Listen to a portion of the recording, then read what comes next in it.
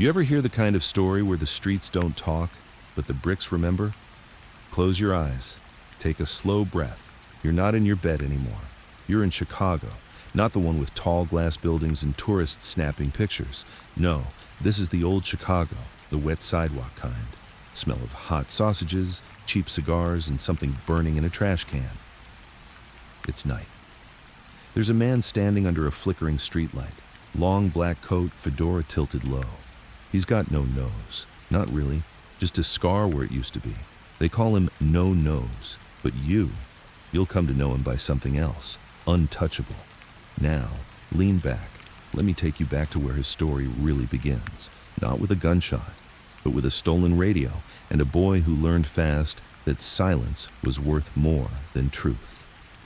The streets of Chicago weren't always loud. In the early morning, just after the baker lit his ovens, and just before the street kids started running wild, the air had a stillness to it, like the city was holding its breath. That's when Johnny would walk. He wasn't No Nose yet. Back then, he was just Johnny from Melrose Park, a skinny kid with slick hair and sharp eyes. His shoes were always shined, even though they barely fit, and his jacket was 2 sizes too big, cuffed at the sleeves like he borrowed it from a dead uncle. He'd walk past the butchers, where the meat hung in the windows like trophies, past old women scrubbing stoops, muttering rosaries under their breath, past the men in wrinkled suits who watched everything but said nothing.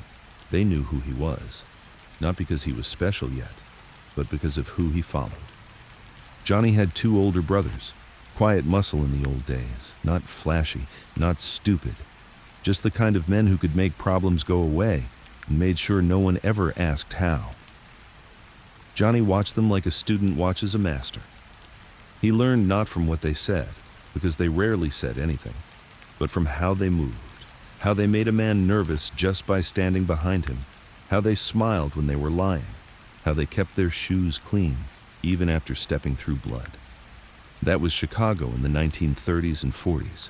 The war was raging overseas, but here, the real battle was in the alleyways and the back rooms, unions, numbers, protection, all polite names for what was really going on, control. And Johnny, he was watching, listening, always with his hands in his pockets like he had nothing to prove.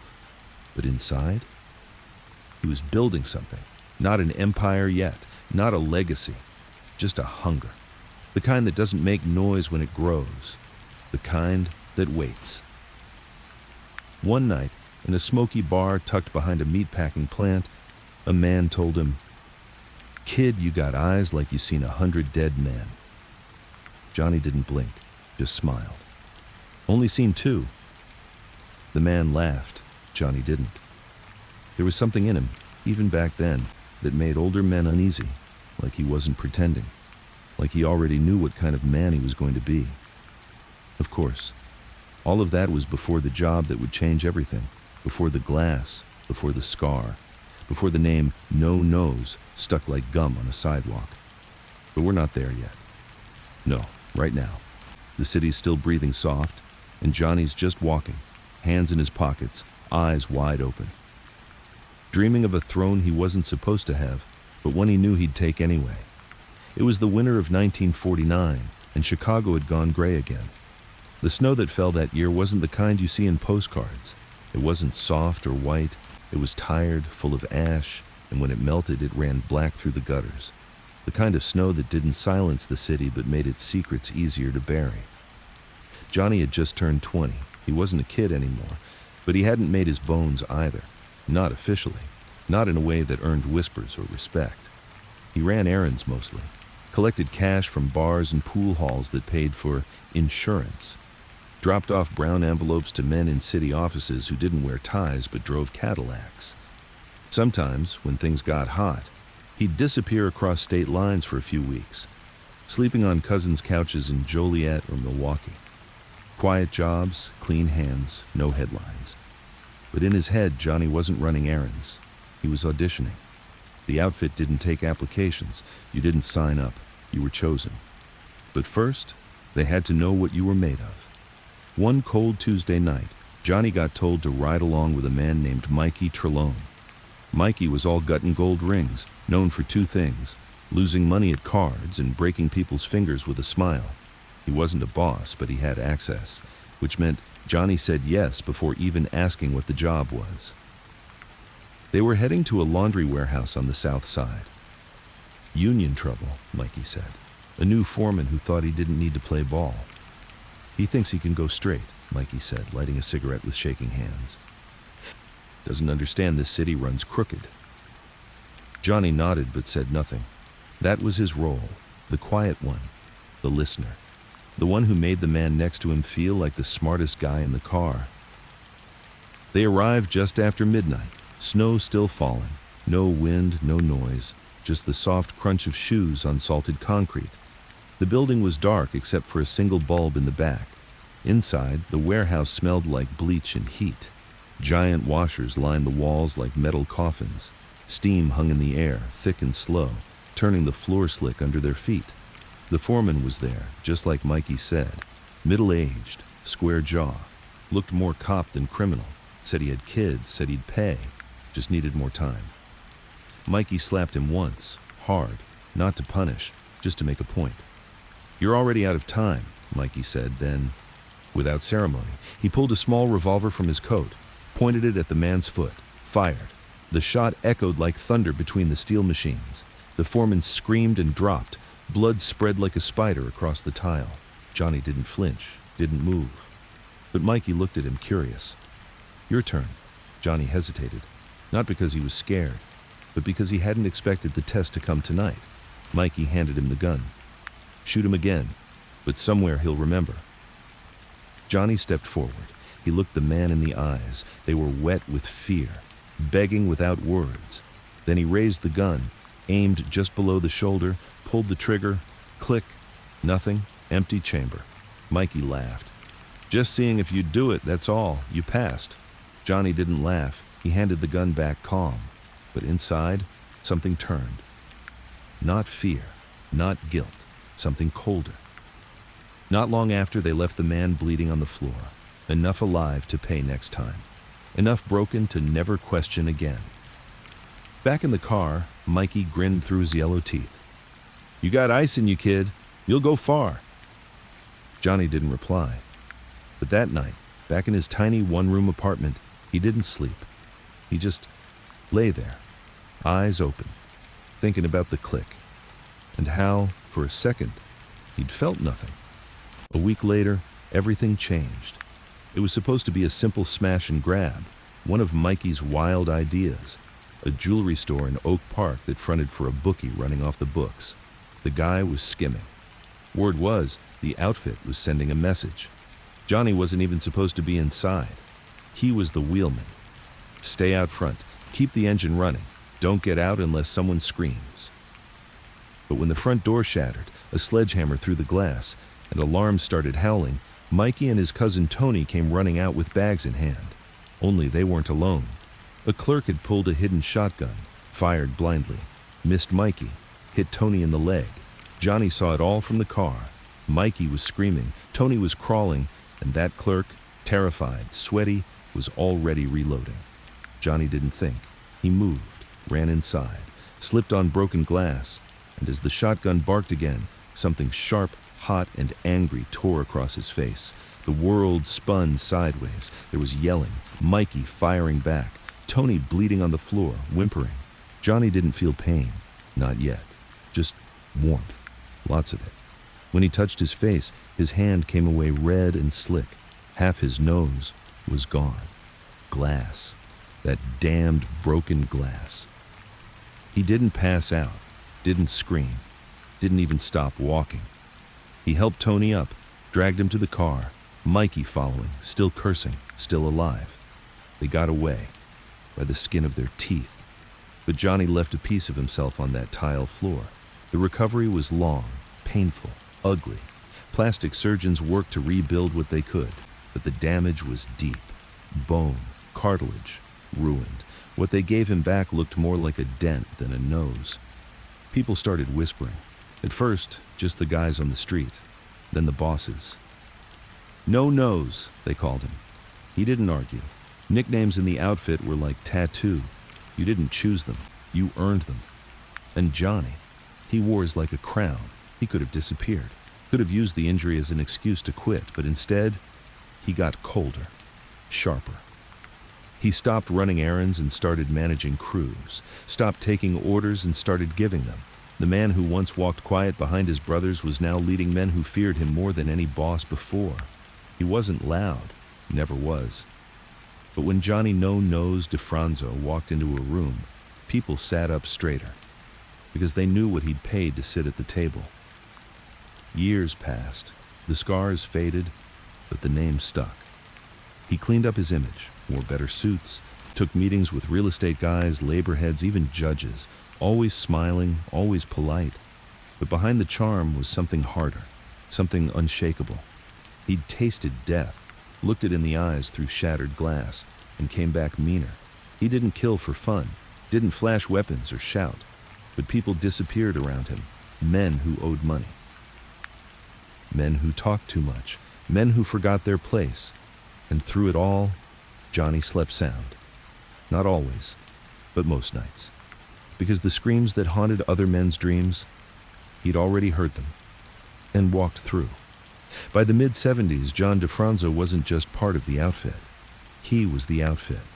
A face at weddings, a guest at union meetings, a quiet shadow in courtrooms, and no matter how many reporters sniffed around, no matter how many agents tried to tie him to disappearances, rackets, or hits, he slipped away. Every time.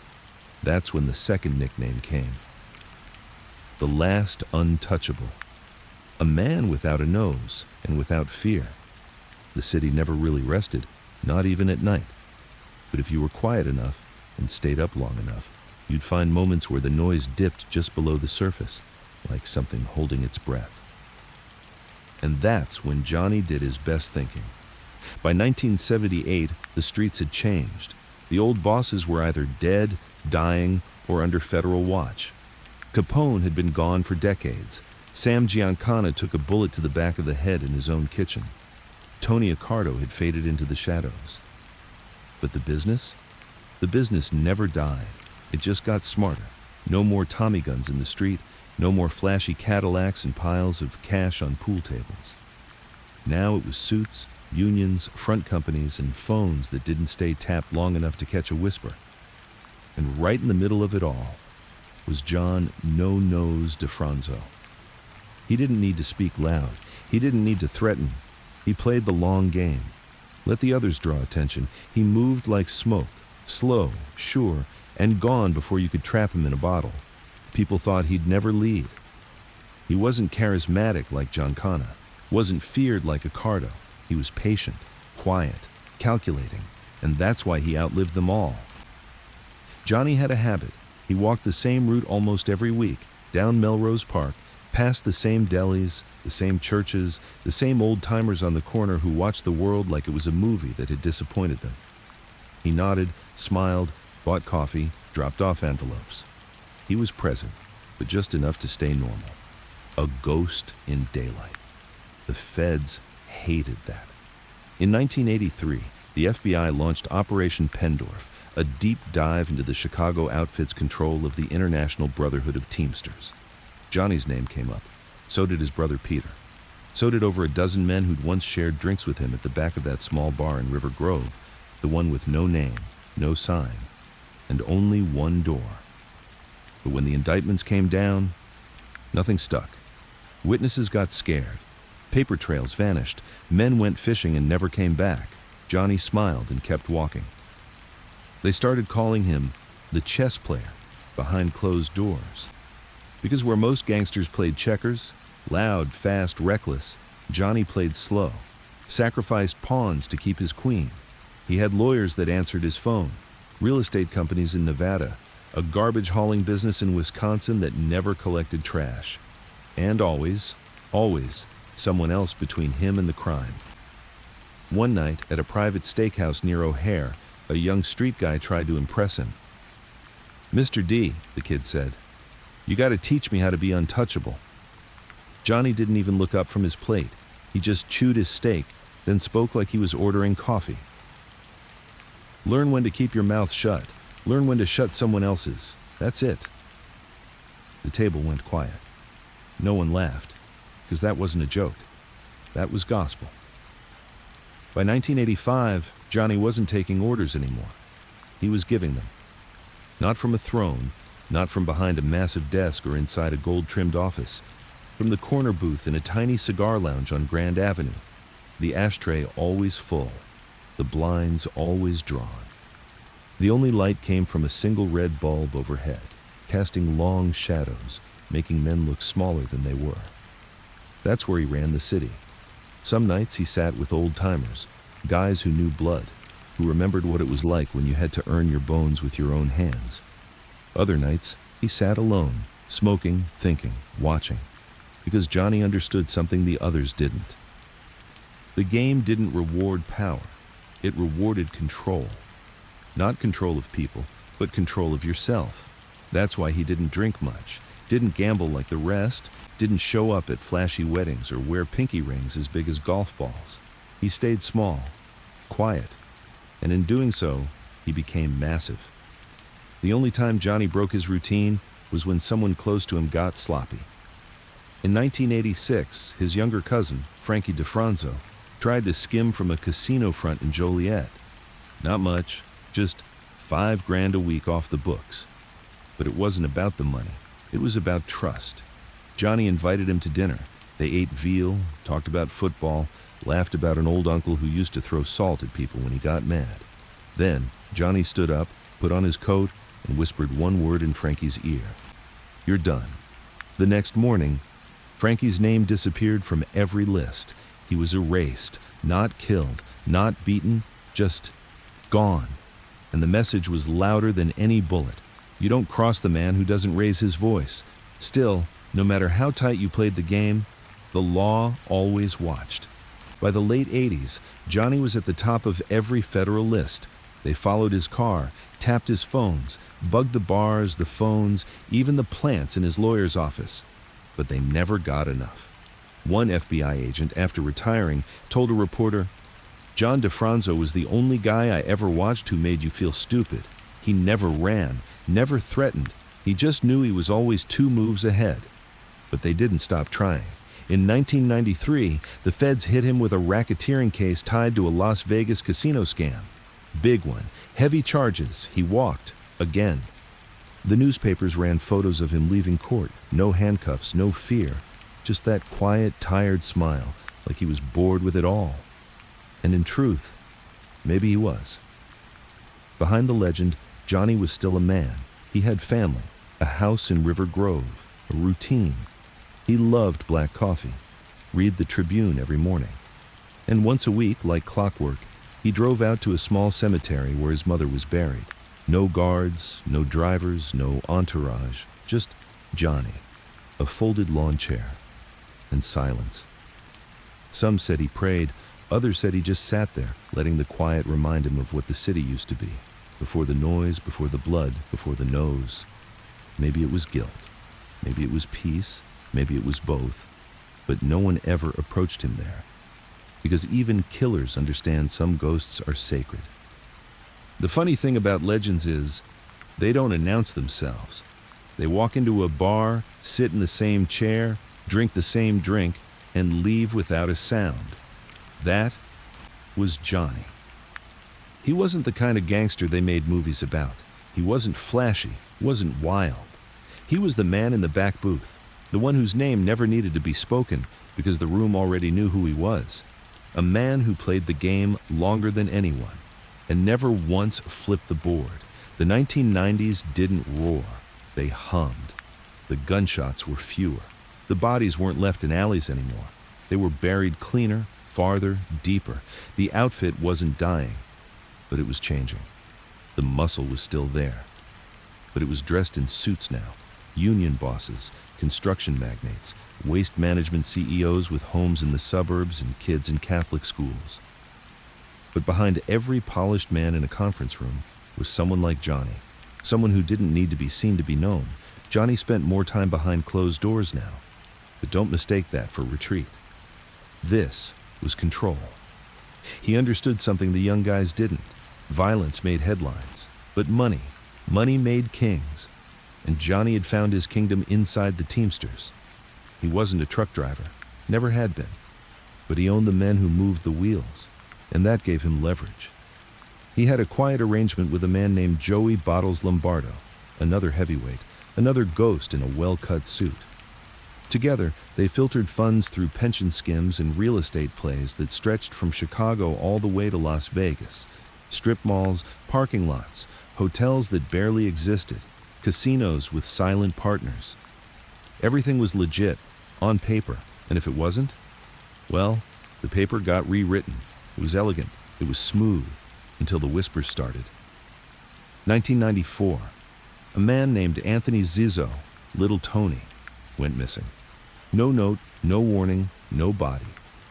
He'd been connected to Johnny's real estate racket. Some whispered he was threatening to talk, others said he skimmed from the wrong account. No one ever proved it. But after that day, his name was spoken like a ghost story. Johnny never addressed it, he didn't have to. In the outfit, silence was the answer. The FBI, meanwhile, was growing hungrier. They'd failed to bring Johnny down in '93. They wanted a second shot, so they got creative, started flipping bookies, pressuring bagmen, tapping phones in places no one suspected, even an old Catholic social club on the Northwest Side. But Johnny didn't talk on the phone. If he had something to say, he said it with his eyes. If it was important, he handed it off in a folded napkin or a burned note. And when he did meet people, it was always in person, one hand in his coat, the other holding a toothpick or cigar, smiling, listening, deciding. The agents began calling him the Invisible Don. Every wire came back quiet. Every witness turned up short. Every subpoena landed like a stone in the river. But Johnny wasn't all smoke and mirrors. He moved when needed. In 1997, a union man named Vic Bianchi started pushing back. Said he didn't want the outfit's hands in his pension fund. Said he'd go to the press if he had to. 2 weeks later, his wife came home to find their dog's throat cut and a funeral wreath nailed to the front door. Vic quit the next morning. Moved to Arizona, never spoke another word. Johnny never mentioned the incident, but he did send flowers to Vic's retirement dinner. White lilies, message unsigned. By the late '90s, the outfit wasn't a gang anymore. It was a business. And Johnny? He was the CEO in the shadows. He had property across 5 states, a handful of loyal capos in the construction unions, and a cut of nearly every high-rise deal in the loop. But his strength wasn't in the money. It was in how people looked at him, like a priest with a knife under his robe, like a man who could bless you or bury you, depending on the mood. Even the city cops gave him space. They'd see him eating veal in Greektown or reading the Tribune in a corner cafe. And they'd nod, respectfully, cautiously, because Johnny had history, and history doesn't bleed easy. Still, even giants cast long shadows, and in those shadows, men waited. There were younger crews now, impatient, louder, more careless. They didn't understand the code. They didn't respect the old names. To them, Johnny was a relic, a ghost clinging to a dying empire. And one of those kids, a sharp-jawed, loud-talking punk named Carlo Vizzini, made a mistake. He robbed a poker game in Cicero, one of Johnny's games, took 50 grand, slapped a maid man, even laughed about it in a bar later that night. Johnny found out before morning, but he didn't send a hitter. He called for Carlo himself. They met at a tailor shop off Belmont Avenue, one that had been there since Capone's time. The back room smelled of chalk and old wood. Clothes hung like bodies along the walls. Johnny didn't yell. He offered Carlo coffee, sat him down. Then he told a story about a man who once robbed the wrong table, about how that man lost his teeth, then his fingers, then his name, and finally about how that man's mother had to bury a closed casket. Carlo didn't touch his coffee. He didn't say a word. Johnny just patted his shoulder and left. Carlo skipped town 2 days later. Disappeared. Some said Johnny spared him. Others say the tailor shop had a basement nobody talks about. Either way, no one ever tried that again. But while Johnny ruled the streets with silence, the law didn't rest. In 1999, Operation Family Secrets began to build steam. The government had flipped Frank Calabrese Jr., son of a brutal enforcer. And Frank was talking. He gave them names, dates, graves, and even though Johnny's name wasn't in the first batch of files, it was coming. The agents knew it. And Johnny? He knew it too. He wasn't worried. Not yet. But something had changed. The air was different now. Quieter, but not in the peaceful way. Like a calm before a storm. One night in late 1999, Johnny sat at his usual booth in the cigar lounge. The blinds were drawn, the ashtray full. A young capo named Ricky leaned in, nervous. "They're saying Calabrese is giving up bodies, real ones, skeletons, boss. What do we do?" Johnny didn't move. He just stared at the smoke curling from his cigar, then said, "We wait." That was Johnny's answer to everything. Because he knew the game. The feds would push, some guys would flip, others would die. But him, he'd survive, like always. He didn't run, didn't panic, didn't flinch. He just waited. Because even storms get tired. And when they do, the only thing left standing is what never moved at all. The first body that came up was almost dust, an unmarked grave behind an old barn in Naperville. The skeleton was missing its fingers, and the skull had a clean hole through the side. A message that hadn't faded, even after 20 years underground. His name was Ronnie Jarvis, a mid-level bagman who had vanished in 1983. No one asked questions back then. He was just another guy who drank too much and owed the wrong people. But now, in 2002, his bones were evidence. Frank Calabrese Jr., locked up with his father in prison, was telling the government everything. Not just stories, names, places, orders. And some of those whispers started to point toward DiFronzo. The newspapers began circling. They'd always loved the old gangster names. Giancana, Accardo, Spilotro. But DiFronzo, he was different. They called him the last real mob boss, the Phantom of Melrose Park, the ghost with the glass face. But Johnny didn't read the papers, not the ones with his picture in them anyway. He still went to the same cafes, still walked the same streets, still nodded to the same shop owners who acted like they didn't notice the headlines. Because Johnny understood something the press didn't. Being feared wasn't about what you did last week. It was about what people remembered you doing 20 years ago. And in Chicago, memories don't fade. But the outfit was changing. Operation Family Secrets wasn't just peeling off the old layers, it was exposing the bones underneath. Guys who used to swear they'd die before flipping started singing like canaries when faced with life. Nick Calabrese, Frank Jr.'s uncle, became the first made guy in outfit history to testify in court. He gave up everything. 14 murders, dozens of names, and details so specific they made even seasoned agents pause. And through all of it, one name kept drifting around the edges. John DiFronzo. Not shouted, not confirmed, but whispered. Just enough for the wrong people to start paying attention. In the FBI's Chicago field office, a new task force was born, unofficially called the DiFronzo Desk. Agents took turns tailing his car, logging his visits, documenting every conversation, no matter how boring. They watched him sit with construction bosses at diners, watched him step into union halls like he was still a junior rep, watched him buy roses for his wife every Friday like nothing had changed. But they couldn't get inside. Not really, because Johnny didn't talk crime, not in cars, not in homes, not even in whispers. Everything flowed through him, like heat through pipes, but his fingerprints were never on anything. It drove the agents mad. One even said during a wiretap debrief, "We're following a ghost who knows he's being followed, and somehow he's still ahead of us." Meanwhile, inside the outfit, the ground was shifting. The young guys were scared. The old guys were tired. And some of the in-between guys, the ones who used to carry out orders without blinking, started asking quiet questions. Why are we still loyal? What's Johnny really doing for us now? They never asked him directly. No one was that stupid. But the tone had changed. Once, Johnny's name meant safety. Now, it just meant silence. In 2003, one of Johnny's oldest allies, Joey Bottles Lombardo, was indicted in connection to family secrets.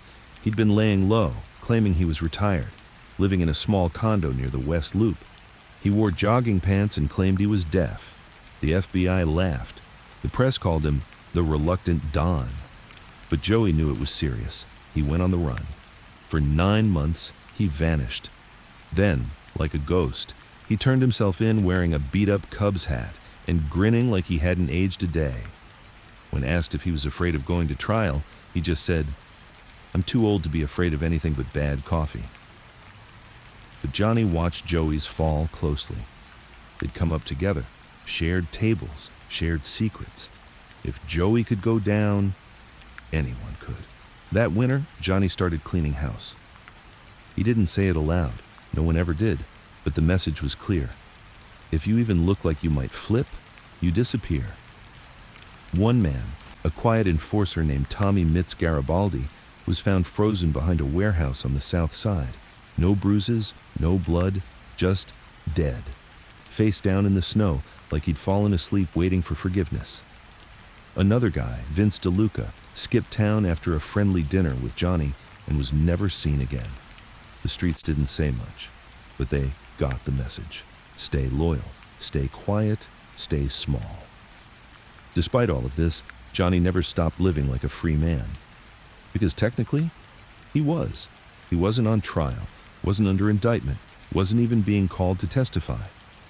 The agents had circumstantial smoke, but no fire, and Johnny was careful not to breathe too heavy. But the silence was getting heavier.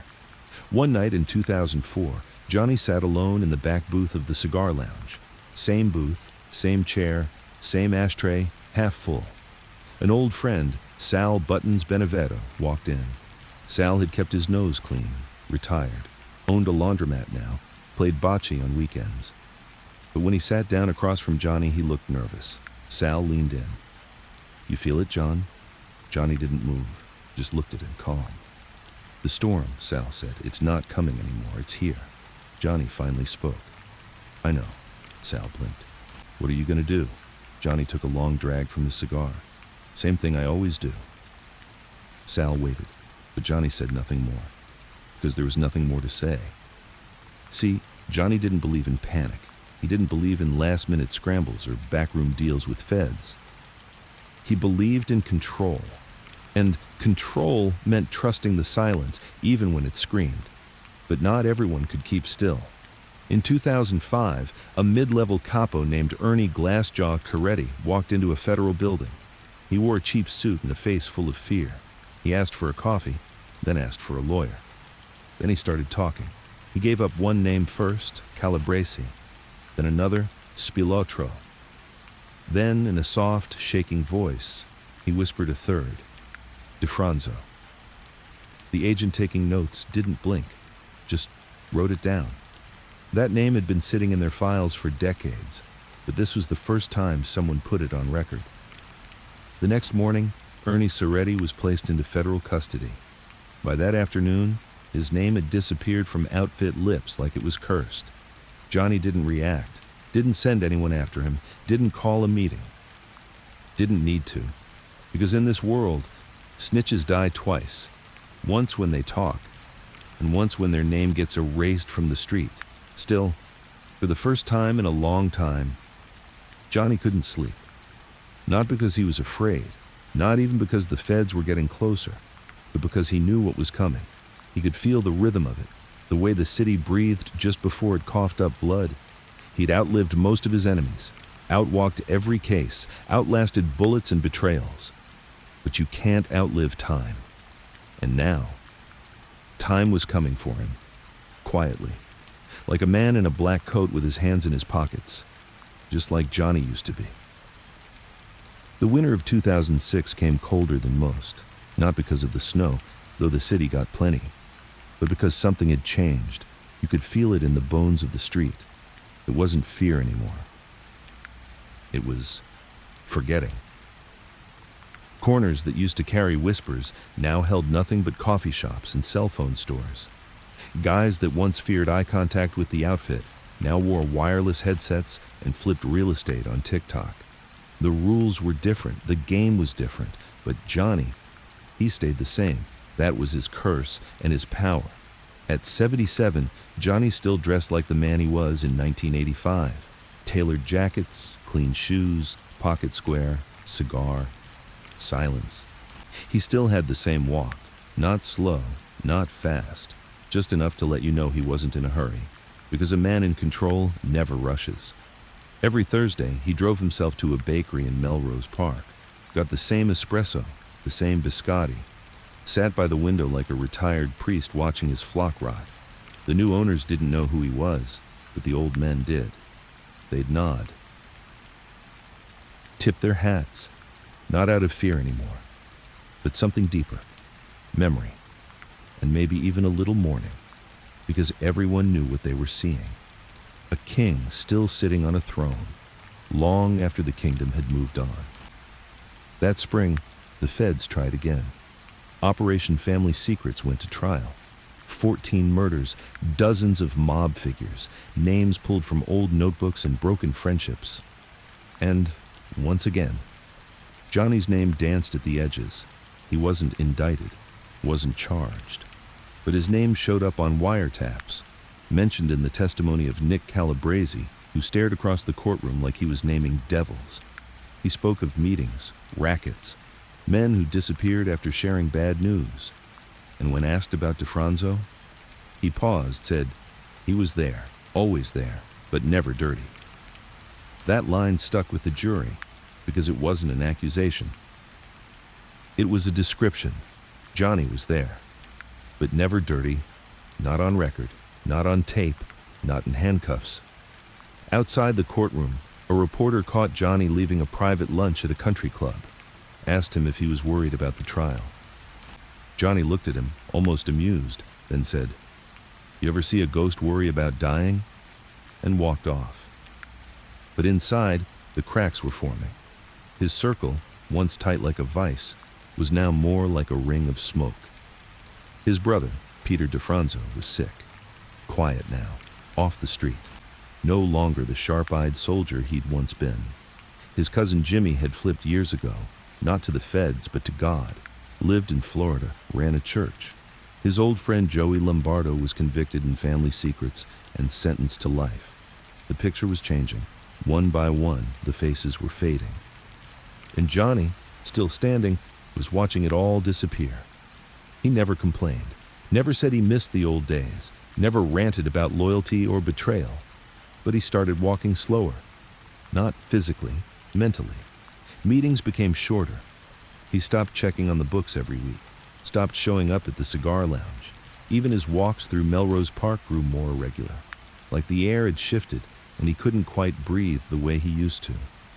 But every Sunday, without fail, he drove out to Queen of Heaven Cemetery, brought flowers to a small grave with no nameplate, just a cross, just silence. No one knew who was buried there. Some said it was his mother. Others whispered it was a woman he'd loved once, long before the suits, the cigars, the crown. Whoever it was, Johnny never told, and no one dared ask. In 2007, a young soldier in the Cicero crew named Danny Dice Marino tried to restart an old protection racket. Nothing major, just local businesses, small payments, fake threats. The problem? He used Johnny's name. Told a man in a sandwich shop, "You think you're safe? No nose is still watching?" Word got back to Johnny in less than a day. He called Danny in. No threats, no shouting, just 3 words. Don't say it. Danny never did again.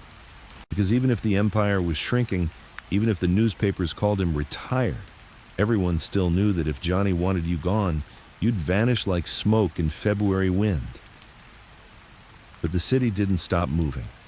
By 2009, most of the outfit was held together with string. The unions were watched. The casinos were corporate. The feds had their claws deep in every part of the old machine. But somehow, Johnny still got his slice. Not much, a whisper of what it used to be, but enough.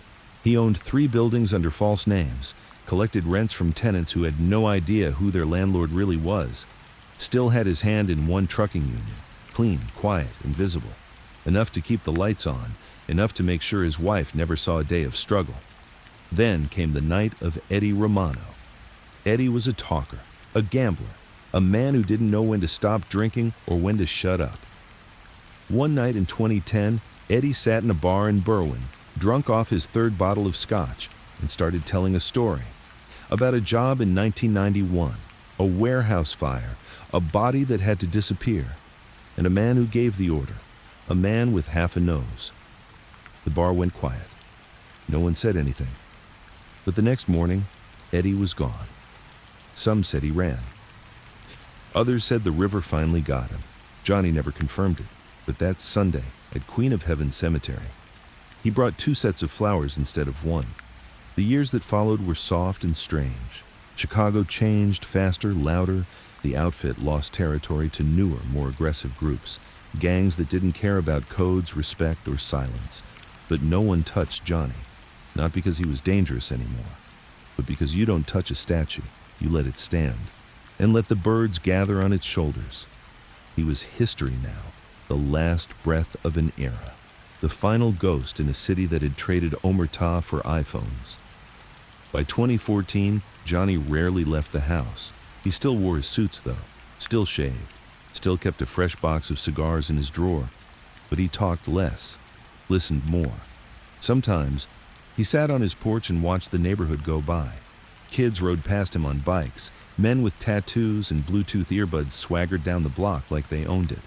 Johnny just smiled, because he knew something they didn't. He had owned it, once, and no one could take that back. One day, an old associate, Marco, a retired fence, visited him with a bottle of red wine. They sat in silence for an hour. Then Marco finally asked, "Do you ever miss it?" Johnny took a long sip, looked out the window, and said, "I miss the silence, not the noise." Marco nodded. They didn't speak again for the rest of the afternoon. That was the last time Johnny was seen in public. After that, the house got quieter. The porch stayed empty, the blinds stayed closed, and the street stopped whispering, because they knew. The king had stopped speaking. The windows stayed closed now, the curtains drawn, the porch empty. But inside that quiet house in River Grove, John DiFronzo still breathed, barely. He moved slower, didn't dress in suits anymore, just soft sweaters and slippers. Didn't visit the bakery, didn't light cigars. The ashtray on his nightstand hadn't been touched in weeks, but his mind, still sharp. Not fast, not anymore, but sharp. He remembered everything, names, dates, places where bodies were never found, deals that never made it to paper, and looks, the looks men gave just before they made a mistake. He remembered them all. And that's what haunted him most, not what he forgot, but what he still knew. The house was quiet in a way only old houses can be. Every sound mattered. The hum of the refrigerator, the soft creak of the floorboards when his wife walked by with tea, the wind brushing past the windows like it had something to say but forgot the words. The television played old westerns now, black and white cowboys who always knew which way to draw. He liked that. The clarity. Outlaws and lawmen. Good hats and bad hats. Not like the life he lived. The outfit had never worn cowboy boots. They wore wedding rings, cufflinks, and clean shoes.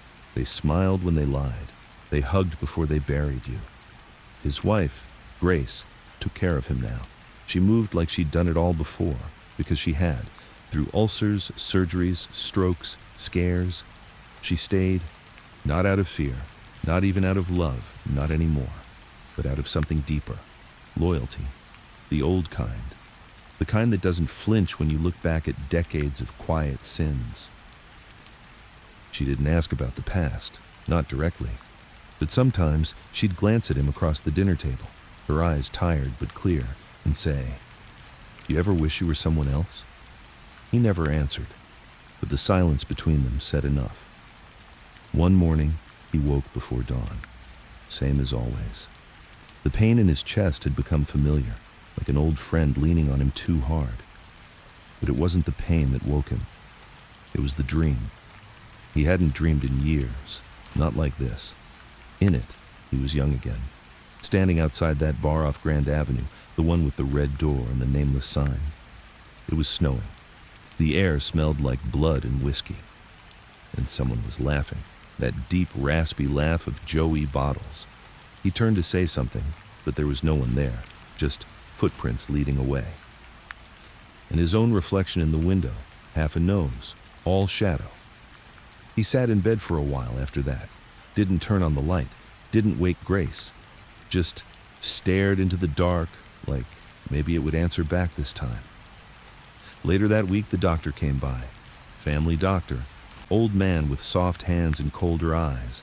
He checked the numbers, blood pressure, heart rate, made that soft noise in his throat that meant bad news, but polite. "Your body's tired, John," Johnny smiled. "It should be." The doctor paused. You want to know how long?" Johnny didn't blink. "No, just tell me when." The doctor left an hour later. Didn't schedule a next visit. Grace didn't ask what was said. She just laid an extra blanket across his lap that evening and turned the volume up on Gunsmoke. The feds still called sometimes, not agents anymore, reporters mostly. Young ones, new blood. They wanted quotes, wanted the last living legend to give them something. He never did. They offered money, they offered fame.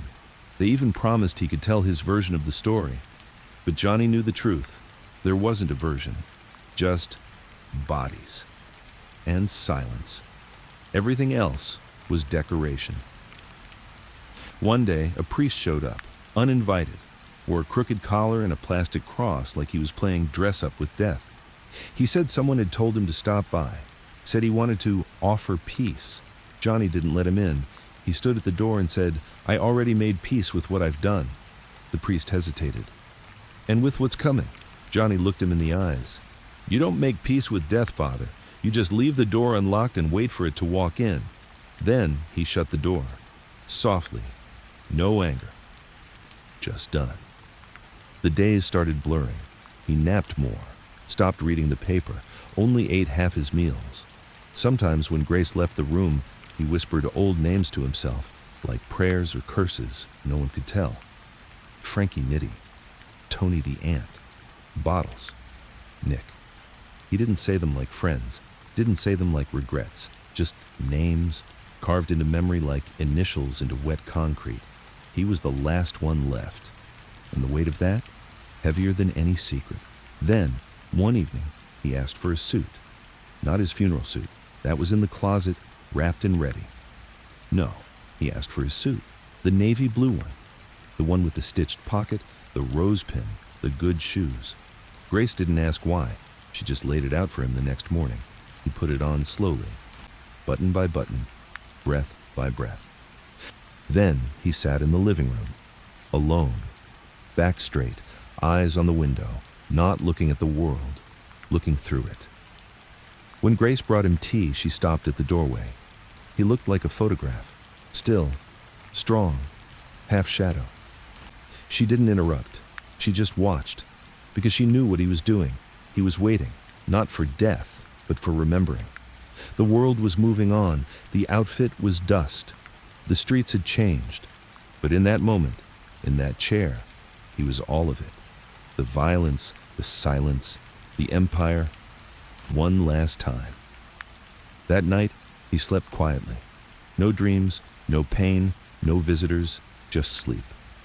For the first time in years, uninterrupted. And in the early hours, before the light could bleed through the blinds, he didn't wake up. Grace found him with one hand resting on his chest and the other curled around a photo.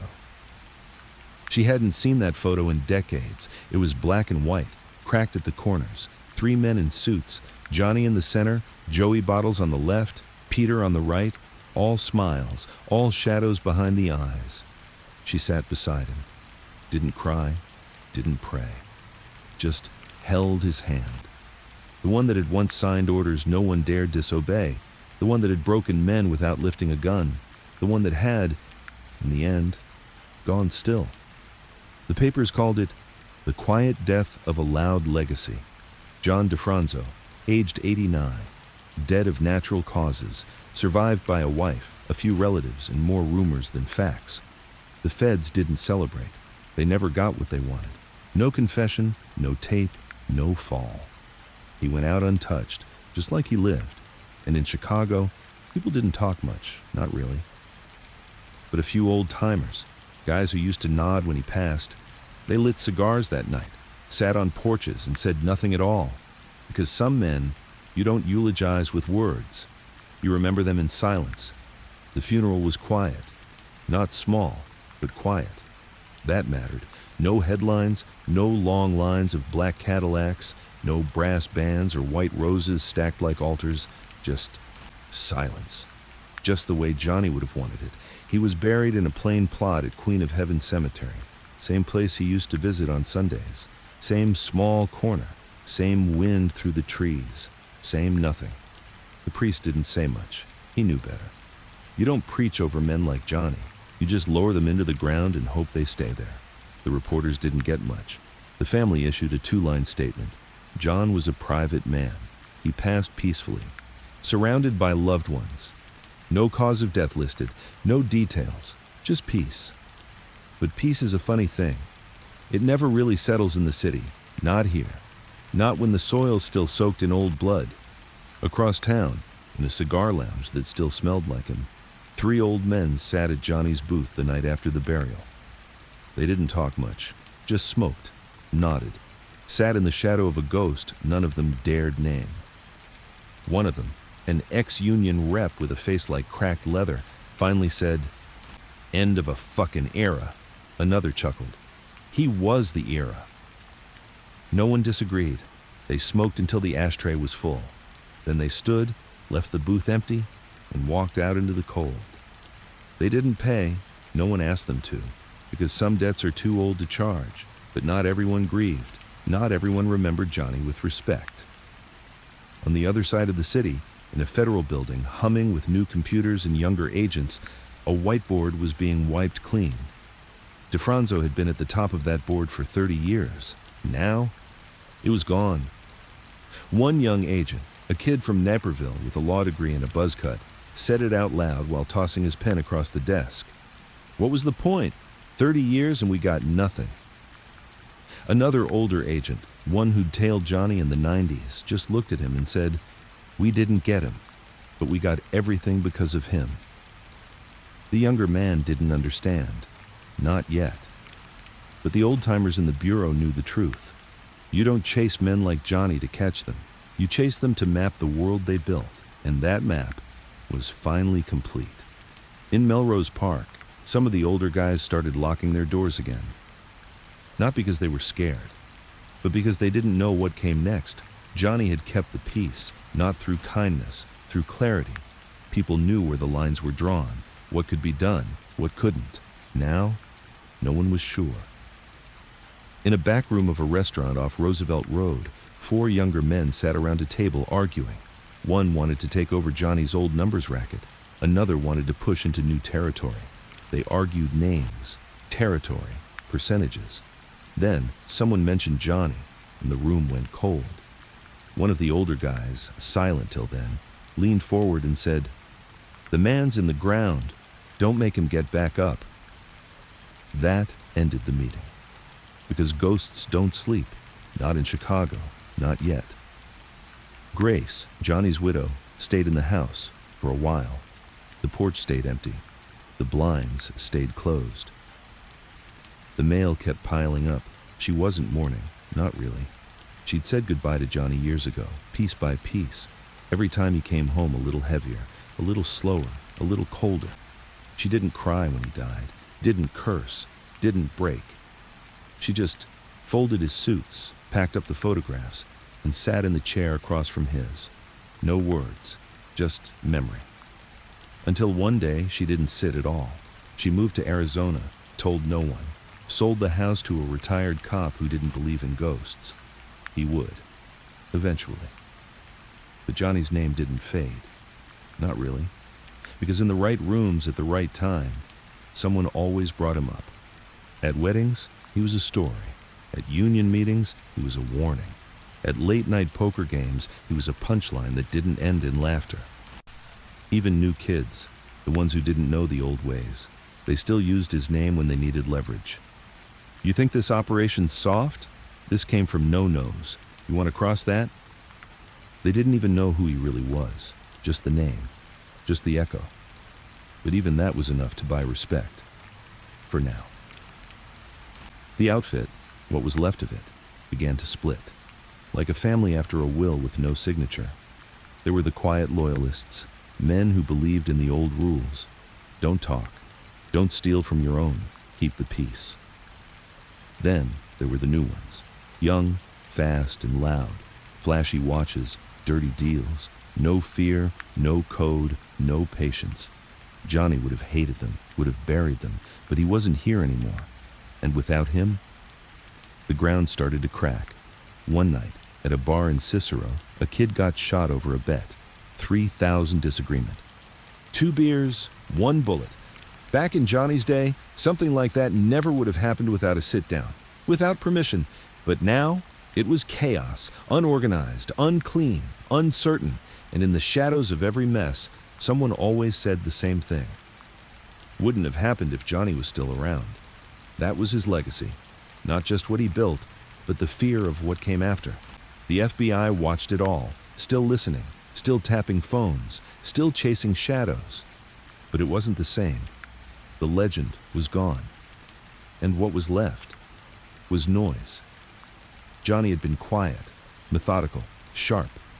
The new generation couldn't even spell omerta.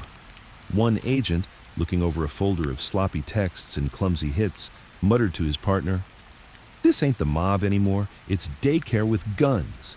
But deep down, they all missed Johnny. Even if they'd never admit it. Because chasing him? That was the game at its best. In 2019, a book came out. A so-called true history of the outfit. The cover had a grainy photo of Johnny from the 70s, half shadow, half smile, half nose. Inside, the author painted him as cold, brilliant, and bloodless. A man who killed through silence, so it said. Johnny's name was in over 200 pages. His crimes, all speculative. His secrets, still buried. The author was asked on a podcast if he thought Johnny regretted anything. He paused. "I don't think he believed in regret. I think he believed in results." The host laughed. But somewhere, in some quiet back room, a man smoking a cigar put the book down and whispered, "You still didn't get him." That was the legacy. John No-Nose DiFronzo. No tombstone speech, no trial, no downfall. Just a shadow that stretched across decades. A man who taught a city how to lie cleanly, how to move without being seen, how to bury something so deep it turns into myth. And in a bakery off Grand Avenue, where the espresso still tastes like burnt sugar and sweat, the old barista keeps one photo on the wall, hidden behind a rack of biscotti. A blurry shot of Johnny, smiling, eyes tired, hands in his pockets. The caption, handwritten in fading ink, says, "The man who kept it quiet." No one asks who he is. No one takes the photo down, because some ghosts, they don't fade. They just stop showing up. His name was Vince Trucchio, and he'd never met John DiFronzo. He'd only seen him once, 10 years ago. He was 18 then, working the door at a wedding in Cicero. Johnny had arrived late in a black Lincoln, alone. No bodyguards, no fanfare. He walked slow, shook the groom's hand, gave a quiet envelope, and left before dessert. Vince remembered watching him walk back to the car, not fast, not slow, just like he didn't owe the world anything. That was the moment. That was when Vince decided he wasn't going to be just some punk working doors or slinging pills in alleys. He wanted more. He wanted that. He wanted to be next. The problem was, there was no next, not after Johnny. The outfit was fractured now, split across loyalty lines, bloodlines, old scars, and newer ambitions. You had the old schoolers, guys who remembered the code. They sat in pizzerias, ran quiet crews, and watched everyone like they were already dead. Then you had the new blood, flashier, hungrier, dumber. They didn't care about omerta. They texted orders, posted photos with stacks of cash, or labels Johnny would have spit on. And in between, a vacuum, power just sitting there, no one daring to grab it, not fully. Because they all remembered one thing: Johnny never named a successor. That made Vince curious. He started digging, quietly. Not the way other guys did, through muscle or gossip. Vince was smarter. He was patient. He read, listened, watched old tapes, visited old joints just to feel the dust, to smell what power used to smell like. He talked to men who had been in rooms with DiFronzo, barbers, bartenders, a former bagman who now pushed carts at a grocery store in Elmhurst. Most of them wouldn't say much, but one thing kept coming up. He kept everything up here, they'd say, tapping their foreheads. Didn't write it, didn't speak it, just remembered. No ledgers, no blueprints. The empire had lived in Johnny's mind, and when he died, so did the instructions. But legends have fingerprints, and Vince found one. An old real estate company, J.P. and Sons Properties, listed on a crumpled deed signed in 1992. Technically defunct. But the paperwork showed something strange, a transfer of ownership in 2017, a year before Johnny died, to a name no one recognized, Samuel Pirelli. Vince did some digging. No online presence, no photo ID in databases, but one address. A rundown duplex on the west edge of River Grove, same neighborhood Johnny used to walk. And Vince, he knocked. Samuel Pirelli was 92, blind in one eye and mostly deaf. He didn't flinch when Vince said the name DiFronzo, didn't even blink. He just said, "You one of those kids looking for ghosts?" Vince said no, said he was looking for roots. Samuel didn't laugh, didn't answer. He just waved him in. The inside of the house was a mausoleum of old lives, stacks of Tribune newspapers, photos of people long dead, and in the center of it all, a metal filing cabinet locked and rusted. Samuel tapped it once with his cane. He said, if the right kid came asking, to show him the map. Vince leaned in. Map to what? Samuel smiled. To the bones. The next morning, Vince returned with WD-40 and bolt cutters. Inside that filing cabinet were three things. 1, a folded sheet of notebook paper with a list of properties, all linked to shell companies dating back 30 years. 2, a plain black flip phone, no charger, one contact saved, GR. 3, a single photograph, John DiFronzo and a young man mid-30s shaking hands outside a bank in Cicero. The back of the photo said, trust him with the keys, he don't ask stupid questions. No name, no date. But Vince knew what he had. Not proof, not power, not yet, but permission. He didn't tell anyone. Not the boys in Cicero, not his cousin who still skimmed cards at casinos, not even Luca, his best friend since 5th grade and his shadow since high school. This was bigger than crew-level power. This was the blueprint. So he started small. He used the list to visit one of the addresses, a boarded-up laundromat in Joliet. Most saw an abandoned business. Vince saw a safe house. Behind a false wall in the back room, he found an old strongbox. Inside, $37,000 in old bills, a .38 revolver, and a matchbook from a closed-down steakhouse Johnny used to frequent. It wasn't much, but it was real. And more importantly, it proved the list was no joke. Over the next 2 months, Vince visited 5 more addresses. Each one gave him something: cash, notes, safe deposit keys. And slowly, he began to understand. Johnny hadn't left an heir. He'd left a trail, not for anyone specific, not for a son, a brother, or a soldier, for the one who was willing to look, to dig, to walk the city the same way he did. And Vince was walking. Meanwhile, the outfit was unraveling. Without Johnny, the old crews were cannibalizing each other. A sit-down in Bridgeport ended in 2 broken jaws and a bullet through a bar stool. The Cicero crew had a snitch problem. The Grand Avenue guys got hit with a federal audit. The Calabrese name was still toxic. And no one wanted to take orders from men with less years in the game than Johnny had in prison payoffs. The empire was ripe, not for rebuilding, but for resurrecting. And Vince, he wasn't there to restore the past. He was going to rewrite it.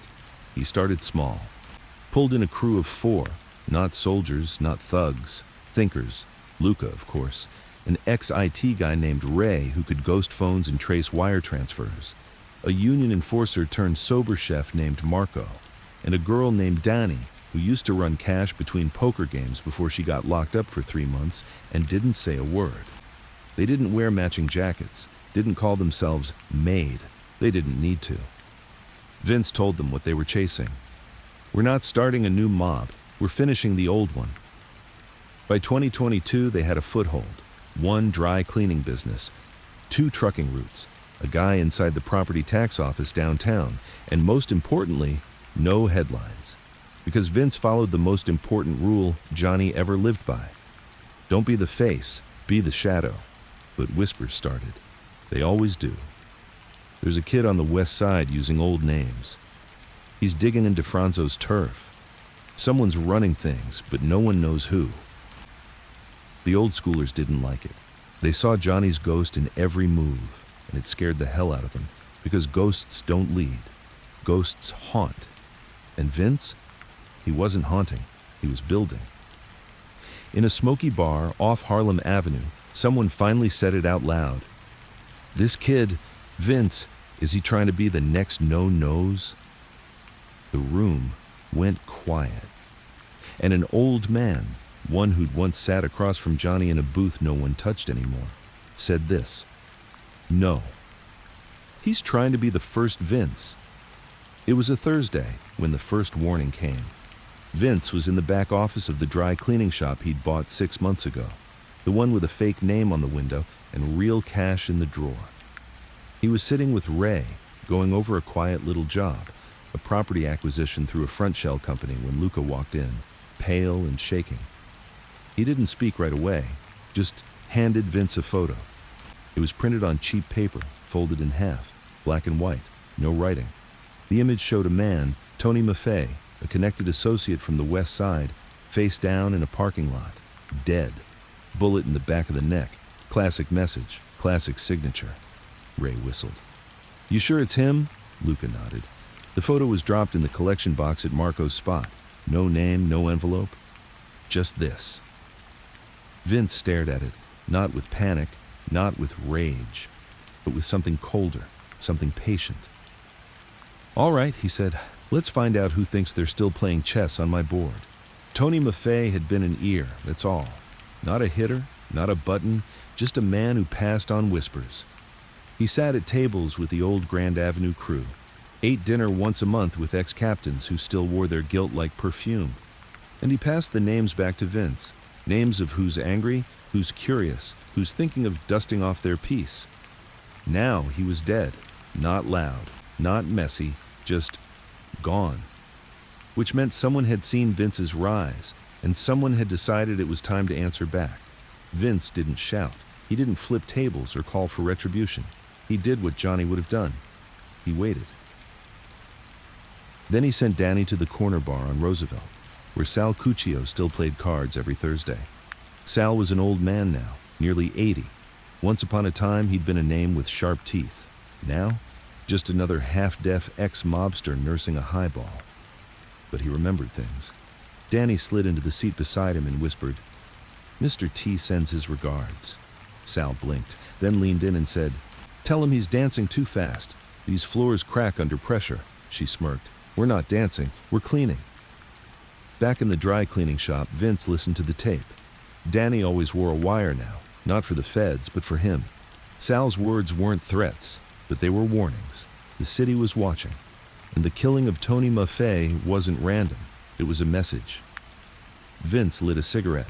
He didn't even smoke, but sometimes fire helped him think.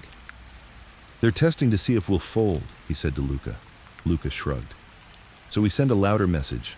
Vince shook his head. No, we send a cleaner one. The target came from Ray.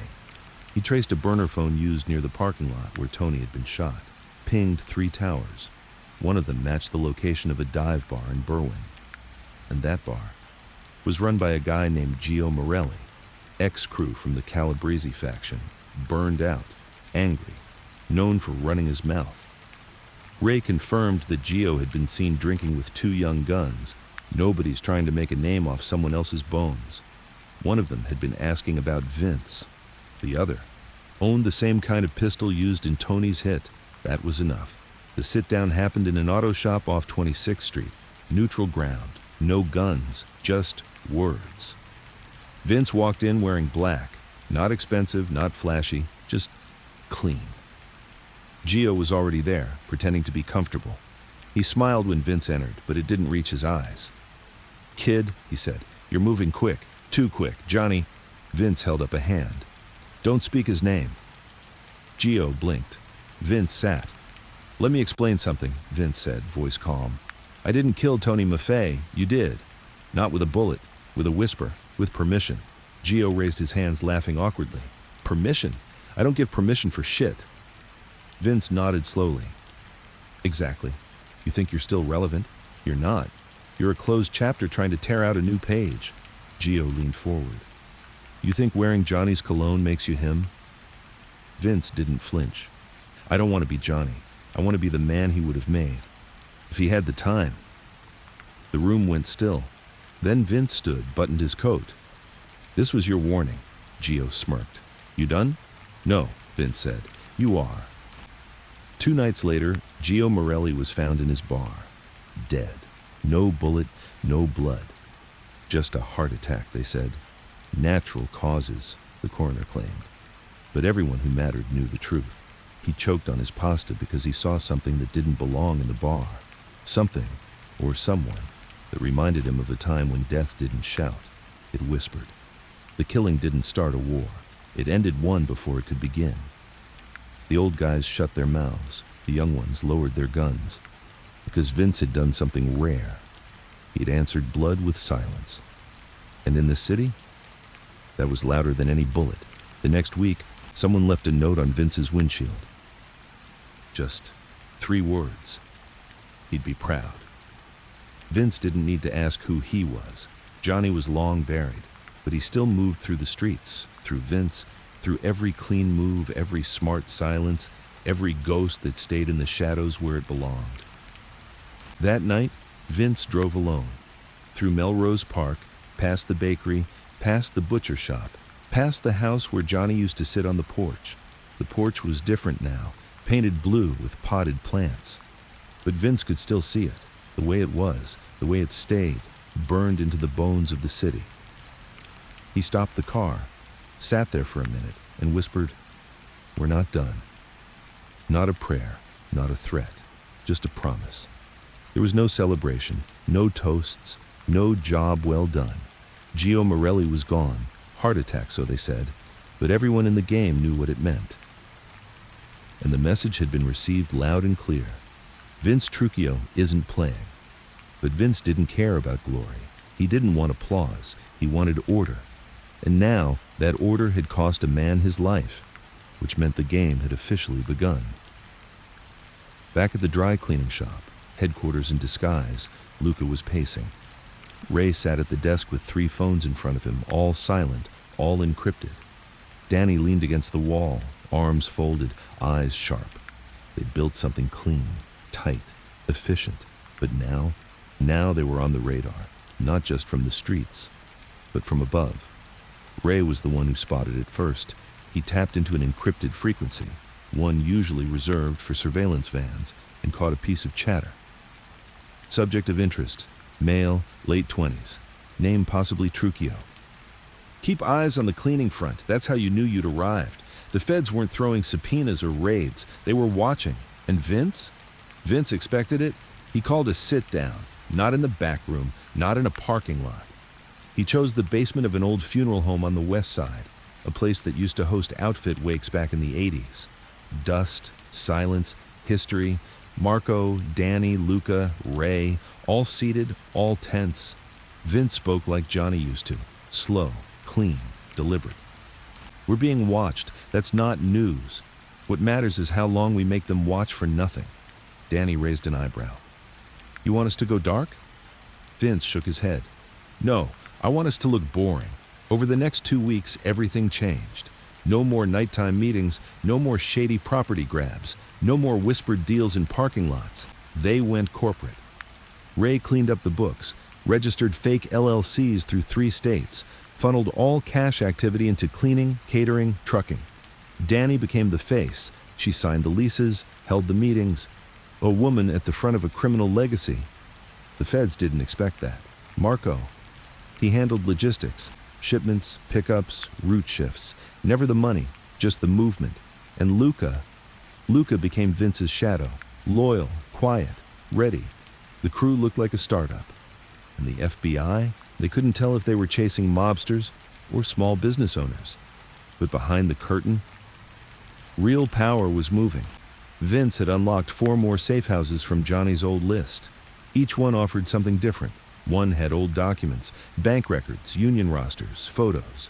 Another had weapons, clean, wrapped in plastic. The third had names, old ledgers, all coded. And the fourth had a key.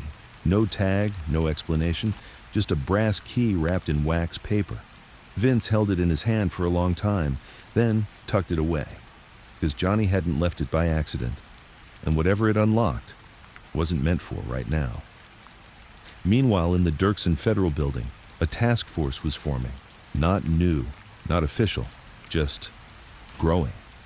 They called it Operation Flatline. The idea was simple. Track the remnants of the outfit. Focus on the new ghost, Vince Trucchio. The lead agent was Marlene Asher, 42, sharp and already tired of chasing shadows. She didn't believe in ghosts, she believed in patterns. And Vince's pattern scared her. He's not loud, he's not flashy, he's not greedy. That's what makes him dangerous, she told her team. She pinned 3 photos on the board. Vince Trucchio, Danny Falco, Marco Lepetri. She didn't have one for Luca yet. Ray was still a name on a digital trace, but they were closing in, slowly, carefully. Because men like Vince, you don't catch them being criminals, you catch them becoming one. Back in the city, Vince was building something subtle. He wasn't looking for territory, he was looking for anchors. Control the union vote, influence construction projects, control distribution routes, affect deliveries to 50-plus front businesses, control quiet loyalty, men who didn't talk, didn't blink, and didn't owe favors to anyone but him. He wasn't interested in street rackets. That was over. He wanted influence, leverage. That was the real game now. And Johnny had known that in the 90s. Vince was just continuing the equation. But with power comes pushback. The outfit wasn't dead, just fragmented. And one name started popping up again. Ralph Benny Bianchetti, old school soldier, connected to the Calabrese side, had done time in the 90s, still bitter, still ambitious. He'd been quiet, but now he was recruiting, pulling young muscle from the south side, guys with no connection to Johnny, no respect for Vince. He didn't like what was happening. Didn't like that some kid was rebuilding the outfit using shadows and signatures. Benny believed in fists, in fire, and he was ready to light a match. Vince got word the usual way. A man at the bar said too much. Another man heard it. Luca brought it back. Benny says you're dressing up the corpse of a dead empire. Vince didn't flinch. He just asked one question. Did he say it loud? Luca nodded. Yeah, like he wanted it to be heard. Vince sighed, then stood. Get me a meat. They met in a meat locker, neutral ground, cold air, dead animals hanging from steel hooks. Vince arrived alone. Benny brought 2 guys, both too young, both posturing. He grinned when he saw Vince. No nose would have brought backup, Vince smiled. No nose didn't need backup. The air went colder. Benny stepped forward. You think this is yours? You think because you found a few safes and some old suits that you're in charge? Vince shook his head. No, I think because I haven't killed anyone for 6 months. The city's breathing again. Benny smirked. City never breathed. It just choked quieter. Vince leaned in. I'm not your enemy, Benny. But if you make me choose between building an empire or proving I still know how to bury someone, he paused. Let the silence speak. I'll bury. That night, Benny left the locker alive, but changed. He didn't fold, didn't bow, but he paused. Because in Vince's eyes, he saw something real. Not rage, not arrogance, conviction. In the days that followed, the streets shifted again. A few bars started using Vince's vendors. A few trucking routes changed hands quietly. A few old names reached out with quiet respect. Not loyalty, not yet, but acknowledgement. and that was enough. At night, Vince would walk alone through Melrose Park, just like Johnny had. He didn't wear a suit, didn't carry a gun, didn't hide.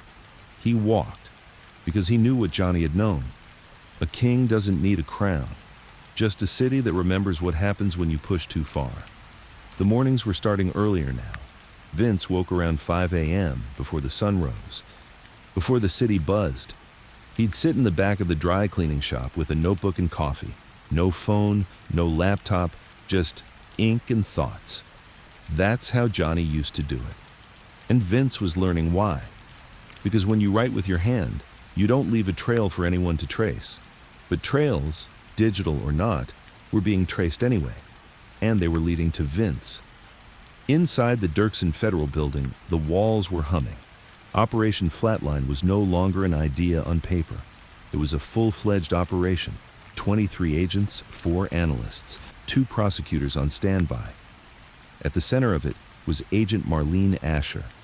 She stood at a corkboard, lined with photos, timelines, and surveillance stills. Vince Trucchio's name was circled in red. Every pin, every string led to him. "He's a smarter version of the old men," she said during briefing. "Cleaner, no gambling problems, no loose mouths, and no weak spots. Yet." But she believed everyone had one. You just had to watch long enough. Her eyes turned to the woman in one of the photos. Danny Falco. Age 31. Record: 2 short bids, 1 for assault, 1 for obstruction. Affiliations: none publicly known. Relationship to Trucchio: unknown but tight. Asher tapped the photo. "She's the key. Vince keeps her close, trusts her with contracts, cash, movement. You want the man, follow the woman." Her team nodded. They began tailing Danny everywhere. Coffee runs, hair appointments, meetings with vendors. But it wasn't until she stopped for 5 minutes in a diner on Ashland Avenue that they got something. She met with someone they didn't recognize. A woman in a navy pantsuit, mid-40s, civilian, not a known associate. They spoke in low tones, no visible exchange. But Asher's gut kicked. "Pull every camera, find that woman." Back on Vince's side, the operation moved forward. Quiet growth. Ray had just finalized a real estate flip that made them $84,000 clean. Marco had 2 drivers pushing product through meat trucks, one headed for Indiana, one for Iowa. Everything looked perfect, but perfection makes people lazy. And Vince? He was never lazy. That's why, one night as the others relaxed after a safe run, he sat with Luca and asked the only question that mattered. "Do you feel it?" Luca blinked. "Feel what?" "The tension. It's different now, like someone's waiting for us to slip." Luca nodded slowly. "You think it's Benny?" Vince shook his head. "Benny's a dog on a leash. This feels federal." They increased precautions. No digital communication. Cash-only drop-offs, paper routes, even face-to-face meetings were scheduled with random location pings using pre-arranged numbers. But still, Vince couldn't shake the feeling. Something was off. Then it happened. A text came through on a burner phone Vince kept in a drawer.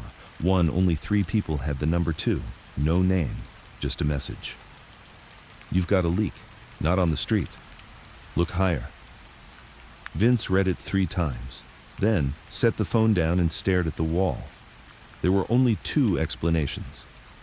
Either someone in his circle had cracked under pressure and reached out to warn him, or someone outside the crew had eyes closer than he realized. Either way, it confirmed what he already knew. The net was tightening. Danny came in an hour later. She noticed his silence immediately. "You look like someone just told you the coffee's poisoned." He didn't smile. "I think we've got someone inside watching us." Her face stayed calm, too calm. That was her gift. Danny could play calm better than anyone. "Benny again?" Vince watched her carefully. "No, higher." A pause. "Feds?" He nodded. "And someone's helping them, someone close." He didn't say her name, didn't have to. But for a brief second, she looked away. That night, Ray flagged something strange. The encrypted payment system they used for vendor routing had been pinged. Not accessed, not hacked, just touched. A digital fingerprint. Someone had tried to probe the firewall. Not deep, not aggressive, like someone tapping a window instead of breaking it. But Ray traced the signal. And it led to a secure server used by federal agencies. He didn't panic. He just called Vince and said the 3 words they had agreed on if something ever went sideways. Time to clean. Within 24 hours, half the operation went dark. All truck routes were suspended. Cash reserves were moved. The dry cleaning business was handed off to a dummy company. And Danny, she was gone. No warning, no message. Just disappeared. Luca didn't know what to think. You think she flipped? Vince didn't answer, because part of him hoped she had. At least then it would be simple. Painful, but simple. Meanwhile, in the federal building, Agent Asher had her breakthrough. The mystery woman Danny had met with. She wasn't just a civilian. Her name was Julia Anders, a former FBI asset used in organized crime cases in Nevada. She hadn't worked with the Bureau in over a decade, but the fact that she was now seen with Danny, that was enough to go on. Asher ordered surveillance on everyone in Vince's known orbit. The hunt was no longer passive, it was active, and they were running out of time. Then, 3 days later, Vince got another message. This time, a package. No return address, no fingerprints, just a burner phone and a key. The same brass key he'd found in one of Johnny's safe houses months earlier. The screen lit up when he powered it on. One message. There's one more place he left for you. Trust no one. 117 S. Moreland, basement unit. Vince read it 3 times. Then again. This wasn't a trap. This was legacy. And if Johnny had gone to the trouble of sending this key through time, whatever waited at 117 South Moreland would change everything. He didn't take anyone with him. No Luca, no Marco, not even Ray. He drove alone. At 2:38 a.m., black coat, gloves, hat low. South Moreland was a block of half-dead buildings, relics from a time when steel ruled Chicago. The basement unit was rusted, padlocked, forgotten. He slid the brass key into the lock. It clicked. Inside was darkness, then a light bulb, the pull-string kind. What it revealed was a room built for secrets, wooden shelves, 3 filing cabinets, 2 safes, and in the corner, a framed photo of Johnny, younger, smiling. Next to it, a note handwritten in ink. If you're reading this, you kept the line. What you do next defines if it was worth it. J.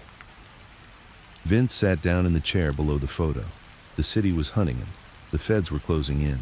Danny was gone. And now, it was just him. And the last gift from a man who built an empire in whispers. The air inside the basement at 117 S. Moreland smelled like time, dry wood, old steel, dust so thick it had a weight to it.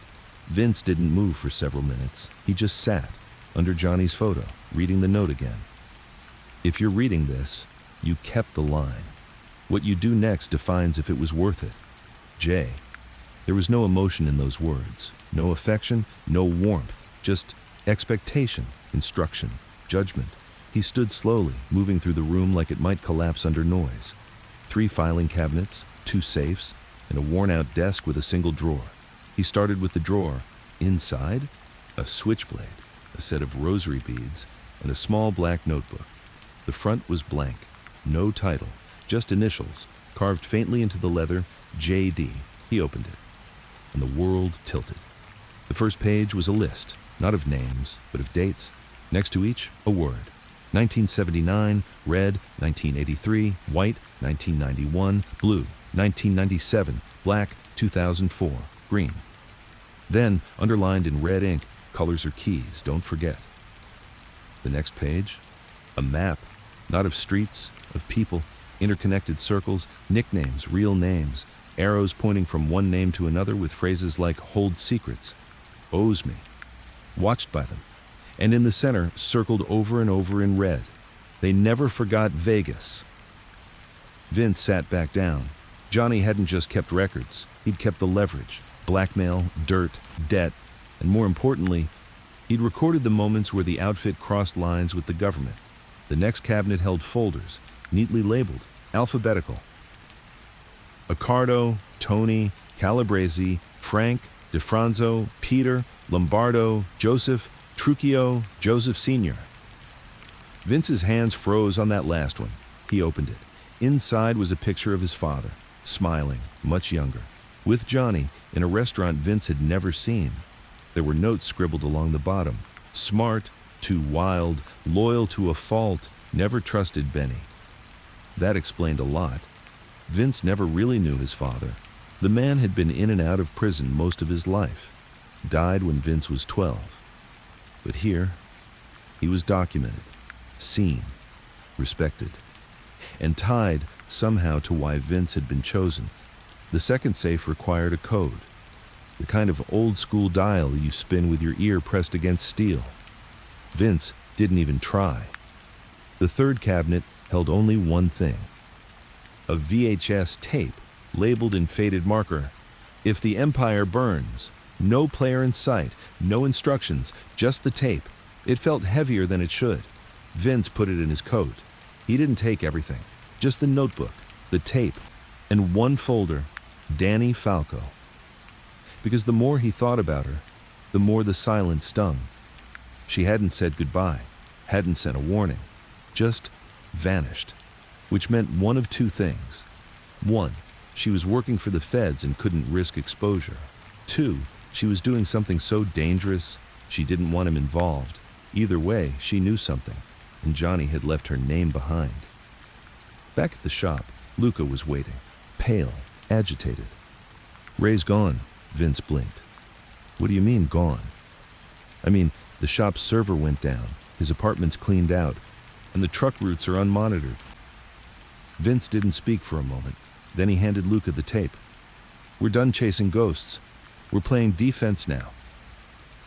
They drove out to Ray's fallback apartment, a safe house used when the heat rose. It was untouched, too untouched. Vince walked in slowly, hand on his piece, but there was no one there. Just a laptop on the kitchen counter, open, running, one file on the screen. "I tried," he clicked. A video played. Ray looking tired, pale, sweaty. "Vince, if you're watching this, it means I've gone dark. Not by choice, they found me. I don't know how. Maybe Danny, maybe I made a mistake. They want you, not for murder, not for money, for information. They think you inherited Johnny's archive." "They're right." He took a breath. "But listen to me. There's someone inside your circle, not feds. Corporate, private, high-end contractors working off books. They've infiltrated local unions, city bids, even the damn trucking routes. This isn't about organized crime anymore. This is about ownership, legacy. They want what you found, because it connects the outfit to Vegas, to DC, to things they buried with Kennedy." Ray looked down. "Don't trust the name Langford." The video ended. Vince sat back in his chair. Langford. He didn't recognize it. Yet. By the end of the day, Vince had 3 moves. 1. Verify Danny's disappearance. 2.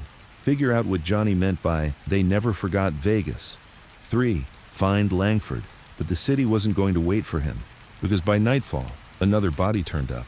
Marco, throat cut, dumped near the lake, no wallet, no phone, but a note pinned to his chest. Just one word. Next, Luca wanted blood. "Let me find them. I'll bury whoever touched him." But Vince shook his head. "No, that's what they want. They want chaos. They want us running around with our guns out like it's the 80s. Then what? We disappear. For now." Luca stared at him. "You mean go underground?"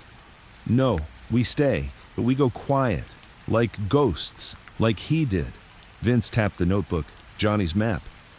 "We don't react. We build in silence. We pull strings without showing our hands. Because whoever's behind this," he paused, "they don't want to fight. They want a replacement. And they think if they shake me hard enough, I'll fold or join." Luca spat on the floor. "You're not folding." Vince stared out the window. "No, I'm going to finish what Johnny started." That night, Vince found an old VHS player at a thrift store. He plugged it in, turned the lights off, slid the tape in.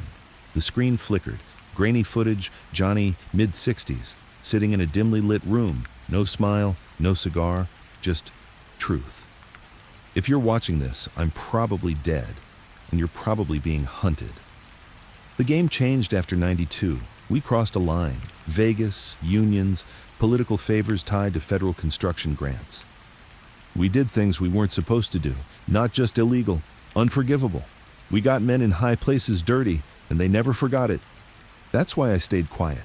That's why I built this vault, because someday someone would come looking, not for power, for damage control. You got two options: burn everything or use it. But if you use it, you better be ready to die for it. Johnny looked straight into the camera. Make no mistake, this isn't about honor, it's about control. You have it now. Screen faded to black. Vince sat in the dark, the city breathing outside, the past screaming inside. Control. That's what Johnny left behind. Not instructions, not cash, not nostalgia, control. And now Vince had it. But he also had enemies who would kill to take it back. He couldn't sleep. The tape kept replaying in his head, Johnny's warning, calm as ever. You got two options: burn everything or use it. But if you use it, you better be ready to die for it. Vince sat at the table alone, the lamp casting shadows across Johnny's notebook. Names, dates, debts. But one name wasn't in the book. Langford. Ray had said it like a punchline wrapped in fear. Don't trust the name Langford. Vince knew the name didn't belong to a crew, not a capo, not a street hitter. This was higher. This was government adjacent. Black budget. Something Johnny had touched and then buried. Vince opened the Danny Falco folder. He hadn't read it since he found it in the basement. Inside were notes handwritten by Johnny himself, not about crimes or secrets, but questions. Trustworthy? Street smart, loyal, but emotionally erratic? Tied to Anders? Why? And then, underlined twice, never tell her about Vegas. If she finds out, she'll run. Or flip. Vince sat back. Danny had disappeared the night the feds got close. Was she warned? Was she a tool? Was she a threat? He didn't want to believe that, but Johnny hadn't written notes for fun. Luca came in with coffee, still loyal, still quiet, still watching Vince like a man waiting for the walls to close in. Any leads on Langford? Vince shook his head. Name's clean. No digital prints, no tax record, no address, but it's real. Has to be. Luca leaned forward. What if it's a code name, like an operation, not a person? Vince considered that. Then flipped back to the page in the notebook that listed color-coded years. Colors are keys, it said. What if Langford wasn't a person or an operation? What if it was a location? He cross-referenced the 2004 green entry with property records, and there it was.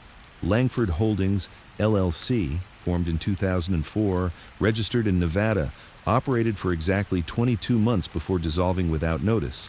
But its address? A building on the edge of Vegas, warehouse space, privately owned, now vacant. And then something else.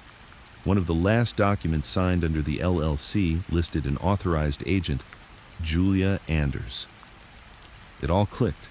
Julia, the woman Danny had been spotted meeting, a former federal asset, and now tied to a company that Johnny had quietly documented in his secret vault. Vince didn't speak. He just tapped the desk. She's not just a contact, she's the lock and the key. That afternoon, Vince made the call. A secure burner. Only one other person on the planet had the number. Danny. He spoke first. If you're alive, pick up. If you're not, someone's going to die trying to find you. Click. Nothing. Then a voice. Ragged, tired, familiar. Took you long enough. He didn't yell. Didn't accuse. Just breathed. I need to see you. No, you don't. Yes, I do. Silence. Then 1 hour. Same diner as before. Back booth. Vince arrived early. The diner hadn't changed. Smelled like burnt toast and tired cops. He took the booth and waited. Danny walked in 10 minutes later, wearing sunglasses and a ball cap. No makeup, no smile. Just wariness. She slid in across from him. No greeting, no fake talk. Just, you read it, didn't you? Vince nodded. Johnny's vault, the notebook, the Vegas connection, you're tied to all of it. Danny exhaled like she'd been holding it in for months. I never wanted you to find that part. Why? Because the people tied to that part don't play by rules. Who is Langford? She looked away, then leaned in. Not a person, not anymore. Langford was a program, black budget, funded through a chain of shellcore that moved millions from casino skims into political campaigns. Johnny ran it? No, he laundered it, protected it, until it turned on him. And Julia? Used to be a handler. Now, she's off-grid, working for someone else. Someone scared you might expose the Vegas years. Why'd you run, Danny? She looked him in the eye. Because I thought they were going to kill you, and I didn't know if I'd stop them. Vince didn't speak. For a long time. Then finally, you still in? Danny blinked. After everything? Because of everything? She nodded. Yeah, I'm still in. Back at the shop, Luca was pacing. Ray was gone. Marco was dead. Now Danny was back. It didn't sit right. Vince explained what he'd learned. Langford, Vegas, the program, Julia. Luca listened, didn't interrupt, didn't like it. You're saying we're not fighting feds, we're fighting ghosts. Yes, and your plan is expose them, burn it all, but on our terms. That night, Vince returned to 117S Moreland. He opened Johnny's second safe, this time with the combination written on the back of the VHS tape sleeve. Inside was a banker's box, files, tapes, a USB drive. One folder was marked Langford Phase 2. Inside, memos, financial transfers, communications between DOJ liaisons and casino executives, letters signed by politicians who were now governors. This wasn't a mob file. This was a kill switch. Blackmail so potent it could shatter careers, kill campaigns, crash cities. And Johnny had sat on it for decades. Vince understood now. This wasn't about money. This was about control through fear. Johnny had built an empire by holding back the real threat. Now that Johnny was gone, Langford's old operators wanted the files back, or Vince's head. Probably both. The next morning, Danny showed him something else. An old number Johnny used, tied to a voicemail-only system routed through international servers. They dialed it. It rang once. Then a robotic voice. To access your message, confirm with phrase. Vince waited, then said, "No kings, no crowns, just quiet." The machine paused. Then, message 1. It was Johnny's voice, again. If you've come this far, you need to hear this. Langford doesn't care about rules. If they find you, they will ruin you. Not kill, ruin. But I left you the ace, in the notebook. Red, white, blue. 3 dates, 3 banks, 3 accounts. Take them, use them, but don't hold them, move them. Leverage only works when it's used. The call ended. Vince exhaled. Then opened the notebook again. Red, 1979, white, 1983, blue, 1991. He matched each to an account in the Langford files, all dormant, all traceable to political dark money movements. They didn't hold much cash anymore. But what they held? Names, recipients, signatures. And now, Vince had access. That night, Danny handed him an envelope. Julia wants a meet. Where? Private airstrip, tomorrow. She wants to negotiate. Vince smirked. Negotiate? She says you've got the last loaded gun in the room. She wants to see if she can buy it back. What if I say no? Then she says you better not miss. Vince stood by the window that night, staring at the city. He was no longer a soldier. He wasn't even a boss. He was something else. A keeper of secrets so dark, even the people who buried them were scared. But Johnny had trusted him for a reason. And if he was going to burn, so would everyone else. The sky was bruised blue, the kind that comes right before a thunderstorm. Vince stood beside a black Lincoln Continental on the edge of a private airstrip 30 miles outside Chicago. Wind whipped across the tarmac, tugging at his coat. Behind him, Luca sat in the car, engine running, pistol tucked in the glove box. No one else came, no backup, just presence. Because Vince knew what this was, not a conversation, a measurement, to see how much noise each side was willing to make and what they were ready to sacrifice to avoid it. A small Gulf Stream landed at 4:08 p.m., sleek, fast, unmarked. Vince didn't move. The cabin door opened. Julia Anders stepped out, tailored navy pantsuit, dark sunglasses, clipboard in hand. She looked less like a spook and more like a senator's chief of staff, professional, controlled, and absolutely dangerous. She walked toward him slowly, each step measured, like the whole world was watching, and maybe it was. She stopped 10 feet away. No handshake, just, "Mr. Trucchio, we've been curious about you." Vince didn't blink. "You don't fly out here for curiosity," she smirked. "No, I fly out for leverage, and you've got some." They stood in silence for a few beats, the wind the only sound. Julia spoke first. "Let me be clear. We don't care about the outfit. Not anymore. We don't care about Chicago's old turf wars or who you've buried. What we do care about is what you're sitting on." Vince said nothing. She continued. "Langford wasn't a crime. It was a solution, an elegant one. Casino money laundered into political machinery, greased wheels, balanced favors. We stabilized 3 federal elections with that money. And now, you, a man with no clearance, no military record, no institutional history, have access to names, codes, bank routes, deposit metadata, things that could unseat half a dozen senators." She paused. "You're a wildfire with a map." Vince raised an eyebrow.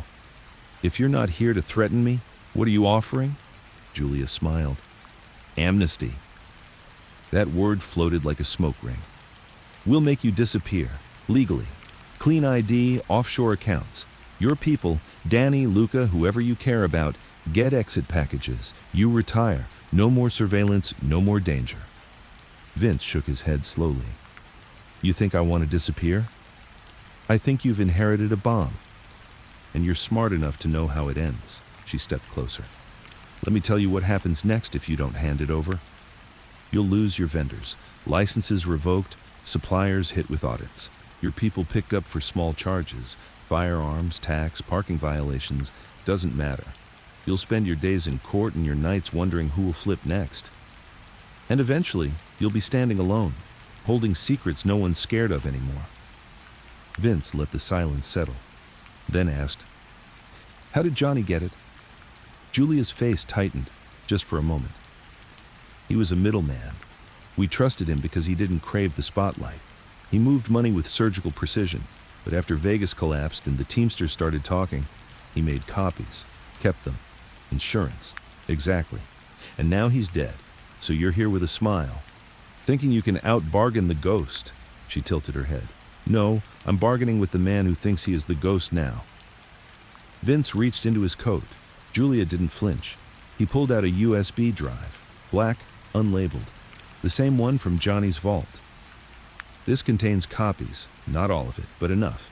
Emails, offshore wires, photos, transfer authorizations, cross-referenced aliases." He tossed it gently. She caught it. "You keep that. Send it to whoever's breathing down your neck." "And the rest?" "You don't get the rest." She stared. "You're bluffing." "Maybe. But let me give you a warning." He stepped closer, now only 5 feet between them. "If anything happens to me, if I disappear or catch a bullet or end up in a cage, a second drive gets sent to every major newspaper in the country, the New York Times to Breitbart. Wire services, foreign intelligence agencies, and worse, online forums, the kind that don't verify before they upload." Julia stiffened. "You're risking a full collapse." "No, I'm holding up a mirror. Johnny built the walls. I just inherited the blueprints." Julia looked him over, then finally smiled. A small, strange thing. "You're good. I'm thorough."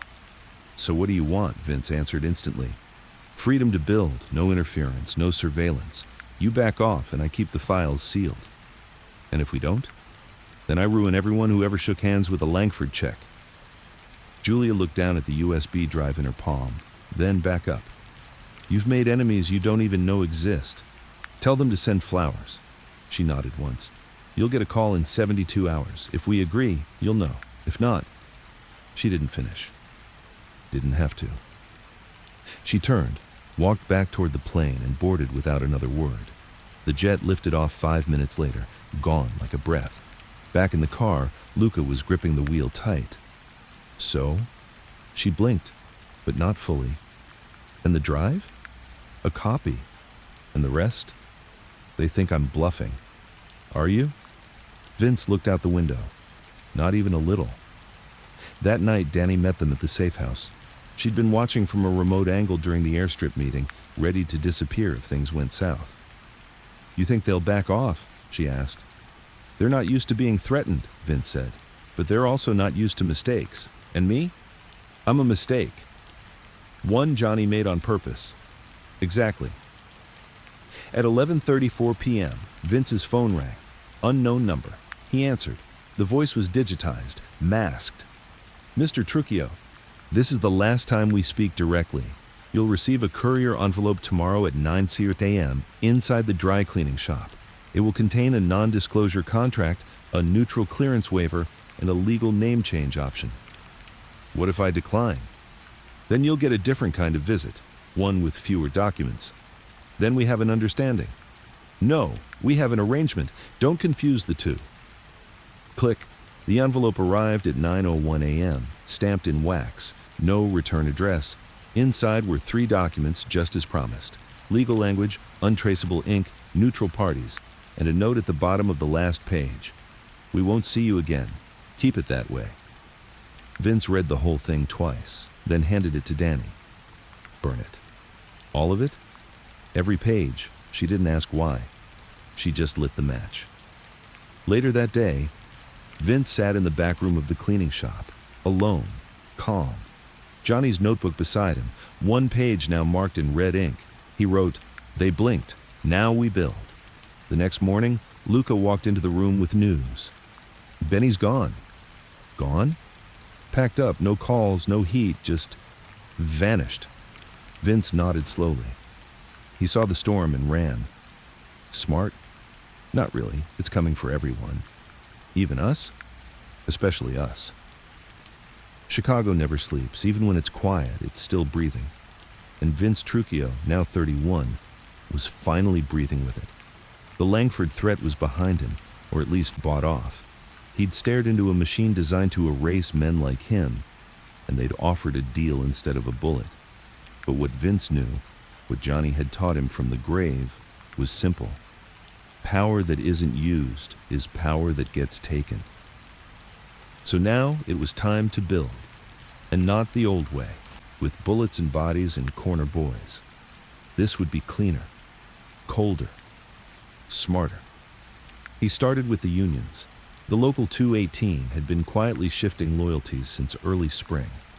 Most of its old captains were either in prison, retired, or taking hush payments from construction outfits. Vince didn't need to control them directly. He just needed to control the vote. He used a shell company, Falco Freight, to sponsor safety training initiatives and throw weekend events for workers' families. Barbecues, raffles, free medical checks, harmless, even generous, until you realize that the training materials doubled as union messaging guides, pushing voting recommendations, economic suggestions, and silent allegiances to vendors who were, surprise, all connected to Vince's shadow network.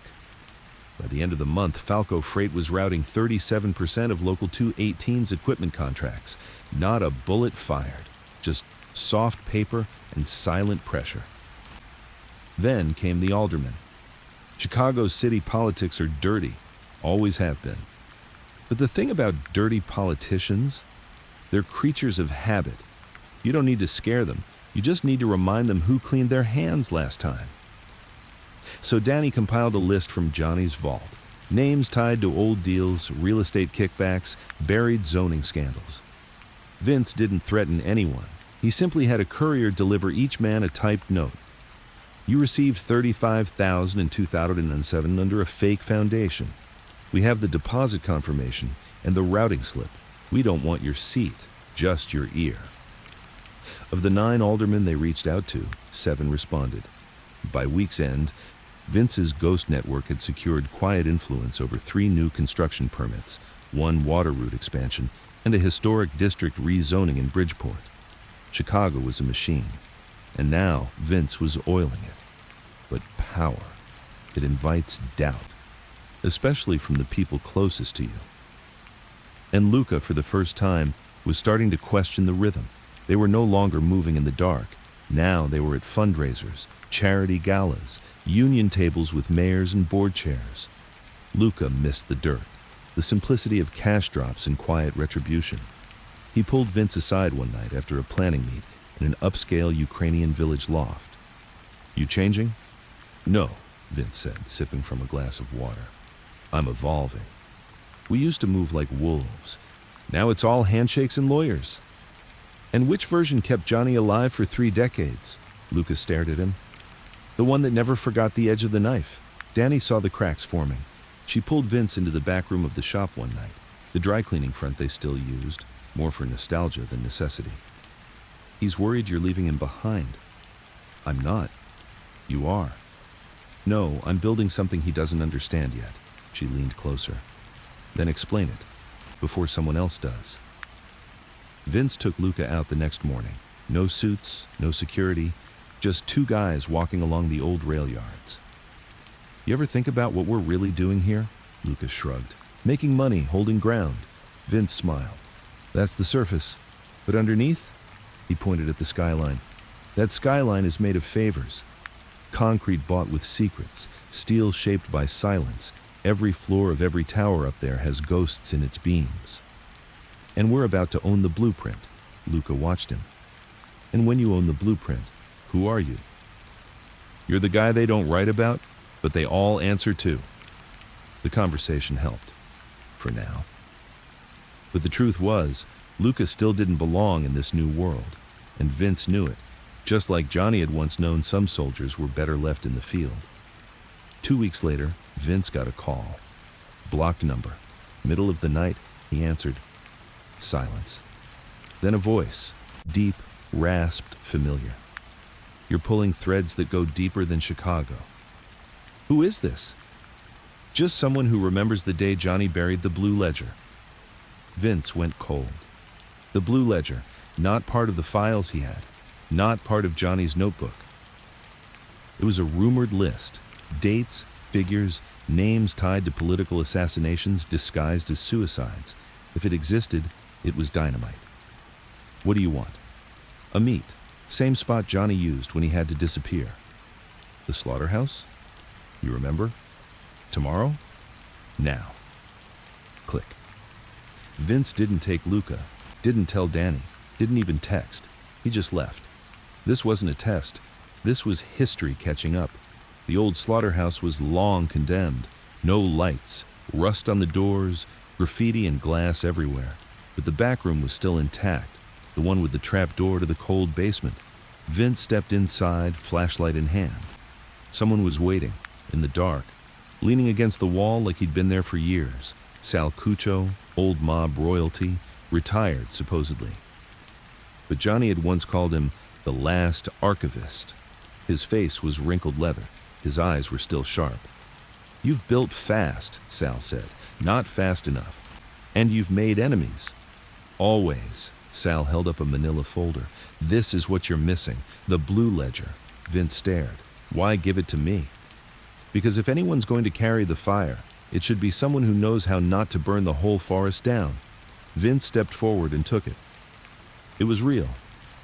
Typed pages, signature verifications, a document trail that tied the Langford money to at least 4 suspicious deaths, all written off as heart attacks, accidents, suicides, names he recognized, one of them a former Illinois senator who'd been praised for ethics. "Why now?" Vince asked. Sal sighed. "Because I'm tired, and you're the only one left who understands that silence isn't weakness. It's a weapon." Vince returned to the shop at dawn. Luca was there, so was Danny. He dropped the folder on the table. "It's real." They both looked up. "What is it?" Danny asked. "The final card, the one Johnny never played." He sat down. "We don't use this unless we have to." "So what do we do now?" Luca asked. Vince stared at them both, then smiled, slow and quiet. "Now, we take the city." The pages of the blue ledger weren't stained in blood. They were too clean for that. Printed in soft typewriter ink, crisp corners, almost delicate. But Vince felt the weight of every silent murder behind the formatting. 14 names, all tied in one way or another to the Langford machine, and all dead under circumstances that, at the time, seemed accidental, convenient, or poetic. A senator who drowned fishing alone, a judge who fell asleep in his garage with the car running, a union treasurer who collapsed jogging at night on a route he never used, a whistleblower journalist hit by a car driven by an off-duty cop who was never questioned.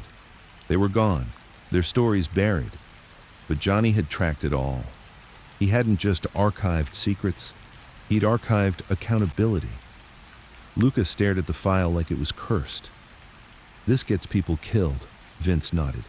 "It already has." Danny flipped through a few pages, then paused on one entry, a low-level administrator in the Department of Labor, never mentioned in the news, just a footnote. This guy blocked a Langford grant, then 3 weeks later, suicide. Vince looked at her. "Now imagine what we could do with that information, quietly." They started with Judge Raymond Sloan, still alive, currently overseeing zoning appeals for 2 major Chicago redevelopment projects. 10 years earlier, he'd been tied to one of the Langford-backed casino PACs, a donation routed through 3 dummy charities. Johnny had listed Sloan under friendly, unaware, paid. Vince's plan wasn't to blackmail him, no. He made Sloan an ally. Danny sent a messenger to Sloan's home, not a threat, just a letter, typed, untraceable. Inside were a photo of the original donation check, the routing numbers, and a note, "You were used. We don't want to hurt you, we want you to help fix it." Vince knew men like Sloan. They didn't fold under pressure, but guilt, regret, that was a different kind of weight. 3 days later, Sloan quietly reversed a permit denial on a property Vince's shell company had been trying to acquire for months. No phone call, no confirmation, just a signature, filed, stamped, done. It was working. They weren't threatening people. They were offering relief, an exit route from ghosts most of them had tried to forget. Next target, Councilman Emilio Griggs, one of the more vocal opponents of the old outfit shadows still hanging over the city.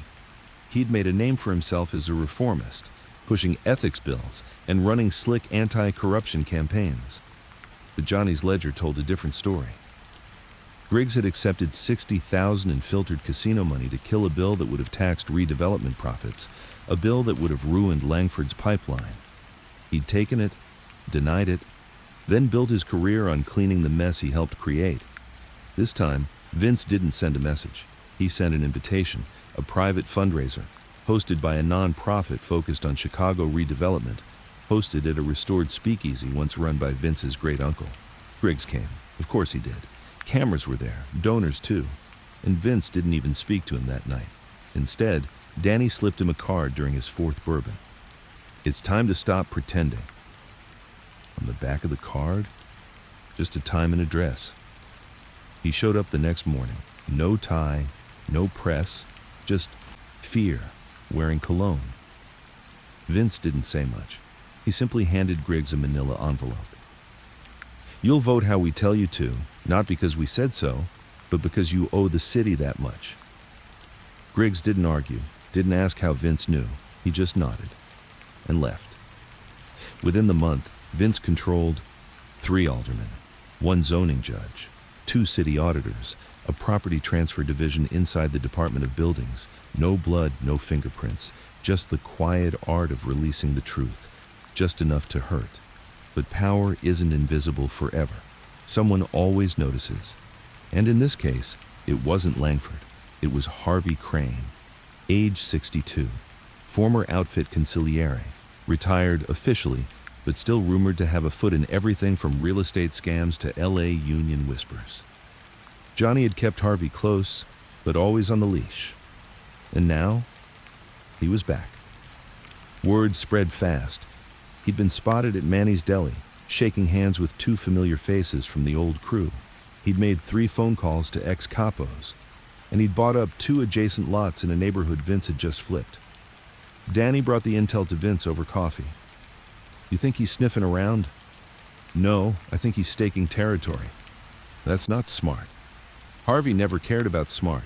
He cares about momentum. If he smells blood in the water, he'll build his own wave. Vince didn't wait. He requested a sit-down, not formal, not at a restaurant, but at the Church Street Cemetery. Neutral ground. Harvey showed up in a beige overcoat and gloves, smiling, always smiling. You look like your father. You look like my past, Vince said. Harvey laughed. And yet you invited me here. That tells me you need something. No, that tells you I see the pieces moving. Harvey stepped closer. Word is you've been shaking trees. I've been watering them. Funny, Johnny used to say that too, right before someone got buried under one. Vince didn't smile. You want back in, Harvey? I never left. Then don't get in my way. Harvey looked him over. You're playing a quiet game. Dangerous, not flashy, but I know what you're doing. Do you? You're trying to run Chicago like a corporation with a criminal soul. He stepped even closer. Just remember this. Companies fall when they forget how to kill. Then he walked away. Vince didn't turn to watch him go. He just stood there, thinking. Harvey was dangerous, not because he was trying to take over, but because he represented the old world's last desperate breath, and desperate men made loud moves. Back at the shop, Danny was waiting. You sure he won't make a move? He'll try. You gonna let him? No. He tapped the blue ledger on the table. He's not the threat. This is. Then why not burn it? Because it's not just a weapon. Then what is it? Vince looked up at her. It's the Constitution of the Invisible Government. And now, I hold the pen. That night, he made a decision. It was time to go bigger. He sent letters, again, no threats, just truths, to 4 major developers in the city. One controlled sports venues. One was bidding on lakefront properties. 2 were entangled in shady HUD contracts from a decade ago. Each letter offered the same thing. Your past stays buried, your future stays bright. In return, you steer 5% of annual contracts to vendors we name. Nothing else changes. Within 72 hours, all 4 agreed. The next week, Vince had breakfast with an alderman who used to mock his name. Now, he paid for the eggs.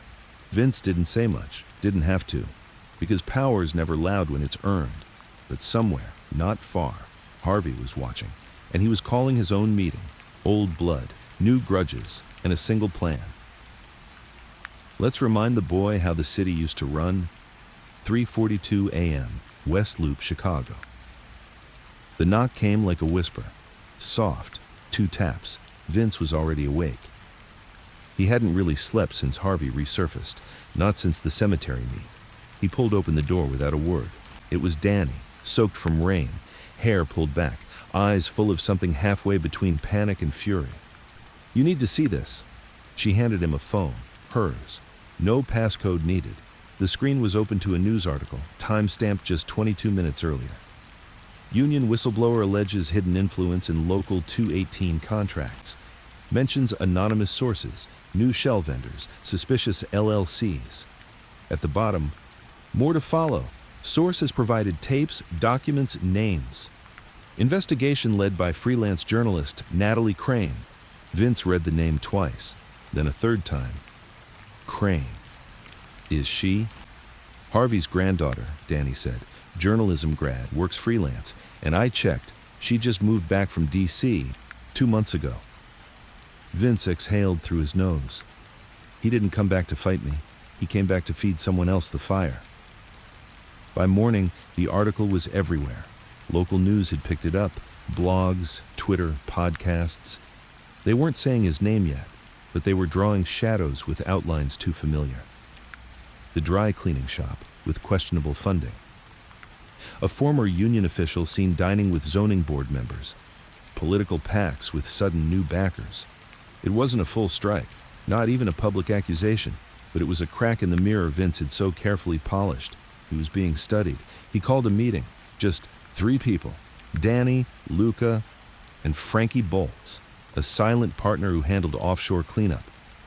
They met in the back room of a shuttered bakery in Little Italy. Vince made sure no one brought a phone. He laid out the article on the table, printed in full. "She's digging with old shovels," Danny nodded. "She's good, careful. Everything she wrote is just vague enough not to invite a lawsuit, but it's bait." Frankie leaned forward. "She wants a whistleblower, someone inside to go public." Lucas spat on the floor. "We find her, we shut it down." Vince shook his head. "No violence, not yet." Lucas scowled. "You're playing safe." "I'm playing strategic," Vince said. "This isn't street beef. This is a press war. If we hit her, we validate the story. We make it national." He looked at Danny. "Can you get close to her?" She frowned. "You want me to?" "Not seduce, just learn. Figure out what she knows and, more importantly, who's feeding her." She nodded slowly. "She teaches part-time at Columbia College. I'll sit in on a class." Later that week, Columbia College. Danny sat in the back row. She wore a hoodie, no makeup, blended in. Natalie Crane stood at the front of the room, mid-lecture about media ethics, clickbait culture, and the fine line between truth and usable truth. She was good, articulate, controlled, passionate, and worse, she wasn't naive. Danny could see it. Natalie knew she was walking into dangerous territory, which meant she had a safety net. After class, Danny approached her casually. "You ever get nervous, publishing stuff about people who don't like cameras?" Natalie raised an eyebrow. "Why? You got something to hide?" Danny smiled. "Maybe. But I like how you write." Natalie's expression didn't soften, didn't open, but she didn't walk away. Back in the shop, Vince listened as Danny reported everything. She's not freelancing alone. She's got a backup, someone funding her research, travel, protection, legal consultation. "Harvey," Lucas said. "No," Danny said. "Harvey's not smart enough to stay invisible. This is someone behind him, possibly corporate, possibly federal." Vince didn't react, but inside, something was twisting. He opened Johnny's notebook again. The page on Harvey had a small note. "Only danger if amplified." Well, that amplification was now real. The next move wasn't war. It was optics. Vince made 2 public donations. 1, $250,000 to the Southside Rebuilding Initiative. 2, $100,000 to a union-run mental health program for ex-steelworkers. The papers covered it. So did the same blogs that ran Natalie's first piece. But underneath that, Vince sent a sealed envelope to Natalie's apartment. Inside, 1 photo, 1 name, 1 sentence. The photo showed Natalie's mentor, a well-known DC journalist, shaking hands with a casino lobbyist tied to Langford Funds in 2007. The name, Peter Walcott, the lobbyist. The sentence, "Not everyone who teaches you is clean." 2 days later, Natalie published a new piece, softer in tone, still asking questions, but more balanced, more cautious. Not a retreat, but not a full charge either. She was rattled. Luca took the opportunity. "Now we press." "No," Vince said. "Now we infiltrate." He handed Danny a burner phone. "You'll text her this number. No name. Just say, 'They're lying to you. Meet?'" Danny frowned. "You think she'll come?" "I think she's starting to realize she's not the hunter." 2 nights later, Lincoln Park bench, 11:17 p.m. Natalie showed up, alone, wearing black, gloves, hair tied up. Danny approached slow. "You shouldn't be here alone." Natalie's voice was steady. "I'm not." She nodded toward a car a block away. "Back up." "Good." Danny sat beside her. "You're good at digging, but Harvey's not your friend. And the people behind him, they don't care about truth. They care about resetting the balance." "What does that mean?" "It means they're not after corruption. They're after a vacuum. They want to wipe out the control structure, the one that keeps Chicago stable, so they can fill it." Natalie didn't speak. Then finally, "Why are you telling me this?" Danny stood up. "Because there are worse monsters than Vince Trucchio, and they're feeding you just enough rope to hang yourself." Then she walked away. Back at the shop, Vince was waiting. He didn't ask what was said. He just looked at the city outside the window and whispered, "The game's changing again." Luca asked. So what now? Now, Vince said. We'd pull the plug on Harvey. Publicly? No, that would start a war. Quietly. He opened the blue ledger, found Harvey's old business partner, Jules Levitt, still alive, in New Jersey, living under a fake name. Johnny had noted, Jules kept copies, doesn't know they're radioactive. Vince smiled. Let's remind the city what happens when you play with forgotten fire. The sun hadn't even broken the skyline when Vince got the call. It was Frankie Bolt's, voice sharp, but with that controlled edge only a man trained in removal work could keep. We found Jules. Talk. Atlantic Highlands, New Jersey.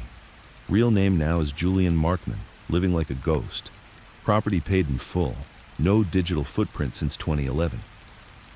He talking? Not yet, but he's rattled. Neighbor says he asked about flights to Zurich last week. Vince stared out the shop window, tapping his finger on the table. We're going to make him talk. He's the lever. Jules Levitt was once Harvey's silent partner, a logistics man. He handled shell companies, paperwork, re-registrations, the bones behind the Langford laundering system. In Johnny's files, Jules was listed under too smart, too soft, no stomach, kept backup copies out of fear, not leverage. And that meant one thing. He still had receipts. Danny booked a flight to Newark that afternoon. She didn't bring a gun, just a briefcase. Inside were two things. One, a certified copy of a wire transfer Jules had processed under a Langford front, 1.2 million filtered through a veterans housing program, redirected into a campaign pass. Two, a photo of a man who died 2 months later.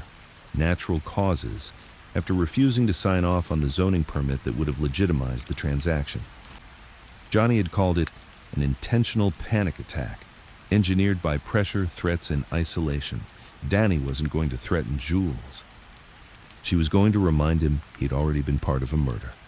Atlantic Highlands, Jules's house. It was a modest home, coastal weather-beaten with wind chimes on the porch that didn't quite fit the man inside. Danny knocked. He opened the door halfway, cautious. Gray beard, glasses, trembling fingers. I don't do interviews. This isn't one. She held up the briefcase. I came to remind you that forgetting doesn't make you innocent. It just makes you disposable. He blinked. Didn't invite her in. Didn't slam the door either. You with Crane? I'm with the man Crane just tried to burn. That caught him. He opened the door all the way. They sat at the kitchen table, a cat weaving between their legs. Jules read the document slowly, pausing once to wipe his glasses with a napkin.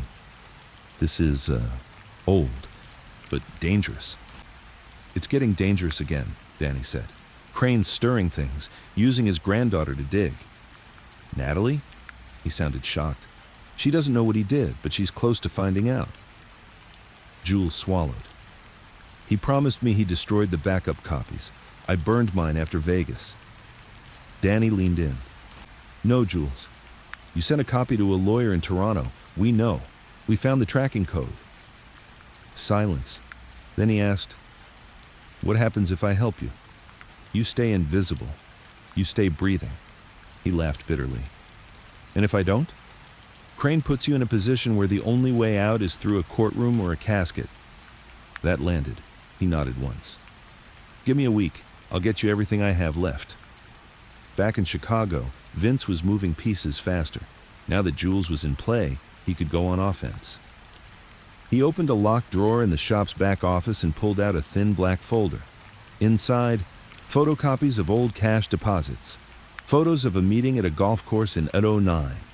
Audio from a bug Johnny had planted at a retired judge's luncheon, catching Harvey bragging about moving numbers that make senators dance.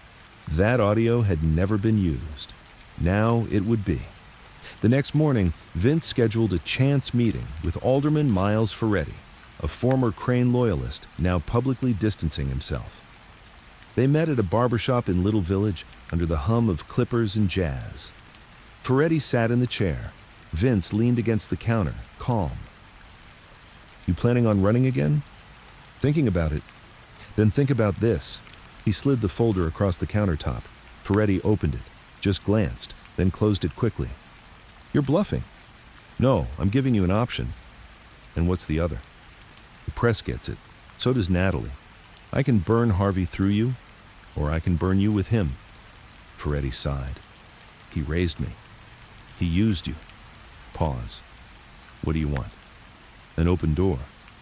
When the budget votes hit, you make sure 5 people vote our way. And Harvey? You let me handle him. Meanwhile, Danny kept tabs on Natalie. She wasn't publishing for now, just watching, reading, asking quiet questions about Jules Levitt. The rope was tightening.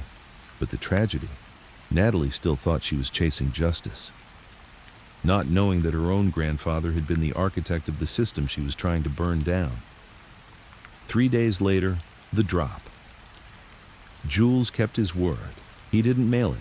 He flew to Chicago in secret, stayed at an Airbnb under a fake name, and dropped a flash drive into a locked mailbox behind Vince's shop. No note, no name, just a final act of survival. The drive had what Vince needed.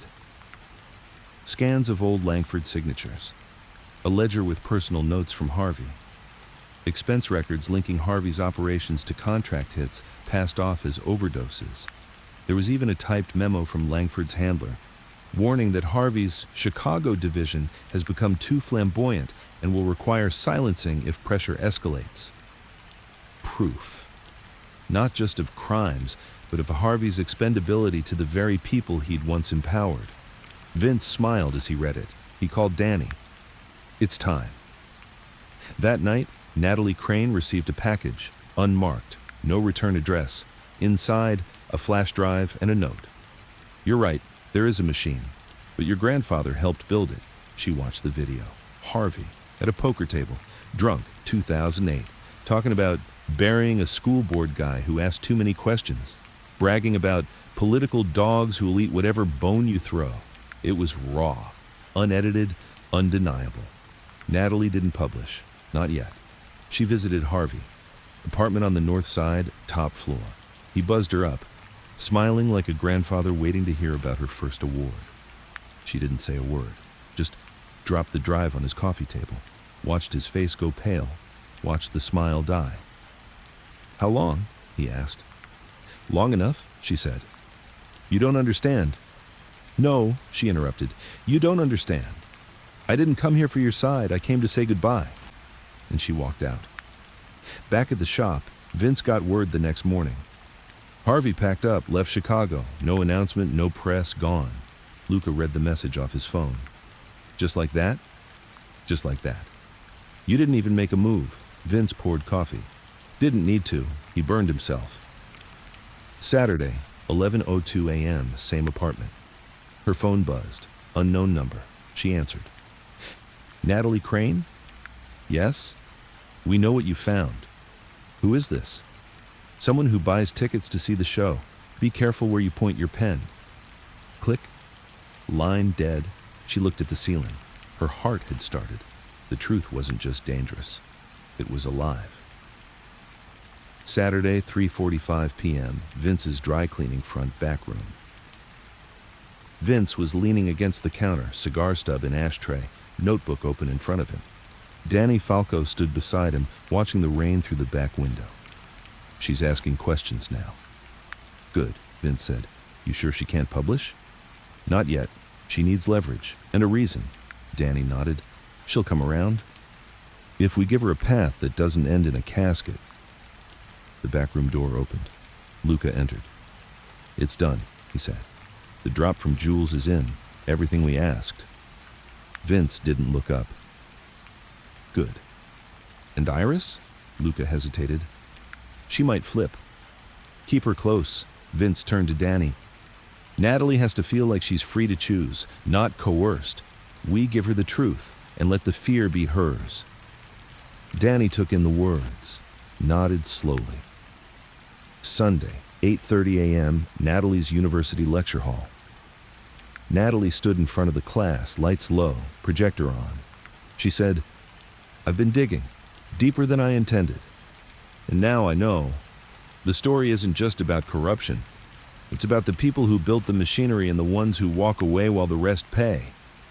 Her students scribbled, phones off.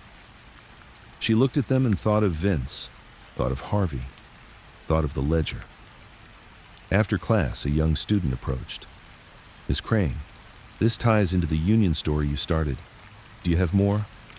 She nodded. "Yes. But for now, I need to go away for a bit." She walked out, raincoated and determined. Sunday, 11:11 a.m., Starbucks off Michigan Avenue. She met a man, mid-50s, tie loosened, suit unbuttoned. Journalist. Contact. "You ready?" he asked. "I don't know what I'm ready for," she said. He nodded. "That's okay. The first time you decide to name names, you won't feel ready." She took a breath. "Then I won't name them yet. I'll show the blueprint. Let them infer." He smiled. Smart. They exchanged the drive. He unlatched it, inserted into his laptop. Her phone buzzed again. Unknown number. She didn't answer. Monday, 7:23 a.m., Vince's back room. "The network's shifting," Luca reported.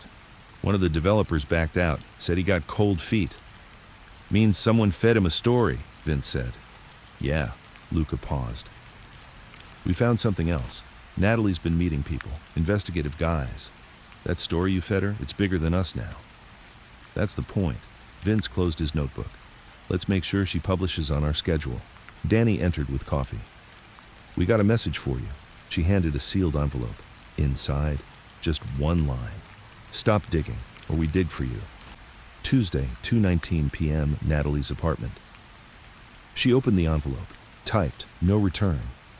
"Stop now, or the ledger becomes yours." Her hands didn't tremble this time. She folded the note, placed it on the table, then dialed Vince's number. "Mr. Trujillo?" "Miss Crane, I have something you need.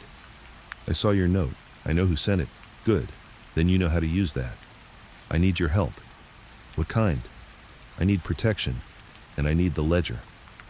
I need the truth you're hiding." Vince paused. "Meet me Saturday, noon, same spot we started, and bring the ledger." "Fine. And Natalie?" "Yes? Walk carefully, because now you're part of what's built, not just what's exposed." Click. She sat back, rain pouring outside, her headphones still on. Friday, 10:04 p.m., Church Street Cemetery, hidden vault entrance. Vince arrived alone, mist thick in the air. He moved to the trap door his crew left open. He climbed down. Inside, the room was lit by a single bulb. Natalie was already there, laptop open, ledger on the table. She looked up. "You kept your end. You kept yours." She closed the laptop. "I don't know how to use this." "You do," Vince said. "You just need to decide who you're using it on." She took a breath. "Harvey is gone. For now. And if he comes back, then the ledger works. What about your people? They'll be fine, because they believe in what comes next, not just what we stop." She looked at him. "So this is bigger than Chicago?" "Yes, bigger than we wanted." Her fingers hovered over the drive. "Then let's start." He nodded. Saturday, 1:17 a.m., Natalie's apartment. She sat alone, blue light from her laptop, images of contracts, photo series of Danny Glassjaw Soretti's murder, wire transfers, old checks. She had enough to write, but she didn't want to release it yet. Why? Because power she was about to unleash couldn't be controlled. She pulled a sheet from the ledger, marked in red. Red, 1979. It was the first entry Johnny had coded. She stared. If she hit publish with everything, it would change the city. But would it change her? Sunday, 9:00 a.m., the dry cleaning shop back room. Vince, Danny, and Luca gathered. Saturday's meet worked. Danny nodded. "She's ready." Luca whispered, "We become the target now." Vince looked at both of them. "Good. It means we're playing for keeps." The morning light flickered through the dusty window. Vince added, "You both should get ready. The world you build is waking, and sleeping through it isn't an option." Later that day, City Hall steps. Natalie stood on the marble steps, camera crews behind her, statements in hand. "Today I released documents never meant to see daylight. They span decades, cities, and deaths. They prove one thing. The ghost we feared wasn't a gangster. It was the system. She paused. This is not revenge. This is accountability. The flash of cameras. The city murmured. Vince watched from a distance in the raincoat across the street. He didn't smile. He just nodded once. His empire wasn't built on fireworks. It was built on shadows. And now, the shadows were everywhere. That night, Natalie returned to her apartment. Phone buzzed. A video message. Unknown number. She pressed play. 2 seconds of black screen. Then, Harvey's voice. You think you're exposing me. I didn't build this. I kept it alive. You're next. Screen cuts. She inhaled. The ledger lay open beside her. She reached for her phone and dialed. Vince, I need to pick up the pieces. I'll be there. Her voice cracked. Not from fear. From realizing she was never the hunter. She was the prey. Monday, 6:48 a.m., Chicago rain. The city woke without fanfare, but the news hit like a shockwave. Natalie's press conference was splashed across broadcast channels, the URLs of the leaked drives circulating, and the quiet vendors Vince built were being asked questions by accountants, auditors, reporters with phones in pockets. Vince leaned against the window of his back room, rain sliding down the glass. Outside, the street looked unchanged. Deli, dry cleaning sign, a few commuters, but inside it felt like the foundation trembled. Danny slipped in with 2 coffees. The vendors got first wave of subpoenas. Federal or state, Vince asked. Both, and City Hall's Ethics Committee just opened a file on Contractor Connections, LLC. Vince took his coffee, stirred slowly. Then they're moving, which means we move faster. Monday, 9:33 a.m., Natalie's apartment. Natalie woke up to 27 missed calls. Her phone pinged with alerts. Her story had a trending hashtag. Messages, courageous, expose. Finally, and you're gonna regret this. At her door, 2 plainclothes agents from a federal investigative camera team. Ms. Crane, we'd like to ask you a few questions. Do you have a warrant? The younger agent paused. Not yet, but we'd like to prevent you from destroying evidence. Natalie nodded. Let's talk. Monday, 12:17 p.m., City Hall, Mayor's office. Mayor Grant Reynolds looked older than usual, suit slightly rumpled, hands behind his back. Vince had never dealt directly with a mayor before. He preferred unions, judges, middlemen. Now the middlemen were collapsing. The mayor turned to his advisor. If this goes national, New York Times, Washington Post, my re-election is gone. His advisor nodded. We secure the illusion of control. You make one speech, declare transparency, and the city moves on. Reynolds glanced out the window. I'm the illusion. Monday, 3:41 p.m., dry cleaning backroom. Luca burst in. Harvey's moved full board. Crane's CST, Crane support team, just handed us 18 manifest shipments tagged to new shell companies, all using terms from the Blue Ledger. Vince didn't speak. He wants a war, he said it quietly. We're not giving him one. Danny closed the ledger binder. Natalie's in custody for the day. She'll be released, but they're sifting the drives. Vince nodded. We let the press run the front. We start the cleanup behind. I need everyone on runner status. No meetings, no patterns. Luca raised his voice. You're pulling us back into shadows you built us out of. Vince held up a hand. The day we stop being the invisible is the day we die. Clean up now. Build again after. Tuesday, 4:02 a.m., Natalie's apartment. Natalie leaned back on her couch, scanner open to see the drives. One drive had 3,212 file names, another had 547 photos, and a third, an encrypted folder titled For VT Only. She clicked. A video file. Harvey Crane, in the office of the mayor 2010, speaking of passing checks like playing cards, and the city owned the outcome before votes cast. She paused. The weight of it hit her. She'd gone from seeker to target. Her phone buzzed. Meet me, tonight, tunnel beneath Adams State, come alone. No name. She stared at the message. Made her decision. Tuesday, 7:19 p.m., tunnel under Adams State. Natalie walked alone, heels echoing in the concrete corridor. Her heart beat hard, but she didn't hurry. She turned a corner. Two figures emerged, one tall, in a dark coat, one shorter. Vince. "You brought it," Vince's voice low. "It's not finished yet." "It's enough," he pointed to her laptop bag. "I'm going to secure key pieces. You're going to present them. You're going to own this story." "And after?" Vince smiled slightly. "We build the city, or something else." Natalie looked at him. "Why me?" "Because you can't be bought, but you can be aligned." She didn't like the word, but she nodded. "Protecting you means exposing us. Do you accept the price?" "If you protect me," she said. They shook hands. The city's hum above them, underground tunnel-breathing relatives to the secret world. Wednesday, dawn, contraband route. Vince sat in a truck with Ray driver Jamar, watching city lights vanish into highway gloom. Phone pressed to his ear. "Ports alert. 3 container trucks tagged to shell companies in the ledger just crossed out of Illinois bound for Ohio. Delay them," his tone calm. "Hold for 3 hours, then reroute to Camp C-17. His other hand touched the ledger binder on the seat beside him. They were moving pieces, unseen, earlier than expected. They were not reacting, they were redeploying. Wednesday, midday, federal briefing room. Agent Marlene Asher stared at her screen. One box, Natalie Crane, new star of an ongoing investigation. One box, Vince Trucchio, known criminal, inactive until now. One box, Harvey Crane, missing. Timeline.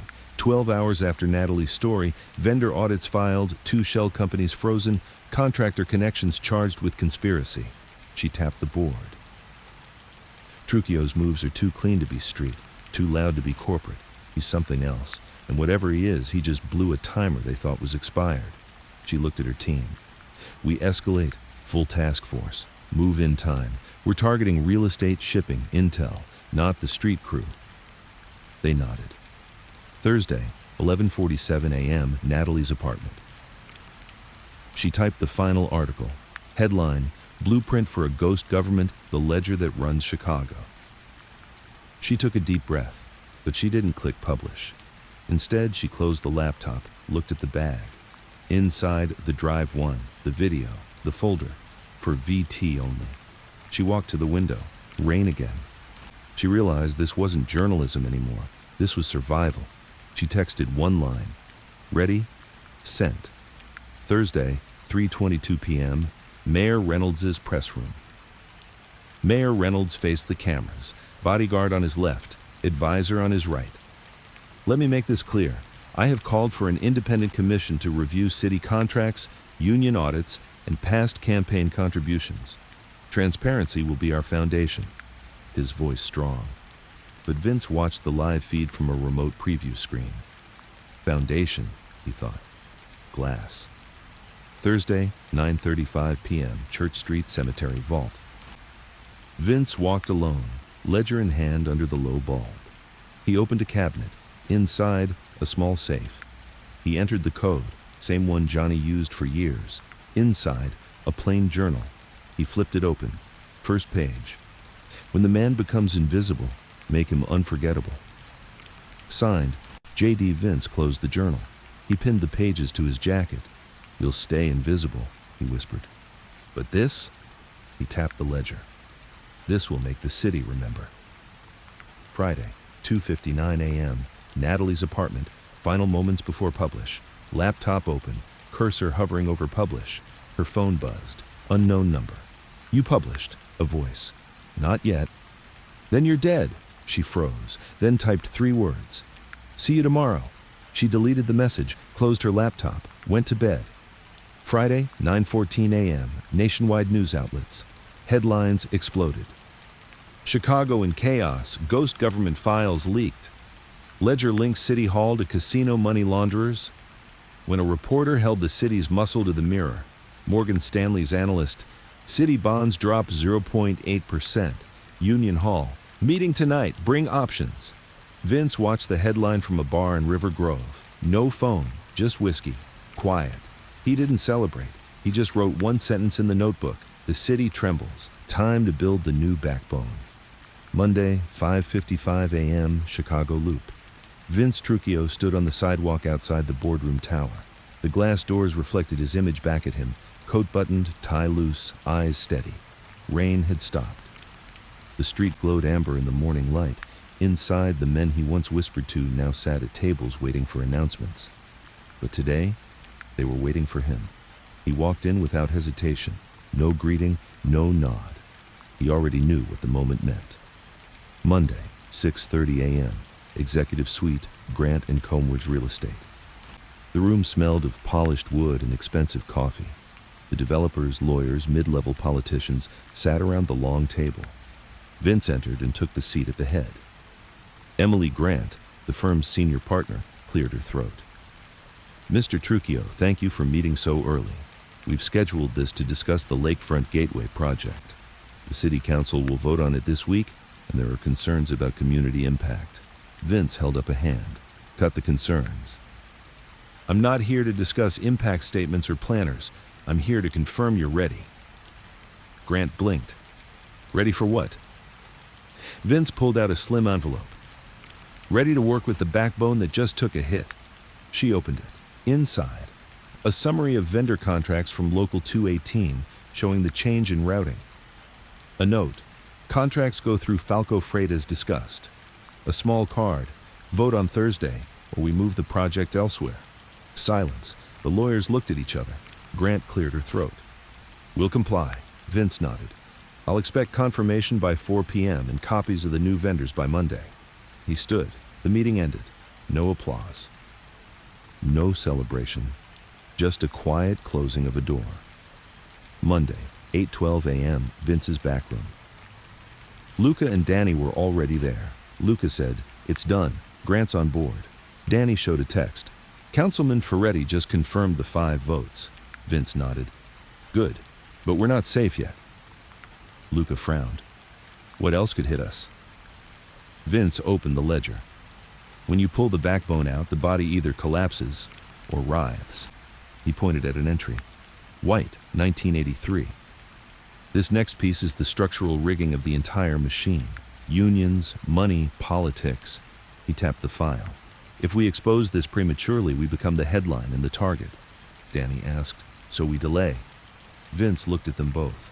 We build quietly, and when the vote passes, we'll rewrite the cover page. Tuesday, 12:05 p.m. Natalie Crane's office. Natalie stood at a window overlooking the city. Rain clouds gathered again. Her story was ready. The drive was loaded. The whistleblower interview scheduled. Editors asked, "Do you want to go live tonight?" She thought of Vince's words. You're part of what's built, not just what's exposed. And she realized exposing wasn't enough anymore. She turned. Hold. Just hold. The editor blinked. We'll release tomorrow, 1 hour before the council vote. Let the system spin itself. Her phone buzzed. Unknown number. They're coming for you. She didn't reply. She closed her laptop, walked out. Tuesday, 6:50 p.m., silent dinner, private loft. Vince and Danny sat across from each other at a small table. No staff, no noise. Just 2 people in the hum of downtown. Danny looked at him. We've got 3 threats. The feds, the press, and Harvey's remnants. She tapped the ledger. Which do you want to kill first? Vince tapped his glass. The press. Danny narrowed her eyes. Why? Vince looked at her steadily. Because once the press blows the cover, the feds get jurisdiction. And jurisdiction means weapons we can't fight. He stopped. We'll feed Natalie what she needs, enough to let her build the story, but not us. While she runs the front, we reinforce the back. Danny nodded slowly. And Harvey's side? Let it play out. He'll make noise. We'll make structure. 1 collapses tonight. Wednesday, 5:30 a.m., Federal Task Force Office. Agent Marlene Asher stood before her screen. Charts, maps, vendor lists, real-time signals of companies shifting contracts. She wiped a line. Falco Freight, loop devices, union payments. She keyed her microphone. Team, we're activating search warrants in 4 hours. Everyone on evidence, financials, and DOJ coordination.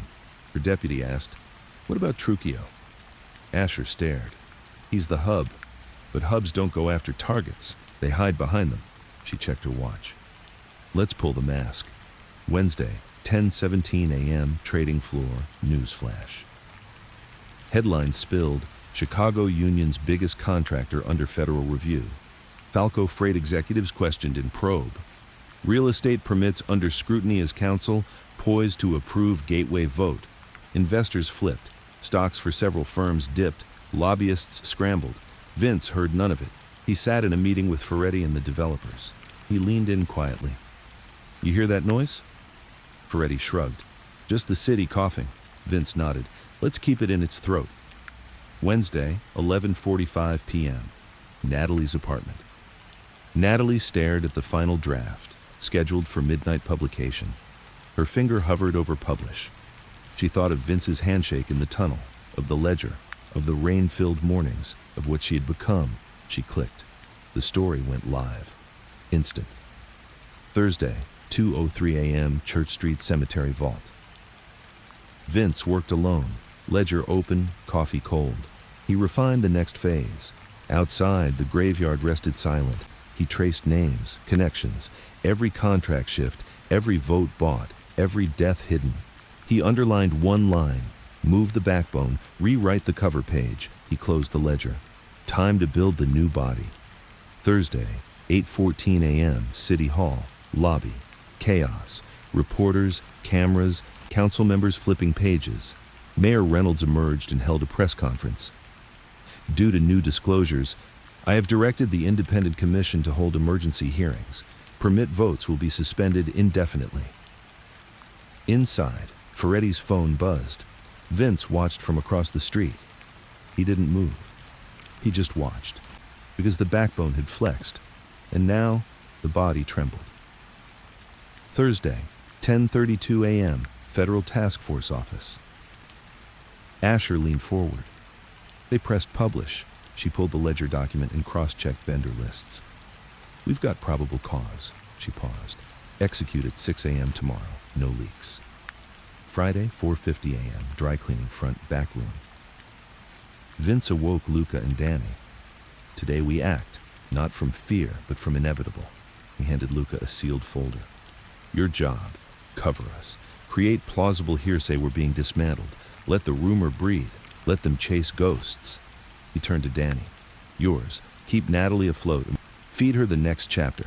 Let the story drag them into the dark." She nodded. "And you?" Luca asked. Vince closed his eyes. "I rewrite the cover." "Meaning?" He opened the ledger again. "We shift from power brokers to architects. We survive the storm by being part of the solution, not just the problem." Friday, 9:02 a.m., courtroom. Federal charges filed. News alert. Federal indictment unsealed. 4 shell companies and 5 Chicago real estate permits tied to Langford program under grand jury scrutiny. Trucchio investigations named as reference, but not indicted at this time. Natalie tweeted, "The web is visible. The spider? Still hidden." Vince read it. He smirked. He had just completed the first step. Saturday, midnight, Off-Loop Warehouse. Vince Trucchio arrived alone at a cold warehouse on the edge of the South Side rail yards. Rain mist hovered low. He paused at the loading dock door, listening to the rumble of freight trains in the distance. The ledger binder was tucked inside his coat, safe for now. He stepped inside. The air smelled of oil and metal.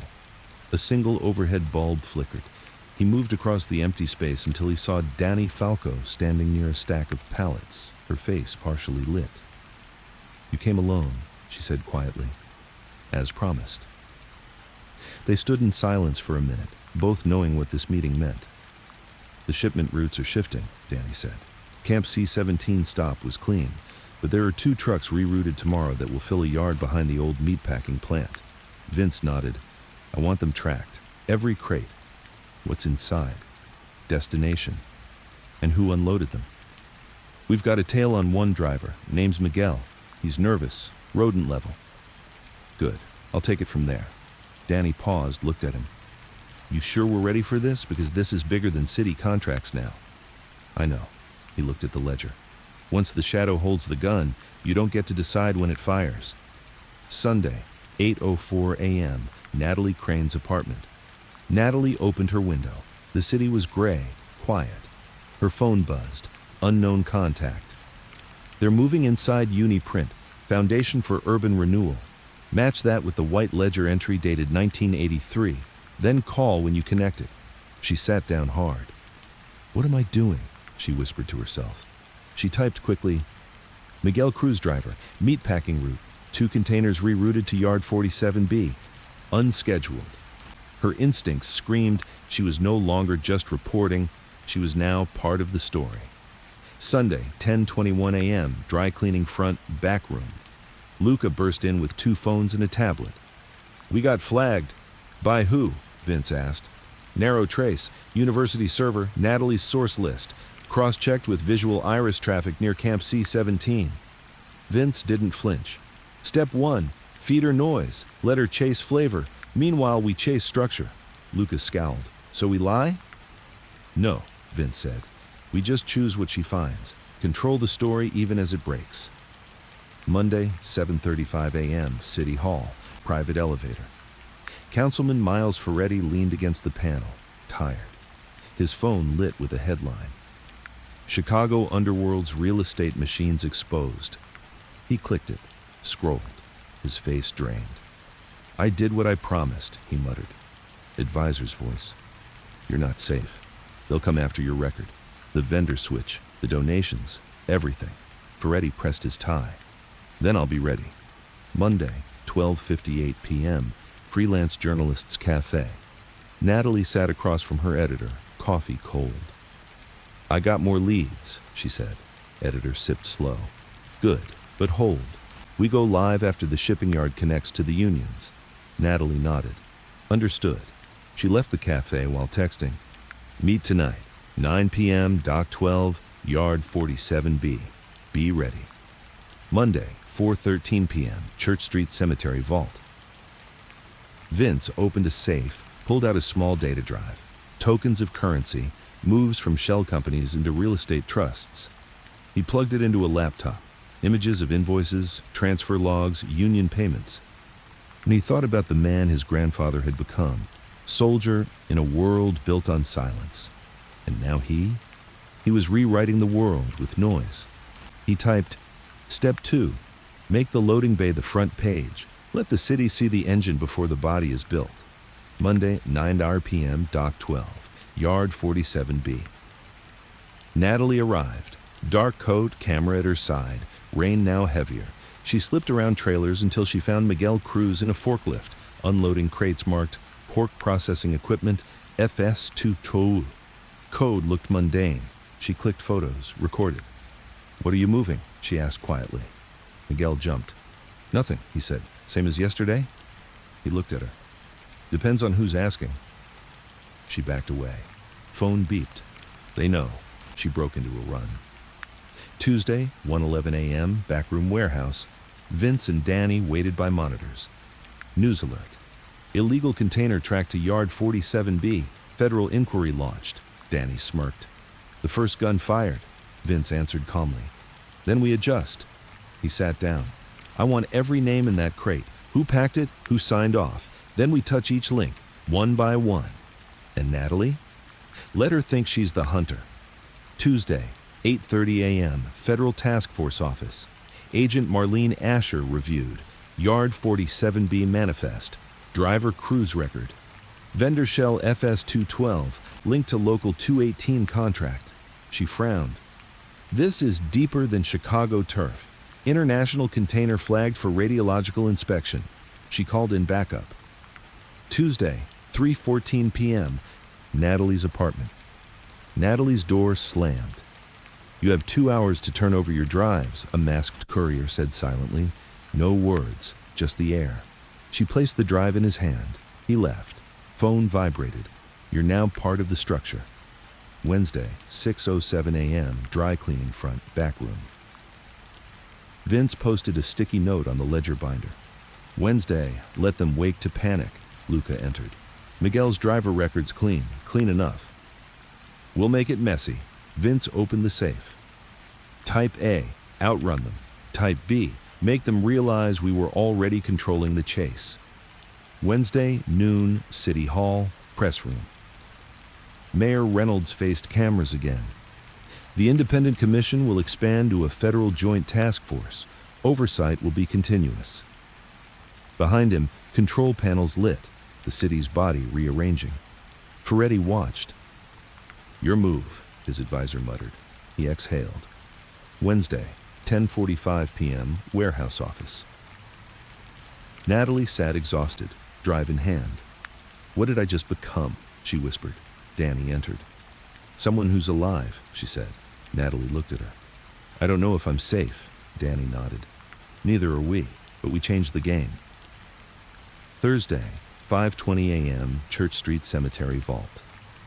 Vince leaned forward, the ledger open. Word processing file titled Phase Beta Backbone Replacement. He typed, Step 1, Union vote secured. Step 2, Shipping front exposed. Step 3, City oversight distracted. Step 4, we build the new conduit. He paused. "This is the architecture of power," he said softly to no one. Thursday, 9:37 a.m. Nationwide news feeds. Alerts blew up. Container flagged for radioactive materials linked to Chicago contractor. Union leader under contemplation. House oversight to investigate. Chicago mayor institutes emergency governance protocols. Vince watched from his screen. He didn't celebrate. The backbone rattled. He typed into his notebook, "Now we make it invisible steel." Part 24. The horizon shifts. Thursday, 3:14 a.m., Chicago, edge of the river. The wind came off the river in cold gusts. Mist rose faintly, blending the water's edge with shadow. Vince Trucchio stood alone on an old steel footbridge overlooking the flow. The city behind him slept. The machinery below churned in silent promise. He lifted a cigarette to his lips, didn't strike it yet. He watched the river move, slow, inevitable. This moment wasn't about speed. It was about wake. He exhaled. "Change comes when the current shifts quietly," he whispered. He lit the cigarette. The flame glowed briefly against his features. Half-lit face, squared jaw, eyes calm. He turned and walked back toward the car, footsteps echoing on metal. He knew the horizon was shifting. And when the horizon shifts, the map changes. Thursday, 8:45 a.m., Natalie Crane's apartment. Natalie woke to the sound of rain against the window again. She rubbed her forehead. It felt heavy. The story had dropped. The feeds were alive. The city tremors visible. Her laptop opened to dozens of tabs, manifest records, union spreadsheets, shell company PDFs. The blur of data, the smell of stale coffee, the ache in her wrist from hours of typing. She stood, moved to the window, looked out at the city grid. Brick, cement, glass, everything built upon someone's plan. She realized she wasn't outside the machine anymore. She was inside the gears. A knock at the door. She opened it cautiously. Danny Falco stood in the hall, raincoat soaked, eyes sharp. "You okay?" Danny asked. "I don't know." "Neither do we." Danny handed her a sealed envelope. From him. Natalie opened it. Inside, a single photo of the river bridge Vince had stood on. "He wants you to see the horizon," Danny said. Natalie looked up. "Then I'll watch." Thursday, 1:12 p.m., dry cleaning front, back room. Vince ran his finger across the ledger binder, edges worn, corners folded. Beside him, Luca and Danny hovered like satellite pieces. "They're pushing," Luca said. "Who?" "Federal task force. Feds are moving into the shipping yards. Cameras at the docks. Yard 47B cage lockdown." Vince nodded slowly. "Good." "Good?" Luca frowned. "Yes, because what they expect is reactive. We'll be active." Danny sipped coffee. "And Natalie?" "She's moving into the zone. She'll become the spotlight while we become the structure behind it." "Structure still needs hidden wiring," Luca muttered. Vince smiled thinly. "Then we'll build wiring no one sees." Friday, 6:47 a.m., private jet, en route to London. Vince's seat leaned back slightly, the cabin quiet, only the hum of engines and the soft hiss of pressurization. He closed his eyes, felt the vibration beneath him. He was flying away from Chicago to a new horizon. He thought of the ledger's pages: red 1979, white 1983, blue 1991, black 1997, green 2004. He realized they weren't just dates, they were codes, segments of an empire built in silence. He pulled out his phone, opened a message. Meeting scheduled, London, Shoreditch 14, killer local. Code, horizon shift. He hit send. He folded his hands. Build the new body, he whispered again, because the old city had been the skeleton. Now he was building the heart. Friday, 3:02 p.m., London Shoreditch Industrial Loft. The loft had exposed brick walls, polished concrete floor, and wide windows looking to narrow alleys. Rain outside. Inside, 3 men in suits, 1 woman in sharp dress, a table of documents, laptops open. Vince entered, coat draped. He didn't shake hands. He acknowledged with a nod. "Gentlemen," he said in a smooth voice, "you asked to see how the backbone is rebuilt. Here it is." He slid the ledger binder onto the table. "This is the wreckage of the old game. We own it now." A British banker, tall, trimmed beard, studied the binder. "Mr. Trucchio, you're asking us to fund a network, not a project." "Yes, because when you fund a network, you control the flow. Not just one building, one contract, but every contract." He tapped the ledger. "You want numbers timeline? I'll give you transparency, or I'll give you chaos, your choice." Silence. Then the banker smiled. "We'll invest. We'll take your conduit global." Vince nodded once. "Start." Saturday, 2:10 a.m., Natalie's laptop, compilation. Natalie compiled the next story. Headline: From Chicago to London, the Ghost Network goes global. She saved the draft, but didn't publish. Instead, she sent a text to Danny. "Are we ready?" "Yes, but the front needs to hold." "I know." "Be ready for exposure." "I know." She closed her laptop, sat in the dark, listening to her pulse. Saturday, 10:05 a.m., Federal Task Force Office. Agent Marlene Asher paced. "Financials show offshore interest shifting to London. Connections flagged to Port of Rotterdam. We've got patterns, we've got movement." Her deputy nodded. "Satellite trackers show container trucks moving from Illinois out of state, then shipping manifest changes." Asher stopped at the board. "This isn't Chicago anymore." She keyed a call. "Team Green, we're going international. Expand to UK, Netherlands. Notify Interpol. Move now." Saturday, 5:30 p.m., Chicago, River Bridge. Vince returned. The same bridge. River dark and wide, fog rising. He leaned on the railing. Thought of Natalie, thought of London. He lit another cigarette. "We built the foundation. Now we set the skyline." Rain began again, soft. He exhaled smoke into the mist. Sunday, 3:22 p.m. Natalie and Danny, Cafe Interior. They sat across from each other. Natalie. "Published tomorrow. It hits London angle, Chicago roots, the global move." Danny. "Scary." Natalie nodded. "If he controls the network, I control the story." Danny regarded her. "And I control the backup." She tapped the record drive hidden under table.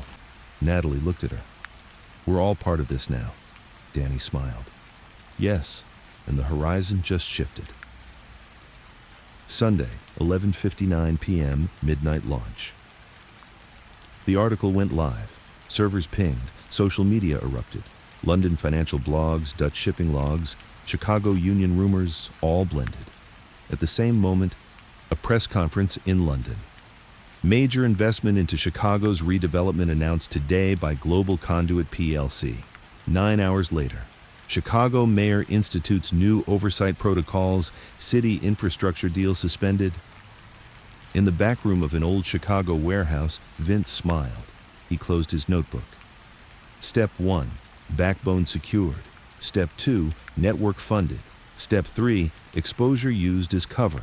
He moved to the ledger, flipped to a blank page. He wrote, Green 2004, international expansion. He closed the binder. Now we build the new body. Part 25, The Mirror Cracks. Monday, 6:15 a.m., London Shoreditch Loft. The first rays of dawn cut through the loft's industrial windows, pale light against exposed brick and steel beams. Vince sat alone at the long table, the ledger binder open in front of him, coffee cold, suit jacket removed. Around him, the London partners had already arrived. Banker, legal counsel, shipping logistics exec. They spoke quietly in the adjacent room, voices soft and polite, laughter muted. He watched from the threshold, saw the way their reflections moved against the glass wall. A mirror of his own rise, polished, replicated, but still someone else's image. He stood and crossed the room. Banker caught his eye. "Mr. Trucchio," he said, voice smooth. "We're ready to deploy funds. The conduit is alive." "Thank you," Vince replied. He held out his hand, only for a moment, then let it drop. "Before we start," he said, "there's framing work to be done." The shipping exec raised an eyebrow. "What kind of framing?" "Context," Vince answered.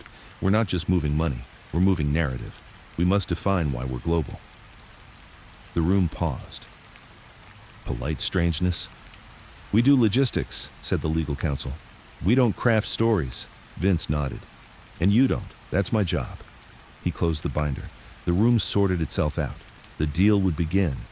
But the mirror cracked. Monday, 12:47 p.m., Chicago dry cleaning front back room. Back home, Luca tracked alerts. Danny monitored communications. Luca looked up. "The feds just flagged Shell Corp NL as part of the network. Netherlands shipping logs." Danny winced. "They've pulled in Interpol," Luca exhaled. "Global now, not just Chicago." Vince entered, calm. "Good," he said. "Good?" Luca asked. "Because they expect noise. We'll give structure." He opened the ledger again. The page marked blue, 1991. "This is where we push it. International contracts. We link the London front, Chicago backbone, and Union Delivery Network." He tapped the page. "They'll chase shipments. We'll move influence." Tuesday, 2:55 p.m., virtual task force briefing. Federal agents. Agent Marlene Asher's voice echoed in the conference room. "We're mapping network nodes. Chicago vendors. London-based funding. Dutch shipping logs. Trucchio is the only common denominator." She clicked to display a graphic. Nodes blinking red across 3 continents. "Time to freeze assets, trace movement, block the conduit." She paused. "We need next-tier intel. Ledger copies, offshore accounts, trusted lieutenants' identities." Her deputy asked, "What about Crane?" Asher stared. "He's gone underground, but his network is awake. And this time, Trucchio isn't just hiding. He's offering architecture. That changes everything." Tuesday, 8:33 p.m. Natalie's apartment, lights low, laptop open, 2 drinks, rain again against the window. Natalie hovered over her draft. Her fingers paused over keys. She thought of Vince's handshake, the tunnel, the ledger, the cracks in the mirror. Her phone buzzed. "Meet at Helix Gallery, midnight, nude portraits, gray codes, you'll know." No name, no signature. She clicked off notifications. She stood, walked to her closet, pulled on a plain black coat, groceries, coffee. She didn't care. She was stepping into the gray. Wednesday, 3:11 a.m., Helix Gallery, East London, industrial space, exposed pipes, concrete floor. A single painting hung large, abstract lines, blurred faces, glass shards painted silver. Natalie slipped inside. 1 light, 1 figure. "Natalie Crane?" She nodded. "What you hold is more than a story. It's an equation, a voice, velvet low British accent." He handed her a small USB. "This contains 2 things. A trace of payments for the London conduit. B, a pathway to someone who used Crane's name to sell justice." Natalie's breath stalled. "Who are you?" "Someone who sees the mirror crack." He turned, vanished into shadows. She left with the USB, alone in the swirl of art and echoing space. The mirror outside reflected midnight rain. Wednesday, 9:46 a.m., Vince's London loft. Phone call with Chicago team. Phone pinned to his ear.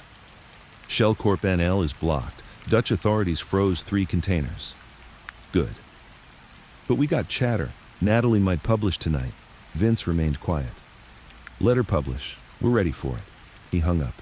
He lit a cigar, exhaled gray smoke into the evening light. "They'll chase headlines. We'll build corridors." Thursday, 5:02 a.m., Chicago warehouse dock. Dark, mist creeping, a single truck idled. Driver, Miguel Cruz. Lights flicked, Leonard Brand shadows. He tapped his tablet. Yard 47B repacked, Chicago to London route live. He glanced at the driver's seat. Ready in 5. The container doors closed. Inside, crates with innocuous labels, textile equipment. Inside those crates, ledger copies, shipping keys, encrypted drives. They'd built the conduit. Thursday, 12:19 p.m., Federal Task Force Office. Asher studied another graphic. Interconnected finance, union contracts, shipping routes, city votes. She tapped one string. Trujillo's conduit has nodes on 5 continents now. We're not just chasing a man. We're chasing a system. She stood. Green light, full international operation. Freeze hold any entity with ledger links. Thursday, 9:58 p.m., Natalie's apartment. She pressed play. The USB opened a video.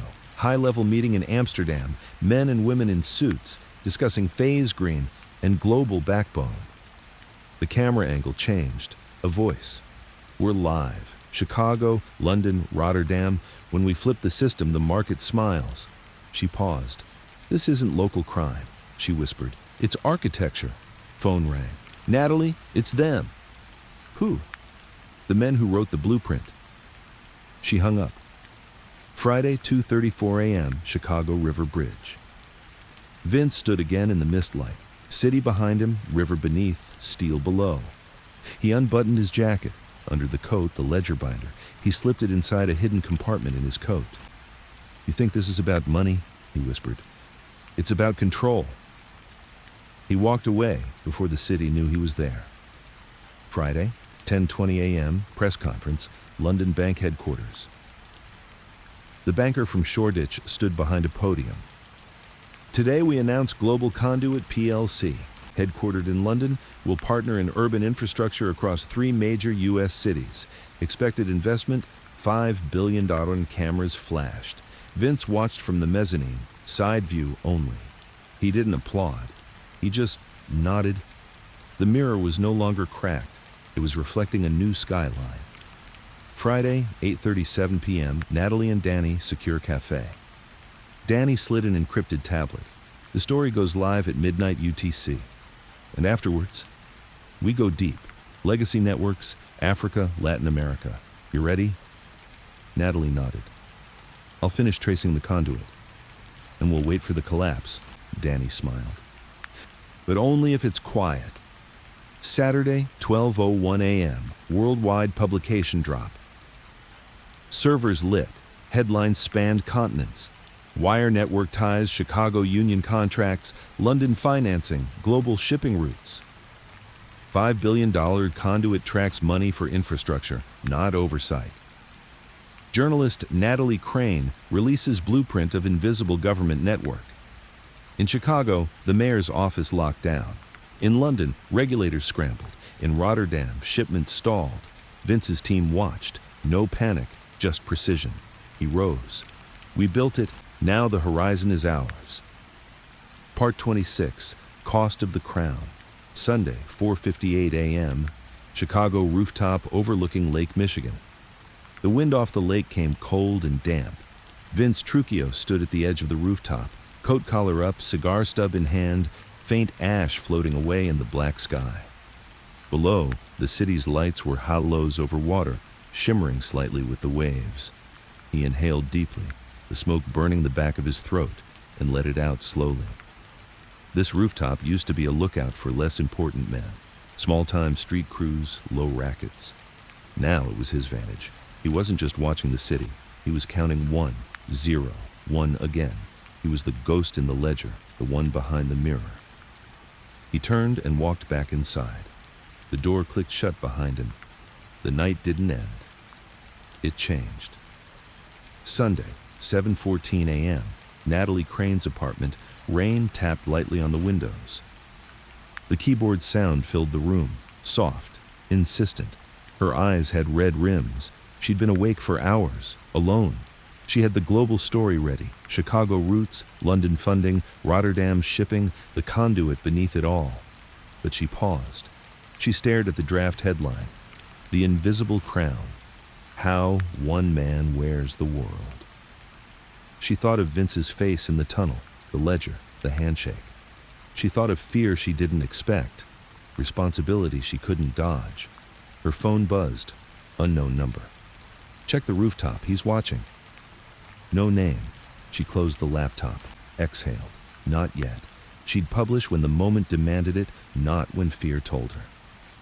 Monday, 9:03 a.m., London Shoreditch Loft. Rain pounded the tall windows. Concrete, steel, exposed brick. The London partners gathered.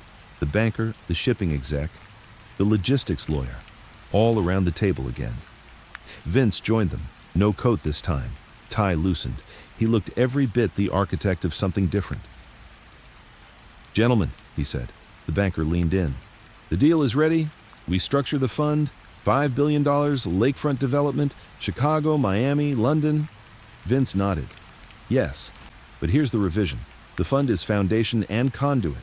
Transparency for the public, leverage for us." The shipping exec frowned. "You mean dual use?" Vince smiled. "I mean survival." They signed papers. They shook hands. They watched the rain outside. And the mirror cracked again. Not shattered, but splintering. Monday, 1:57 p.m., dry cleaning front, back room, Chicago. Luca and Danny waited. Luca held a manila envelope. Federal indictments out. Shell Corp NL, Global Conduit UK, 3 Chicago vendors. Charges filed. Danny rubbed her temples. Public panic rising. Stock filings down. Unions jittery. Vince stepped in. "Good." Luca stared. "Good. They're closing in." "Yes," Vince said calmly. "Because they think they're closing in. We'll be elsewhere." He opened the ledger binder, fingered a new page. Black, 1997. "This is insurgency, Chicago era. We're shifting entirely global. That means local chaos is our cover." Danny asked, "What about the cost?" Vince met her eyes. "The cost of a crown is isolation. Better to wear it alone than share it." Tuesday, 3:21 p.m., Federal Task Force Office, Washington, D.C. Agent Marlene Asher's team were focused now. Screens displaying shipping routes, bank flows, union votes. The graph lit up. Nodes in Chicago, London, Rotterdam, Dubai. "Trucchio is not just a crime boss," she said, voice sharp. "He's a corporate phantom." Her deputy pointed. "We've located 2 offshore accounts with him as beneficiary. One trust named Horizon Shift Foundation, transferred in the last 48 hours. Asher nodded. "Freeze them. Move monitoring to level alpha. This is international money laundering, racketeering shells. We pull this thread, the tapestry unravels." Tuesday, 9:48 p.m., Natalie and Danny, Safe House Cafe. Music low. Rain sheets on the windows. Natalie looked drained but determined. "They're after me now." "Yes," Danny said. "And you?" "Me? I'm the shadow behind the story." Natalie tapped her laptop. "When I publish tomorrow, it's not just about Chicago. It's about the conduit, the network, the crown." Danny nodded. "Then the cost isn't your name. It's the world you step into." Natalie looked at her friend. "I'm ready." Danny smiled weakly. "Then we do this together." Wednesday, 5:32 a.m., Chicago River Bridge. Vince stood again, fog thicker, water dark, the city blinking behind him. He looked out, then down, water flowing, relentless. He touched the ledger he kept in his coat, something heavy pressing his side. "All this control," he whispered, "all this power." He flicked his lighter. The flame danced. "What does it cost me?" He closed his eyes, saw faces, Luca, Danny, Natalie, saw the numbers, the contracts, the votes, the ships. "What does it mean to wear the crown?" he asked the night. Only the river answered. Wednesday, 11:02 a.m., London Loft meeting room. Vince entered. The banker looked uneasy. "There's leaks," he said. "I know." Vince sat across. "We built a font of power, but power's heavy." The lawyer interjected, "Should we pull back?" Vince shook his head. "No, we push forward. Influence isn't given. It's bought with leverage, maintained with silence, kept with fear." He tapped a chart. "Shipping route from Chicago to Singapore. Global now, not local. When you move continents, the cost is distance, morality, name. The banker swallowed. And the reward. Legacy, Vince said, but you pay for it. Thursday, 2:50 p.m., Natalie's apartment. She stared at the headline on her screen. The Invisible Crown, the network that wears the city's bones. She published. The story dropped. Servers buzzed. Alerts lit everywhere. She leaned back, her pulse racing. She thought of Vince, of her role, of how the mirror reflected the crown and not the person. Her phone rang. Unknown number. "Congratulations," said the voice. "You're visible now. Don't expect to stay safe." She closed her eyes. "I know." She hung up. Thursday, 7:19 p.m. Dry cleaning front, back room. Alarms on the laptop lit up. Global Conduit PLC shares down 14%. Unions in Chicago starting votes of no confidence. Federal TF tracing wires active. Luca paced. "They're collapsing." "No," Vince said quietly. "They're boiling. When the pot is hot, the steam blinds you." Danny said. "And the cost?" Vince looked at them both. "The crown isn't the prize. The crown is the coffin they build for you if you lay it down." Friday, midnight, Chicago. Pull-up lot. A white van parked. Two men in black suits stepped out. They knelt near the van's rear, placed a small USB into the pavement, label, Horizon Shift Foundation, internal audit. They left. No lights. No sirens. Back inside the van, one man sat smoking. "We planted the story. He'll run." The other nodded. "Then we harvest the reaction." Unsung war. Data, power, suppression. Friday, 3:45 a.m., London gig terminal. Vince walked alone on the tarmac. Jet engines in idle. He paused beside a container labeled GC05. Rain slick on steel. He placed one hand on the side. From Chicago to here, same steel, same foundation. He looked up at the dark sky. What price do you pay when the crown stretches across oceans? He didn't have an answer. Not yet. Friday, 11:11 a.m., Federal Task Force Global HQ. Agent Asher's team moved. Freeze Horizon Shift assets, seize shipping logs, block transfers from Global Conduit and Chicago vendor loops. Maps lit. Track Trucchio's phone. Use satellite. Use layers. She typed, "The crown may be invisible. The network cannot hide forever." Saturday, 8:29 a.m., Natalie and Danny, rooftop secure location, wind high, city below, fog. Natalie looked at the skyline. "I exposed the crown." Danny nodded. "You did. Now you wear it." Natalie frowned. "I never wanted the crown." "No one does," Danny said. "You just become the one who holds it when it's empty." The dawn light broke through clouds. "What happens next?" Natalie asked. "You decide," Danny said, "and so do I." Saturday, 10 p.m., Chicago Lakefront Walk. Vince walked. No guard, no entourage, just one man against the night. He felt the weight. A crown is heavy, not gold, not jewels, but decisions, silences, names no one knows, and debts everyone pays. He stopped at the water's edge, the city's hum in the distance. He lit a cigar. "I built the backbone. I founded the network. I crossed borders." He exhaled smoke into the wind. "But what do you do when the crown isolates you? When the name becomes your prison?" He closed his eyes. "Maybe you build another horizon." Sunday, 2:03 a.m., Chicago, Old Warehouse District. A single street lamp flickered over cracked concrete.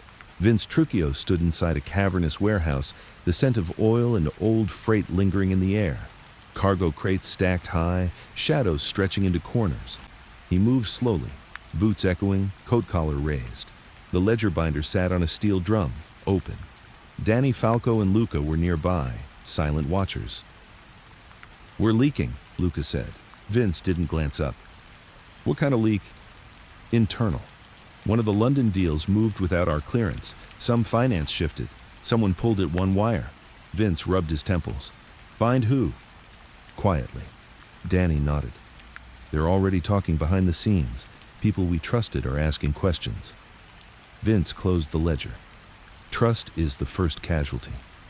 He looked at them. "We built a body that lives. It's going to bleed now." Monday, 6:15 a.m., Vince's London loft. Rain smeared across the industrial-style windows. The city beyond was gray and motionless. Vince sat at the long table, bankers gone, papers stacked. He stared at his reflection in the glass. There was a fracture, a thin vein of hairline crack running through the window pane. He touched it. When you build on glass, you still carry the weight of the crack. He picked up his phone and dialed one number. "Harvey Crane, we need to talk."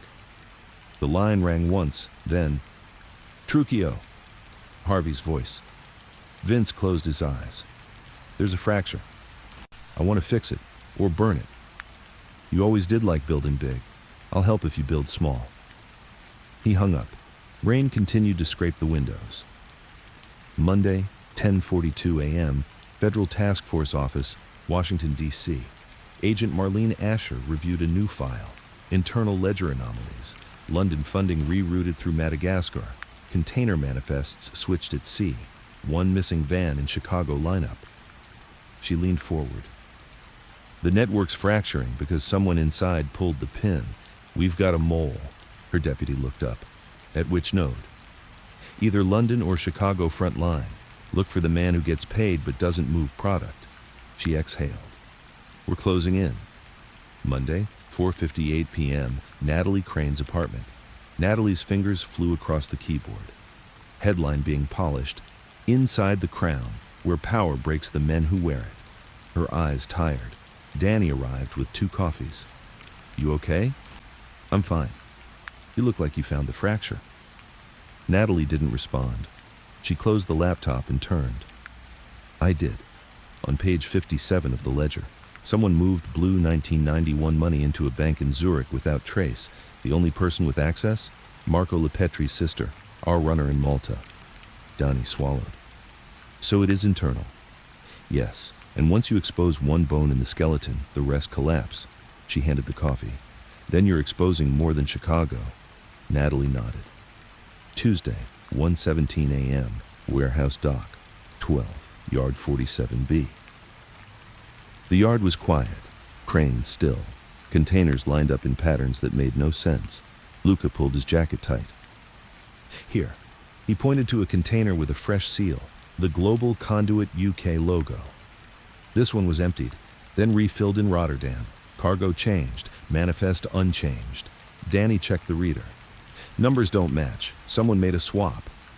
Vince arrived. No greeting. "I know." He touched the seal. "Find who. Follow every subcontractor, every driver, every paper stapled in the back." A horn blared. They moved with the trucks, shadows chasing shadows. Tuesday, 11:03 a.m., London Shoreditch Loft, meeting room. The banker frowned at spreadsheets. "Mr. Trucchio, our investors want assurance. The leak. They're using it to spook us." Vince nodded slowly. "Then we give them a reason to stay, or a reason to leave quietly." The shipping exec leaned in. "We find the mole, or we collapse." Vince tapped the ledger's spine. "We find the mole. Then we publish them." "Publish them?" "As an example." They exchanged glances. Wednesday, 2:46 p.m., Natalie and Donnie, Secure Cafe. Natalie's eyes were sharp. "I've tracked the money to Zurich, then to Mauritius, then to Panama. The trail ends." Danny sipped her coffee. "The skeleton winks when no one's looking." Natalie exhaled. "I'm entering the fracture zone. I'll publish when I get the name." Danny nodded. "I'll try to cover your back." "Cover my back?" "Yes, because now I'm inside it too." Natalie looked up. "Then we're both in." Wednesday, 10:20 p.m., Chicago River Bridge. Vince sat on the edge of the railing, cigar in hand. He stared into the dark water. No lights, just churn. "The Crown isolates you," he whispered. He dropped the cigar. It fell, orange ember in black water. "The fracture doesn't kill you. It defines you." He closed his eyes. "Find the crack. Fix or widen, choice is mine." Thursday, 4:04 a.m., Federal Task Force Global HQ. The board lit up. "Mole identified. Intermediate designate A7. Chicago front. Transfer from London flagged via Mauritius on June 12th. Asher's face hardened. Move on, A7. Don't make noise. Make the arrest. She checked her watch. We strike at dawn. Thursday, 7:38 p.m., Natalie's apartment. Phone, buzzed, video message. You found the crack, now we widen it. Face unrecognized, background container yard. Natalie paused. Who are you? She asked aloud. No answer. How do you know about the ledger? She asked. Still nothing. She exhaled. This ends one of two ways. I get the full name, or I disappear. Friday, 2:53 a.m., Vince's back room. It's time, Vince told Luca and Danny. The fracture is the door. Luca shook his head. What door? The door to the next body. He opened the ledger to green, 2004. We expand. Asia, Middle East, Latin America. Danny swallowed. So we run ahead of the collapse? No. We build ahead of the collapse. He stood. Stay close to the fracture. When it opens, we step through. Friday, 11:11 a.m., worldwide alerts. Headlines: Chicago-London network breach, internal leak cited. Global conduit, UK troubles, deepen as mole investigation underway. Journalist Natalie Crane traces funds to Mauritius and Panama. Stocks fell. Unions froze. City regulators held emergency sessions. Vince's empire trembled, not from outside, but from within. He watched from his London window, the horizon smeared in rain. The crown is heavy because of the gaps you ignore. He turned away. Saturday, 9:20 a.m., Natalie's apartment laptop open again. She typed the final line. The man who wears the world is also the man who must be alone in it. She hit publish. Servers flared, emails pinged, her pulse raced. She touched her phone. Where do I go now? No reply. Where do I go now? Still nothing. She exhaled. I go where the fracture leads. Saturday, midnight, Chicago Avenue. Vince walked the empty avenue, streetlights overhead. Rain-soaked pavement reflected halos. He held the ledger binder, the fracture still bleeding. He stopped under a lamp, flicked open a small notebook. Find the hole in the crown, seal it, or burn it. He closed the notebook, slipped the ledger into his coat. This isn't the end, he whispered to the night. It's just the fracture widening. Sunday, 12:11 a.m. London, Shoreditch Loft. Rain thrummed against the large industrial windows. Inside, the meeting room sat cold and empty. The papers, laptops, and coffee cups remained from the discussions earlier in the week. The ledger binder lay open on the long table, pages flickering with light from a lone desk lamp. Vince Trucchio entered quietly, removing his coat and draping it on a chair. He paused, surveying the room. What had seemed unstoppable now felt fragile. The global expansion, the London fund, the conduit, they all had cracks. He walked to the table, ran a finger along the ledger's edge. This was built for centuries of silence, he murmured. He flipped to the entry marked blue, 1991, then to black, 1997. And now someone inside thinks the silence is optional. He opened his phone and typed a short message. Meeting now, London front. Bank row. Password, fracture. Then he set the phone aside. The mirror had cracked. Now he had to find the shard sharp enough to cut without bleeding. Sunday, 4:02 a.m., Chicago dry cleaning front, back room. Across the Atlantic, Luca and Danny were waiting when the message came through. Luca paced. He wants us in London. Danny sipped her coffee. He thinks the mole is in London. Luca frowned. But everything flagged was in Chicago. Danny leaned back. The conduit spans continents. The leak could be anywhere where the glass is thin. They heard the engine of Luca's car idling outside. Let's go, he said. Danny grabbed the ledger binder. Take care with the reflection, she said. Luca nodded. I'll drive, you watch the sides. They left, the back room lights off, the reflection of the city's neon signs dancing on the glass door. Monday, 7:15 a.m., Vienna Airport Arrival Lounge. Luca and Danny arrived, hopped one flight to London. Vince was already in the convertible waiting at Heathrow. Cold wind, overcoat, ledger on the seat beside him. Vince started the car. Good, he said. You made it. Danny glanced at the ledger. Everything's fragile now. Vince smiled thinly. Fragile is fine. It means the mirror can still hold a reflection. If it shatters, we rebuild somewhere no one looks. He pulled out of the lot, city lights in the rear view, storm clouds ahead. Monday, 9:43 a.m., London Bank Row office. They entered a high-rise with tinted windows. The meeting room overlooked Regent Street, polished floors, plush chairs, but Vince didn't sit. He walked to the window, looking out. "You know what a mirror does?" he asked. The banker and legal counsel exchanged glances. "I know what happens when it cracks," Vince continued. "Someone turns around to see how bad the damage is and forgets the man who broke it." He turned to them. "You're here because you still believe the conduit is unstoppable, but someone inside thinks it's optional. We fix that." The banker swallowed. "What do you want from us?" "Access logs, transfers, names who changed signatures. We'll produce them, but the board will meet." "Tonight," Vince said. "I want the board minutes, signatures, shipping route manifests. I want the leak, not the fire." He sat down. "Start." The men rose to comply. Monday, 12:30 p.m., Chicago Task Force, HQ. Agent Marlene Asher studied fresh data. "We traced the leak to London Trust, Switzerland account, and Mauritius Shell." Her deputy pointed at a map. "Node A7 is active again. August 17th transfer to Pinewood Fund, Zurich." Asher's eyes hardened. "The network is bleeding internally, which means two things. Either we catch the person, or we watch the system collapse from within." She pressed a button. "Prepare strike teams in London, Chicago, and Zurich. Move in 48 hours. Tuesday, 3:50 p.m., London Loft, very late afternoon. Danny and Luca sat in a glass-walled meeting room, reviewing logs. "Look here," Luca pointed to a row of transactions. "Same vendor, 2 trucks, manifest swapped in Rotterdam. And the signature?" Danny checked. "Elijah Marcus. He resigned 2015, but account still signed." Luca's face darkened. "The ghost signs his own death warrant." They leaned over ledger scans, searching for anomalies. "Found it," Danny said. 2 rows down, Marcus to Pinewood Fund.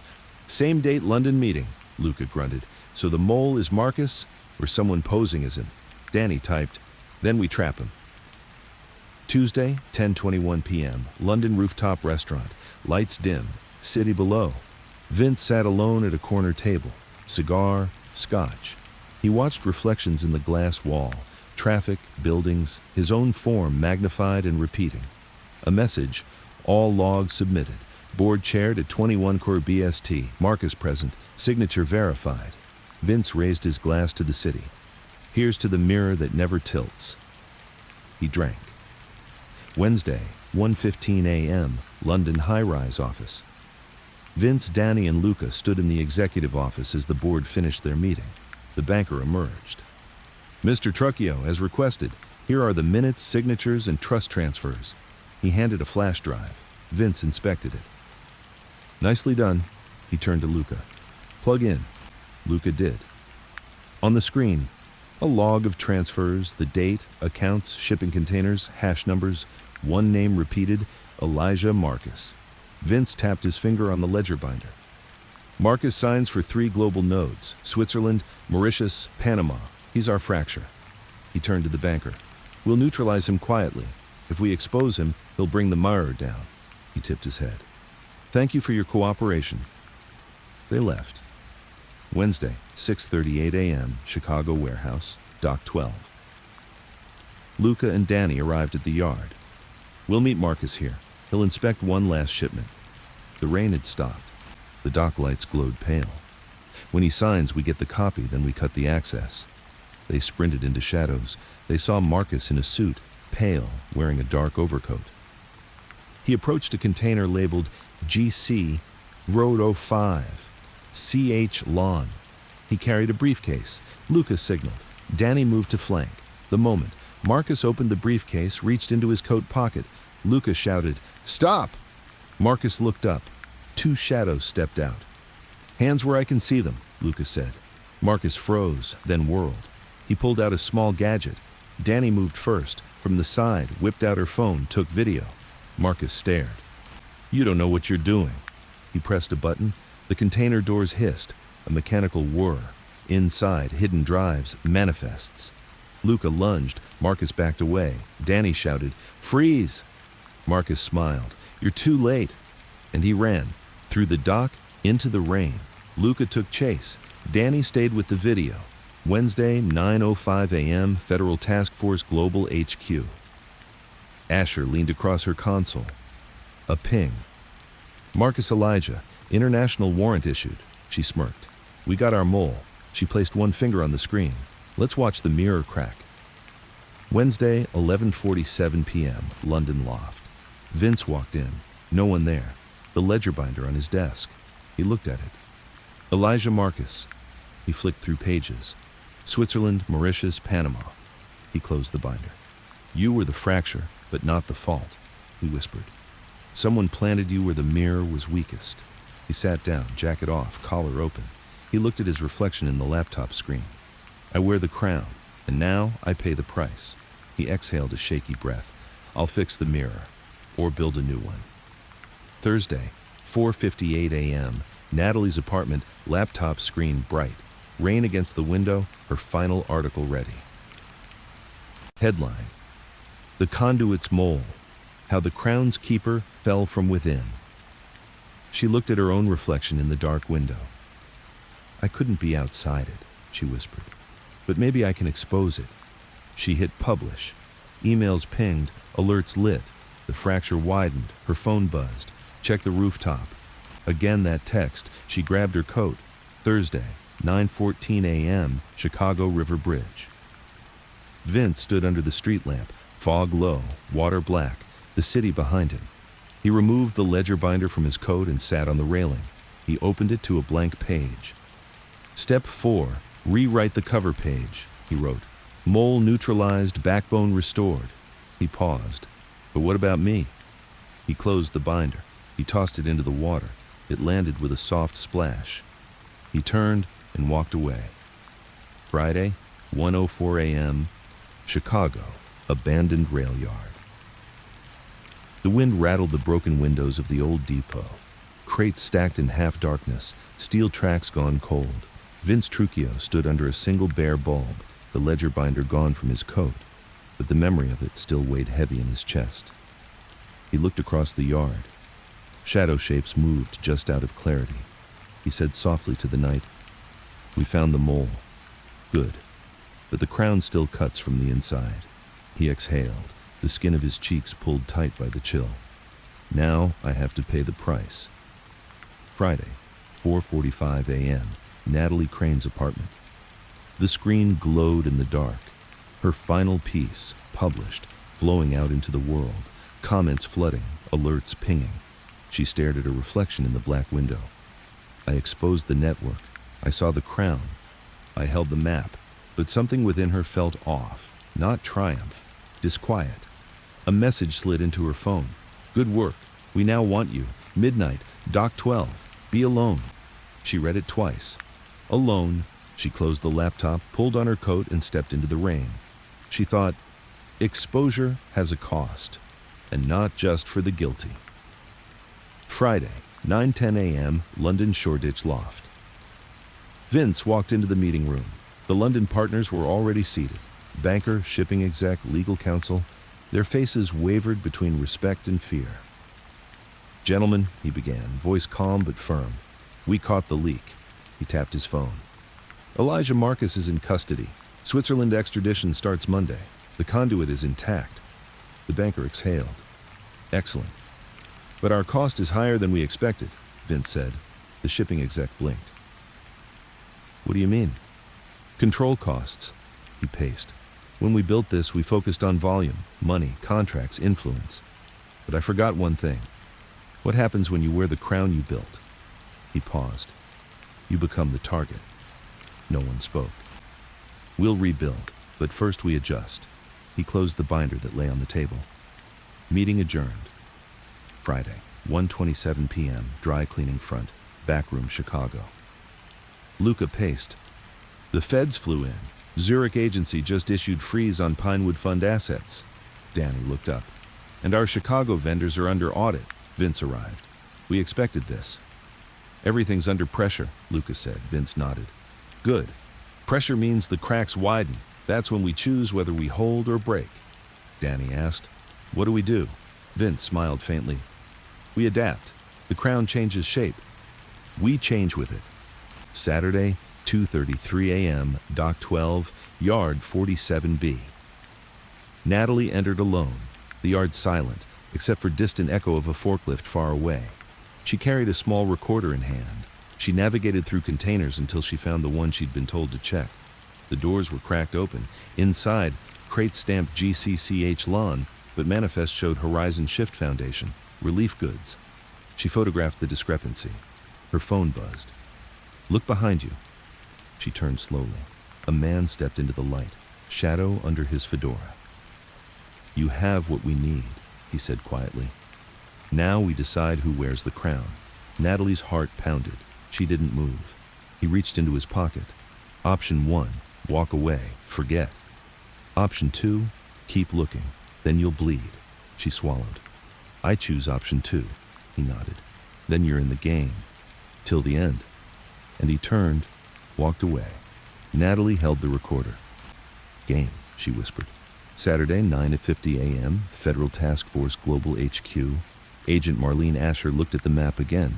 Nodes collapsing, vessels diverted, assets frozen.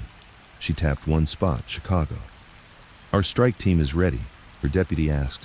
What about Trujillo? She exhaled. He's the hub still. We take the hub, the network falls, but we need the full ledger. We got a request from London to coordinate. Good.